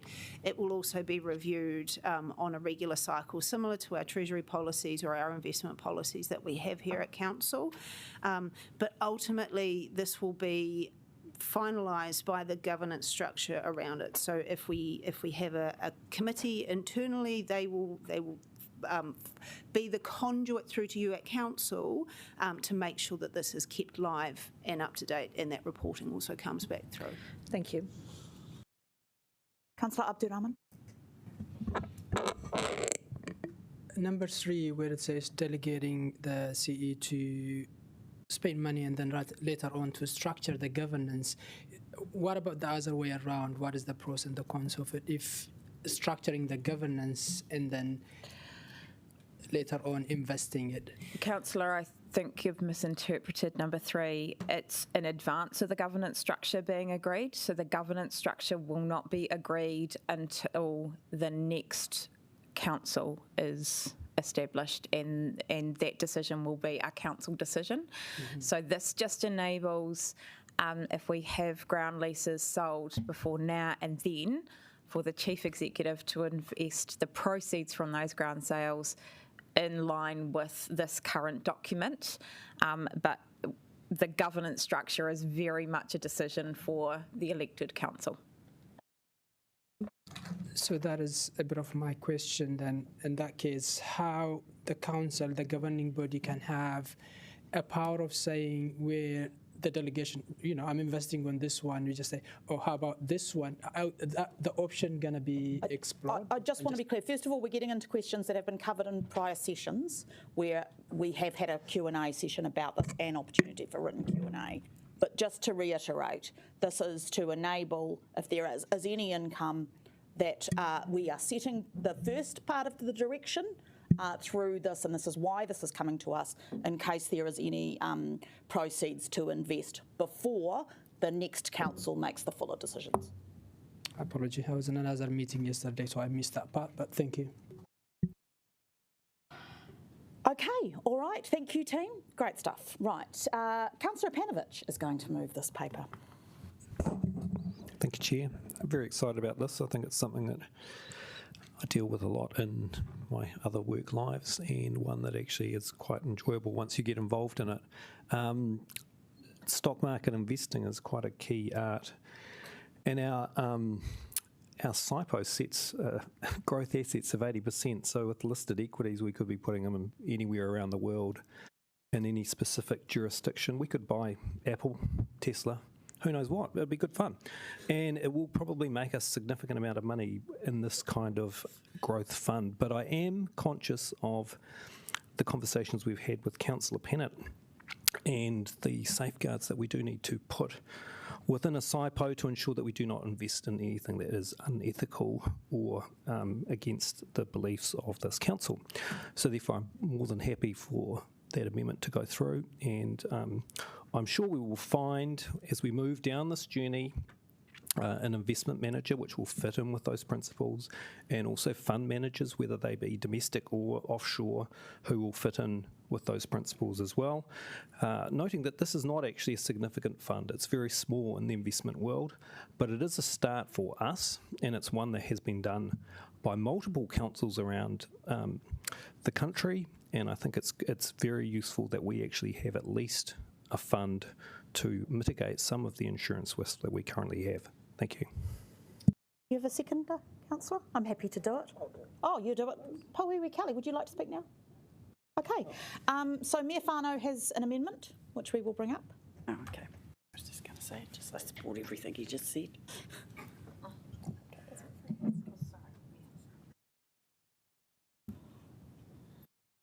Over to you. Thank you. So this would have come around, I think, late last night from Michael. And just to say that this is obviously a very political decision, but it is an important one. But because it's important, I don't want to overly politicise it. So I will keep my comments brief. We've heard from Justice for Palestine this morning and PSN. We've seen the protest over the weekends or every weekend and what has happened over the last few years. So we do have a massive community that have asked for this. And it basically just clearly sets out our position on investing in a way that upholds Palestinian rights and asks officers to bring their advice on how we do that. You know, we're a country that should stand up for international law, and as a public entity, we have a role in that as well. I think it's for us to show leadership on this issue, and I hope by us doing this, you know, it's the bigger funds that follow. Whether it's the Friendly City Agreement or passing this amendment, it's a way that we as a council can show strong leadership on this issue and our opposition to what is happening in Gaza. Thank you. Are there questions of officers of this amendment? Councillor Calvert. Who's answering? Okay. So ask it and then we'll get an answer. Okay. What about any other conflicts around the world? Have we considered any of those? And I think that's a question for the mover and part of debate. Oh, okay. Right. Well, this is an amendment has come from Mayor Whānau. Yep, but I'm just... Have officers considered any other? No, we haven't. As I think the Treasurer has advised is, you know, we've got the main SIPO, that's what we have advised, and the Mayor is wanting to make an adjustment to that. Thank you. Kelly, you have a question? I do have a question. We did hear from the Palestine community today. Have we heard from the Israeli community? I know that we have a large Israeli community I think that is probably, again, a question for the mover as part of debate. Okay. Because this is not coming from officers, so this is coming through the Mayor moving it. Are there any questions of officers? All right. Do you have a second, Mayor Whānau? Councillor Abdurrahman, do you wish to speak now?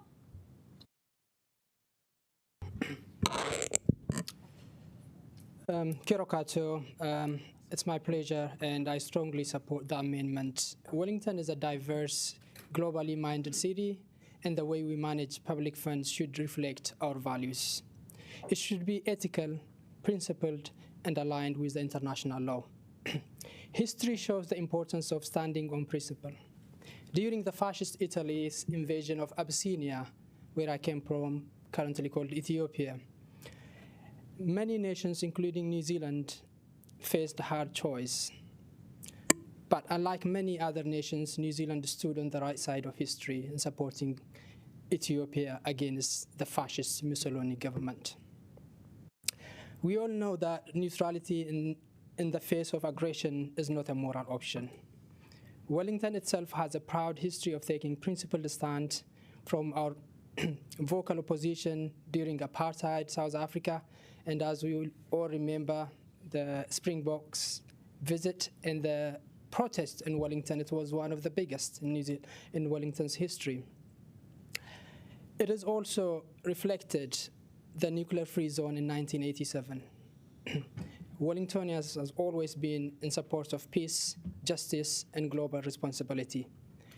By excluding Israeli government bonds, businesses identified under United Nations Human Rights Council resolutions, entities flagged by the Palestinian BDS National Committee, Wellington ensures its investment do not contribute to human rights violation. Directing officer to provide practical guidance ensures the policy is applied responsibly, transparently, and without compromising financial performance. Wellington now has the opportunity to lead by example again, showing our city investment reflects justice, human rights, and the value of our community. I think this is the least we can do for the children of Gaza. Thank you. Any debate, including any of those questions, if you want to add anything to them of the mover? Councillor Young. I think I've been pretty consistent about this. I believe our duty is to focus on municipal matters and getting Wellington operating smoothly and in a financially viable way. We are a municipal organisation, not an international organisation.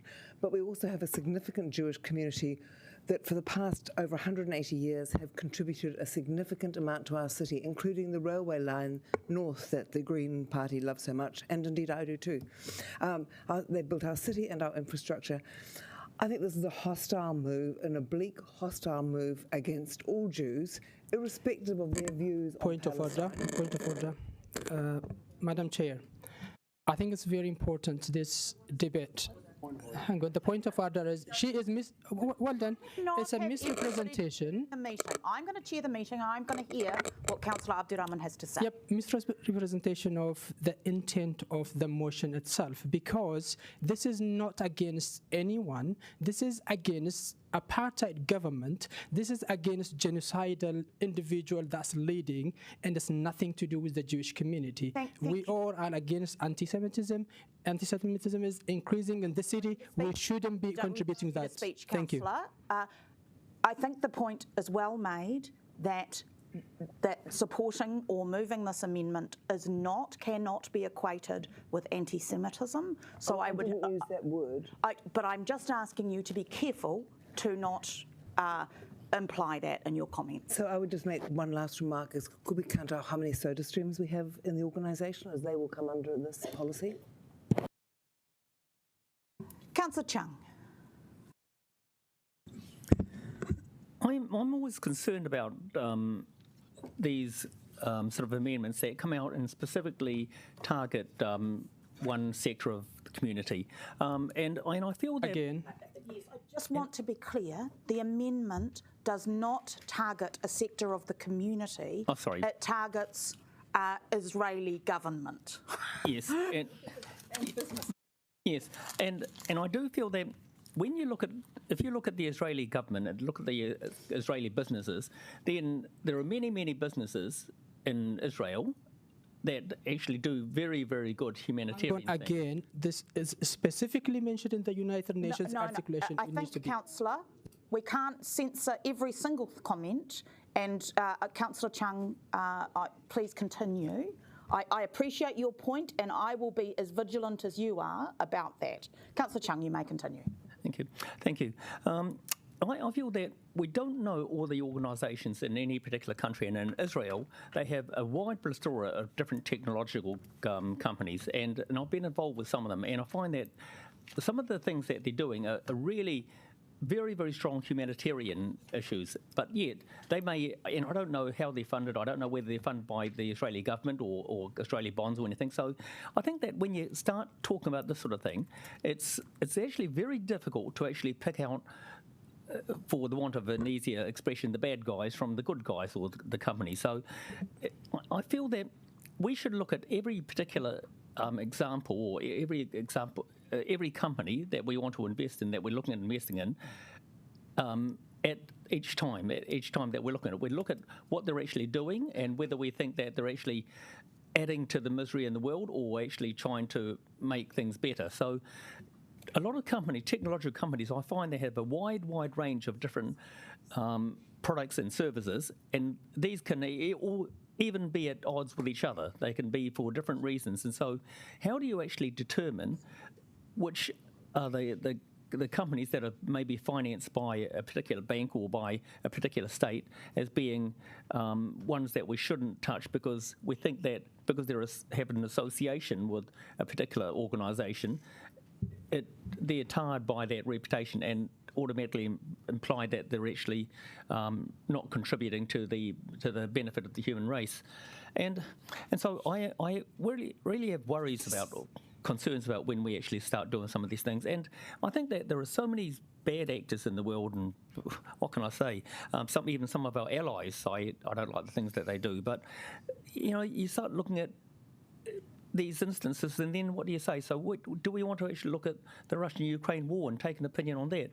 These things, yes, we all have our own... Time is over. We have our... Councillor Abdurrahman, I'm not going to warn you again. I am chairing the meeting. Councillor Chung. Yeah, we all have our own values, and I think that most of us here, if not all of us, we do treasure human life. We do want to look after people. We do want to make this world a better place. First of all, we focus on making Wellington a better place. Can you wrap up now, though, Councillor, please? Yep. So I'm opposed to these things that single out any particular country or any organisation, regardless of, and I understand the reasons why, but I guess. Can you? Yeah. Thank you. Okay, thanks. All right. I am going to ask you in your comments to try and stick to the amendment, and also to note that the amendment does contain certain provisions for determining, which the process is clear in the amendment for determining which organisations would be covered by this. Councillor Pannett. So I'd like to thank the Mayor and the Palestinian groups for their leadership on this issue. I will be supporting it. I think it is the right thing to do. It's very carefully worded. I think for those of you who are wavering, it is very, very carefully worded just around the Israeli government bonds, around businesses, around the UN Human Rights Council, which is hardly a radical left-wing organisation. So I think it is appropriate. For those who are old enough, remember we took action on South Africa. Okay, we didn't take action on all white South Africans, we took action against the government. And I think that is right. What is happening in Gaza and the West Bank is criminal. Atrocities are being committed and we need to take a stand. I just want to make two other points. One is I do, however, agree that we do need to tackle other governments which act criminally and commit atrocities. And, we did have a very close vote on my amendment around putting in human rights into our international relations policy. I hope that one day will be revisited because there are many, many violations all over the world. And just the other point I'd like to make is that, we need to separate out the Israeli government from the Jewish population. For some of us, this is a very complex issue because we are talking about a people who have been subject to ethnic cleansing, who have been treated in the most appalling way throughout history. And so when we come to this conflict, that is the history. It is not the equivalent of the white South African colonising government.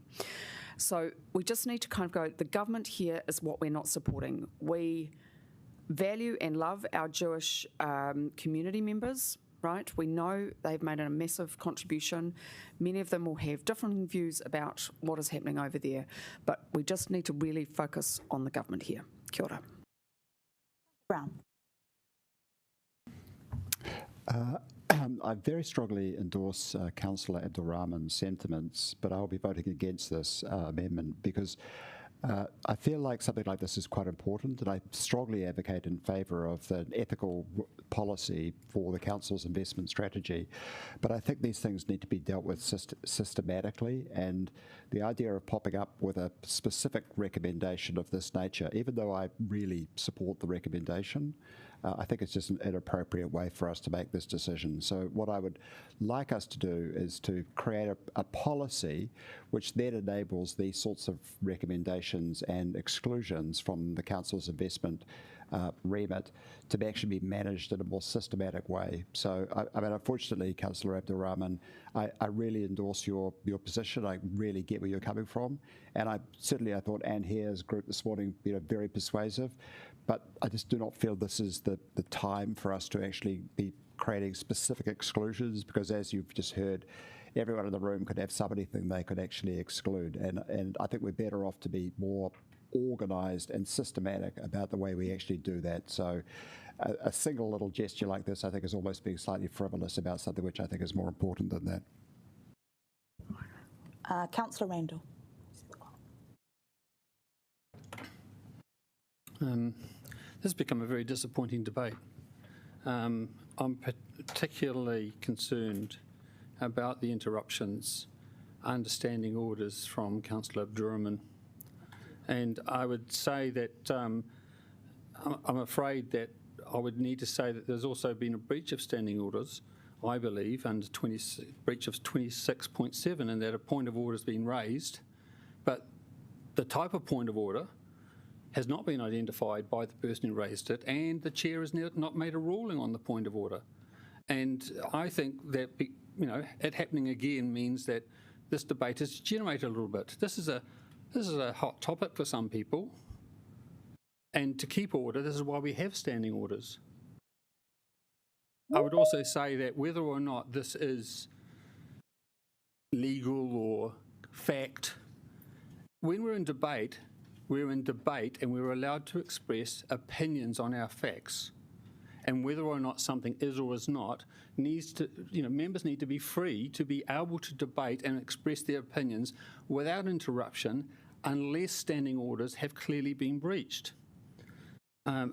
I note that this is not in the substantive, and it is not something that, would have, as Councillor Pennett's one is, it's not in the substantive, and I think it's for a good reason, and that is it doesn't necessarily meet the threshold that officers would have provided this sort of advice unilaterally.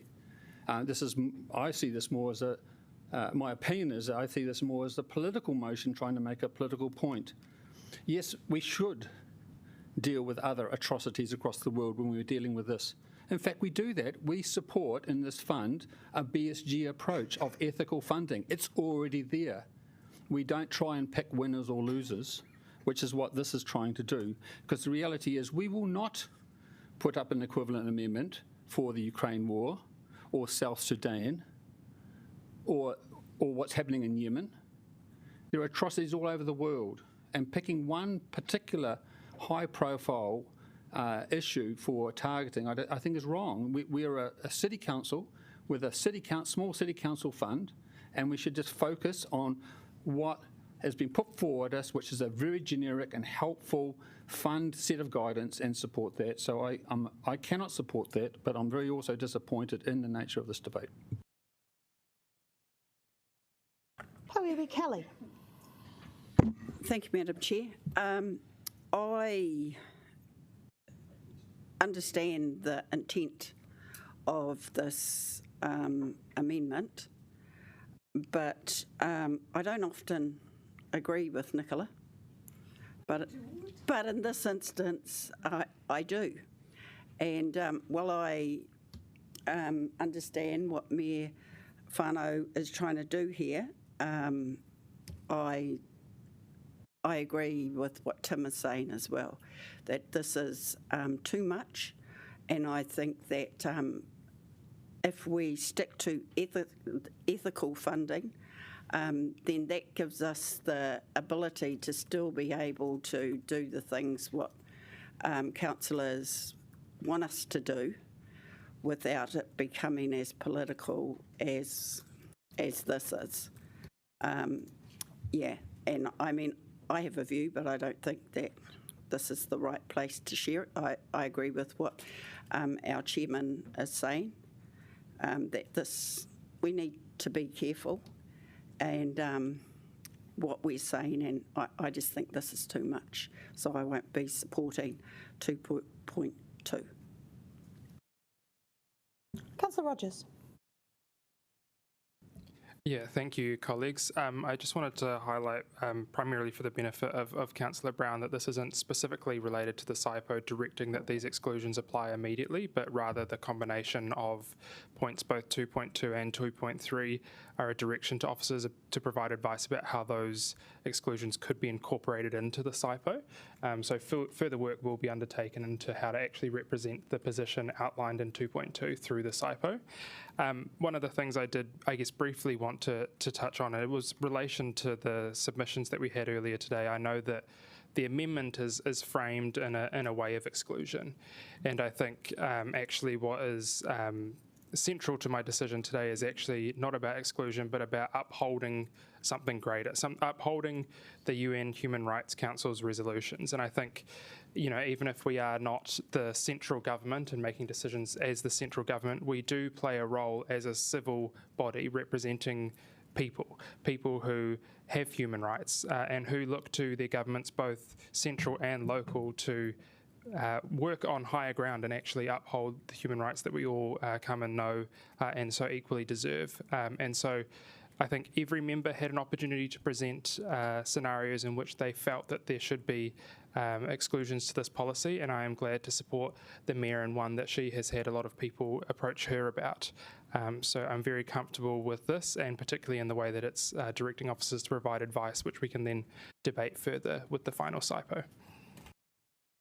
Councillor Calvert. Found myself agreeing with a number of comments, even Councillor Rogers, about, we're not central government.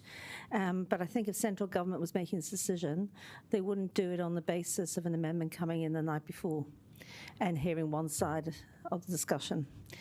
But I do take with Councillor Brown and Councillor Randall and Pui Kelly and Councillor Young, is that there are broader things going on in the world, and not to lessen what's going on in Gaza, which I think everyone is shocked about. But there is a way to do it, and as Councillor Brown said, a systematic way that we should be approaching this rather than in this particular way. So I won't be supporting these amendments. Thank you. I'll speak next, and I just want to say that members around the table may be critical of how I apply or don't apply standing orders, but what I am attempting to do in this debate is chair in a fair and balanced way to allow people to express their views in a way that does not create unnecessary offence to anybody, and that has been my attempt to do that. I want to be clear about why, when and how things are included in substantives, and it is not because of the degree or lack thereof of officer support. Actually, Mayor Whānau could have moved this paper and included it. The reason it was separate was because we wanted to have this debate separately and give people a decision separately, and that is an attempt to be sensitive to this issue and the very strong feelings that exist. I do want to refer to the timing issue, however, and I guess my feeling that while there is more work and there is a structured way to this, and this amendment has been worded very carefully, the idea that we can respond to what is unfolding in front of us in a systematic or policy framework, to me, is actually unconscionable. And there are times in history when things that are happening are so extreme that we do need to respond. And I want to thank Mayor Whānau for her advocacy on this issue, Councillor Winera as well, online. I want to thank the communities that have worked with us on raising the very, very real humanitarian issues that are happening. And I think, there are times when you have to take, and I don't think this is an extension, it goes beyond what our mandate is, but it is timely to do it today and immediately. Councillor O'Neill, I have you next. Kia ora anō. I just wanted to speak in support of this motion and to thank both the mover of this motion, Mayor Whānau, the seconder, Councillor Abdurrahman, Councillor Winera, and I know Councillor Paul, when she was here, was a big fighter of this kaupapa as well. For myself, when I draw comparisons of my experience as tangata tiriti, as a Pākehā who is here in partnership with Māori people, and I think about Moana Jackson's whakaaro and his understanding on the United Nations Declaration of Indigenous Rights, I am reminded to take understandings and learnings of what it means to be human, of what it means to stand in solidarity with peoples that are being oppressed around the world. I just wanted to briefly make the point that over the last week, 500,000 people marched in Tel Aviv, in Israel. 500,000 people of the Israeli state, the people of that state, have come out to speak about this. And to reiterate the point earlier that this is about not investing in the Israeli government's bonds, but to recognise that we have people in Gaza, in Tel Aviv, in the broader state that have been really severely impacted by this. So I just ask people, in moments like these, it's not an act of hostility, it's an act of humanity. And I would consider today that even if we are a little bit unsure, to get behind and support this motion and note that officers are going to come back with more advice on it. Kia ora. Mea whānau? Just to respond to a couple of comments, I mean, I agree we could be more systematic overall when it comes to ethical investments. Let this be the first part of that process. You know, it's a crucial moment in history. We've had several thousand people marching in the streets over the weekend. The main thing is it's consistent with international law. It's not just me doing this on the fly. We've been asked to do this worldwide. Our Foreign Affairs Minister has even said it is our responsibility to uphold the standard. This amendment relates to just one fund, a tiny one at that, in comparison to others that have been asked to divest. I'm sure the Israeli government will be fine. To the comment about picking other causes, please do. Please do that. We're community leaders who respond to our community when they ask for things. I've had several thousand people asking for this sort of action. Let this set the standard. It's the ethical thing to do. All right, we will now go to a vote. Yes, we can have a division.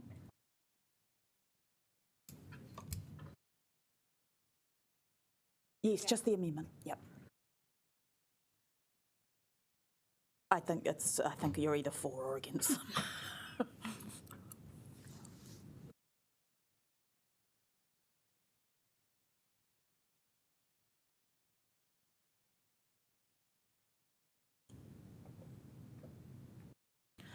That is carried.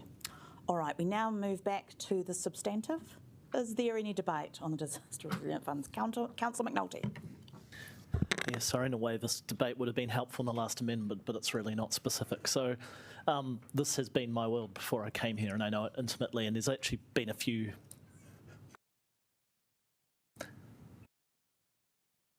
Sorry. No, it's a few people. There's been a few, I think, misunderstandings about how the policy can work. I mean, ethical investing is a bit like how long is a piece of string. Councillor Chung alluded to it. You go down the rabbit hole, you find yourself judging your allies pretty quickly on whether they pass an ethical test themselves, and it absolutely applies to companies. It's hard to find any firm that is without their own challenges or problems. I mean, a company that makes bombs only, bad. A company that makes bombs but life-saving medication, maybe. A company that extracts oil, bad. A company that extracts oil but also manufactures solar and wind power assets, maybe. These are the quandaries you get into. So having worked in the investment manager world, I do think I'm pretty qualified to offer some insights there. So today the council has a SIPO, but it's actually a top layer. Every investment manager we approach will have their own SIPO and ethical investment policy that they will operate their funds by. So for instance, let's say the council today explicitly decided we wanted to invest in bombs. We throw all our ethics to the window. We could approach, say, Simplicity, and they'll say, get stuffed. Their own ethical investment policy very explicitly says they're not going to manage a fund for us where we invest only in weapons or arms or bombs. So that's why in the previous amendment and in the amended substantive that Councillor Pennant has raised, I've pushed quite hard that we don't make hard changes into the SIPO at this stage. When we go to a tender process, we'll get a range of approaches from different fund managers, and they'll look at areas of concern, how would they invest accordingly, and how they'll handle it. And broadly, there's three approaches. Exclusionary investing, we just don't touch it, 100%, we're not going to go there. Responsible investing, we may get involved in industries that are concerning, but only if we find ourselves acting to improve end outcomes. So, for instance, for a fossil fuels provider, we may use shareholder rights to demand transparent and proactive reporting of emissions.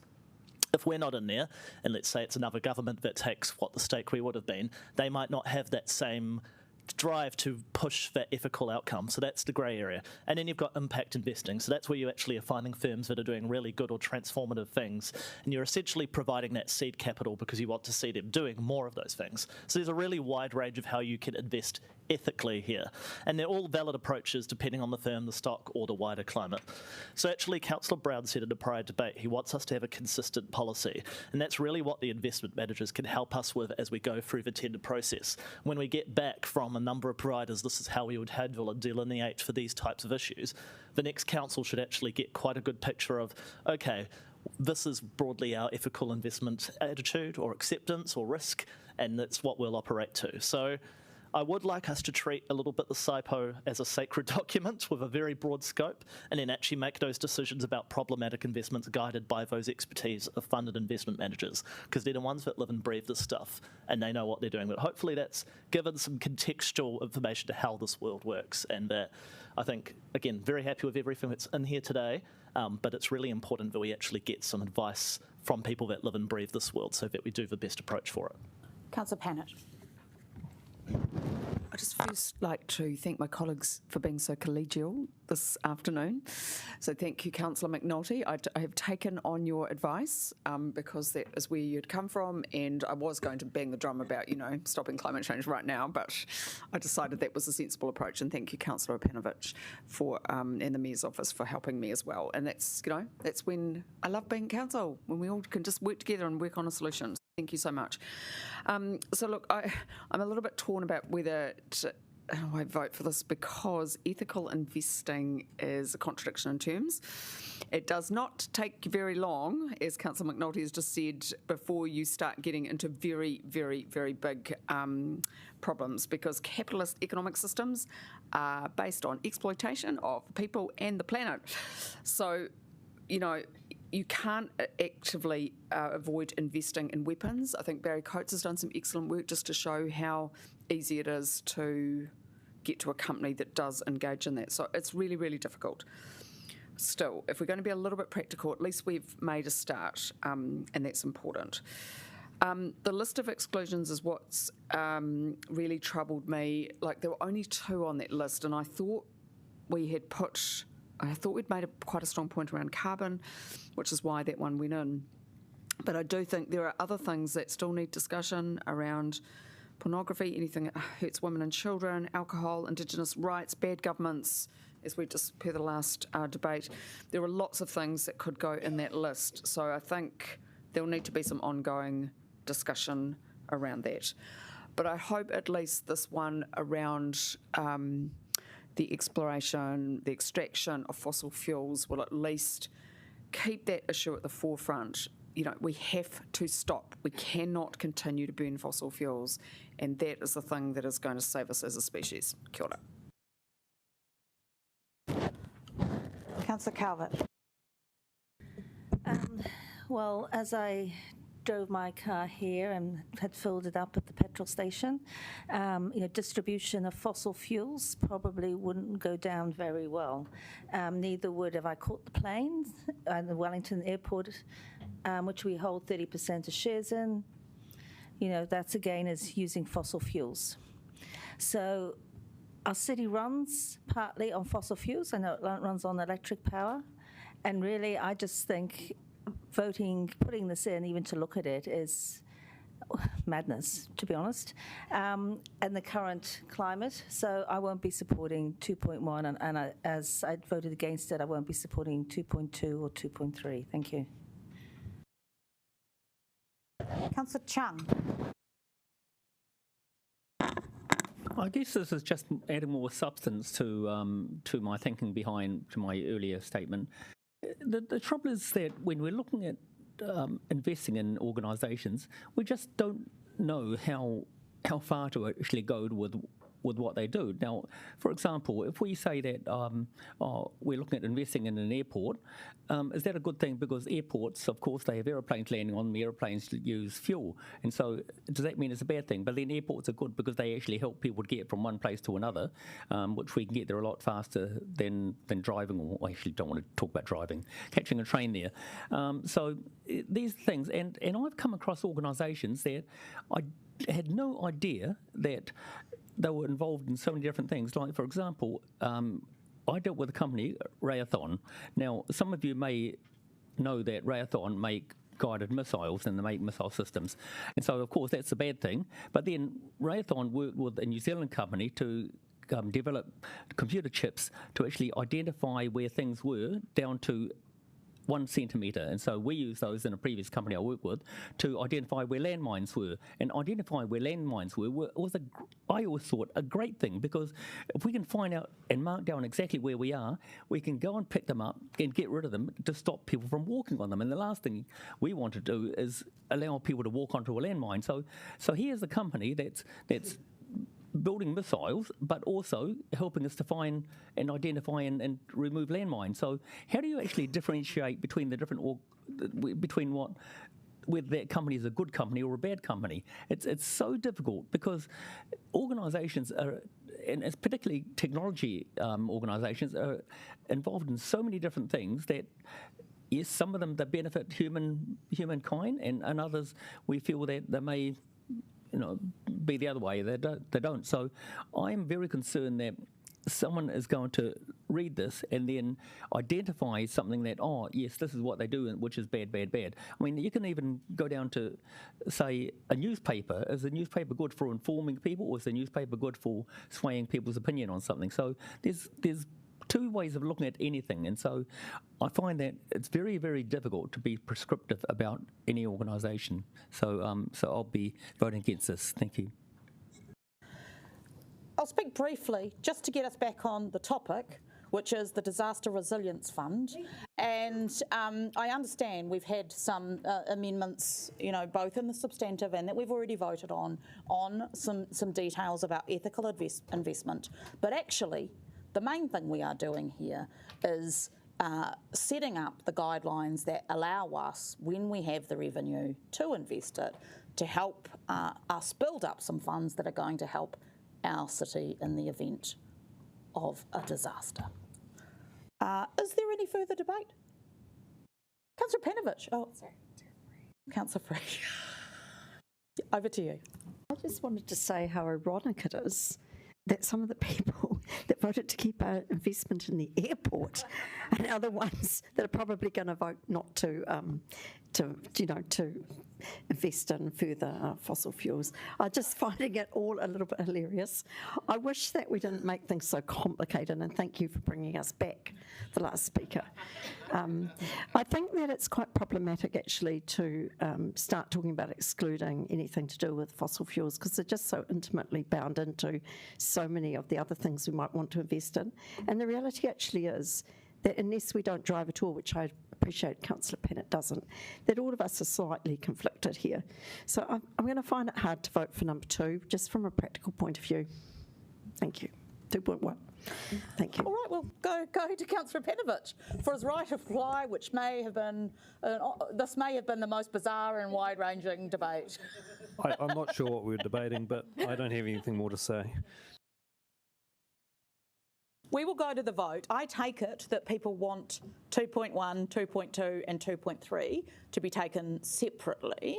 I'm suggesting we could do 2.2 and 2.3 as one. Yeah. Okay, so we'll start with 2.1. And a division, please. Yes, and a division.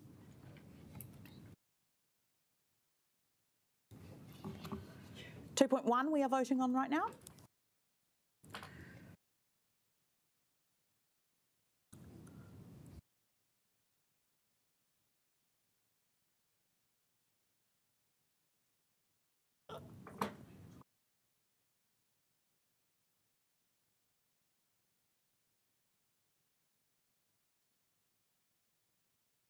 we need her? Oh, no. That is carried. We will now do 2.2 and 2.3 again.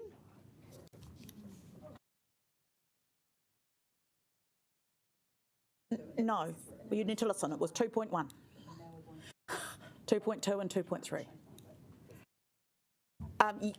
Pauiwi Kelly would like to change her vote on 2.1? No? Okay.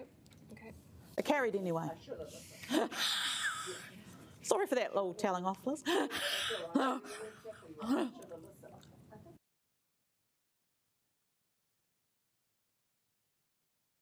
All right, can we vote on this one, please?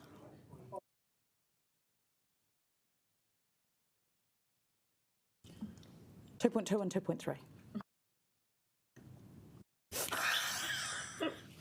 See, I told you.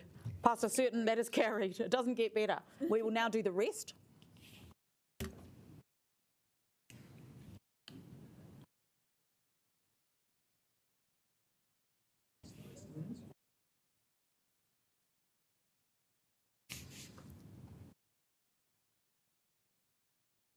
Could you please, can we cut down the chatting and keep to the voting, please? Pauiwi Kelly? That is carried. We are now, we're at the sad moment where we have to vote to extend the meeting.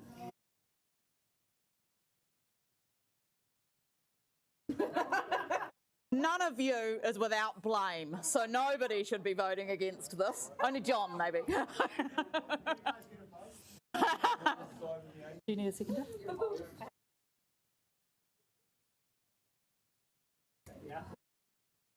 All right, I'm moving. Councillor Panovich is seconding. I'm suggesting we don't take a break, that we just keep pushing on. Yeah.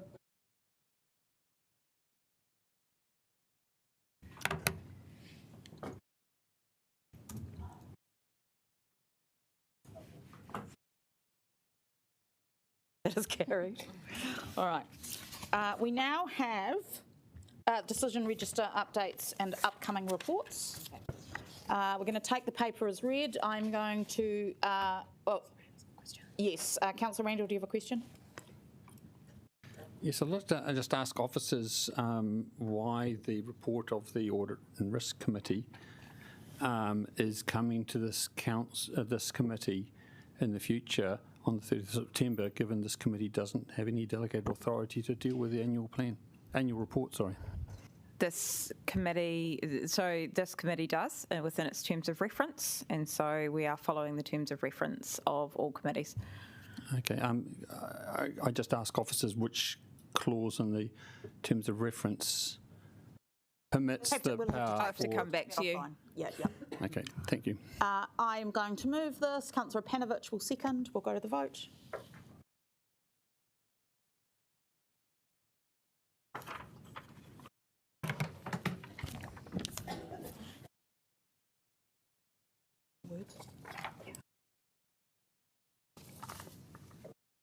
Councillor Panovich, Pauiwi Hohaia.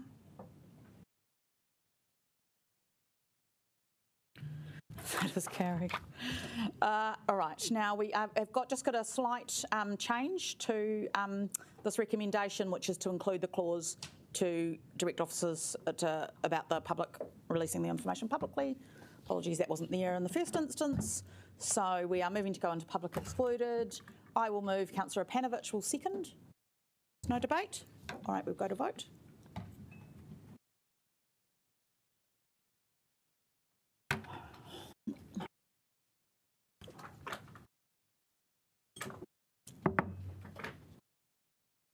That is carried. We'll now take a minute to change the signs, turn off the live stream, etc., etc.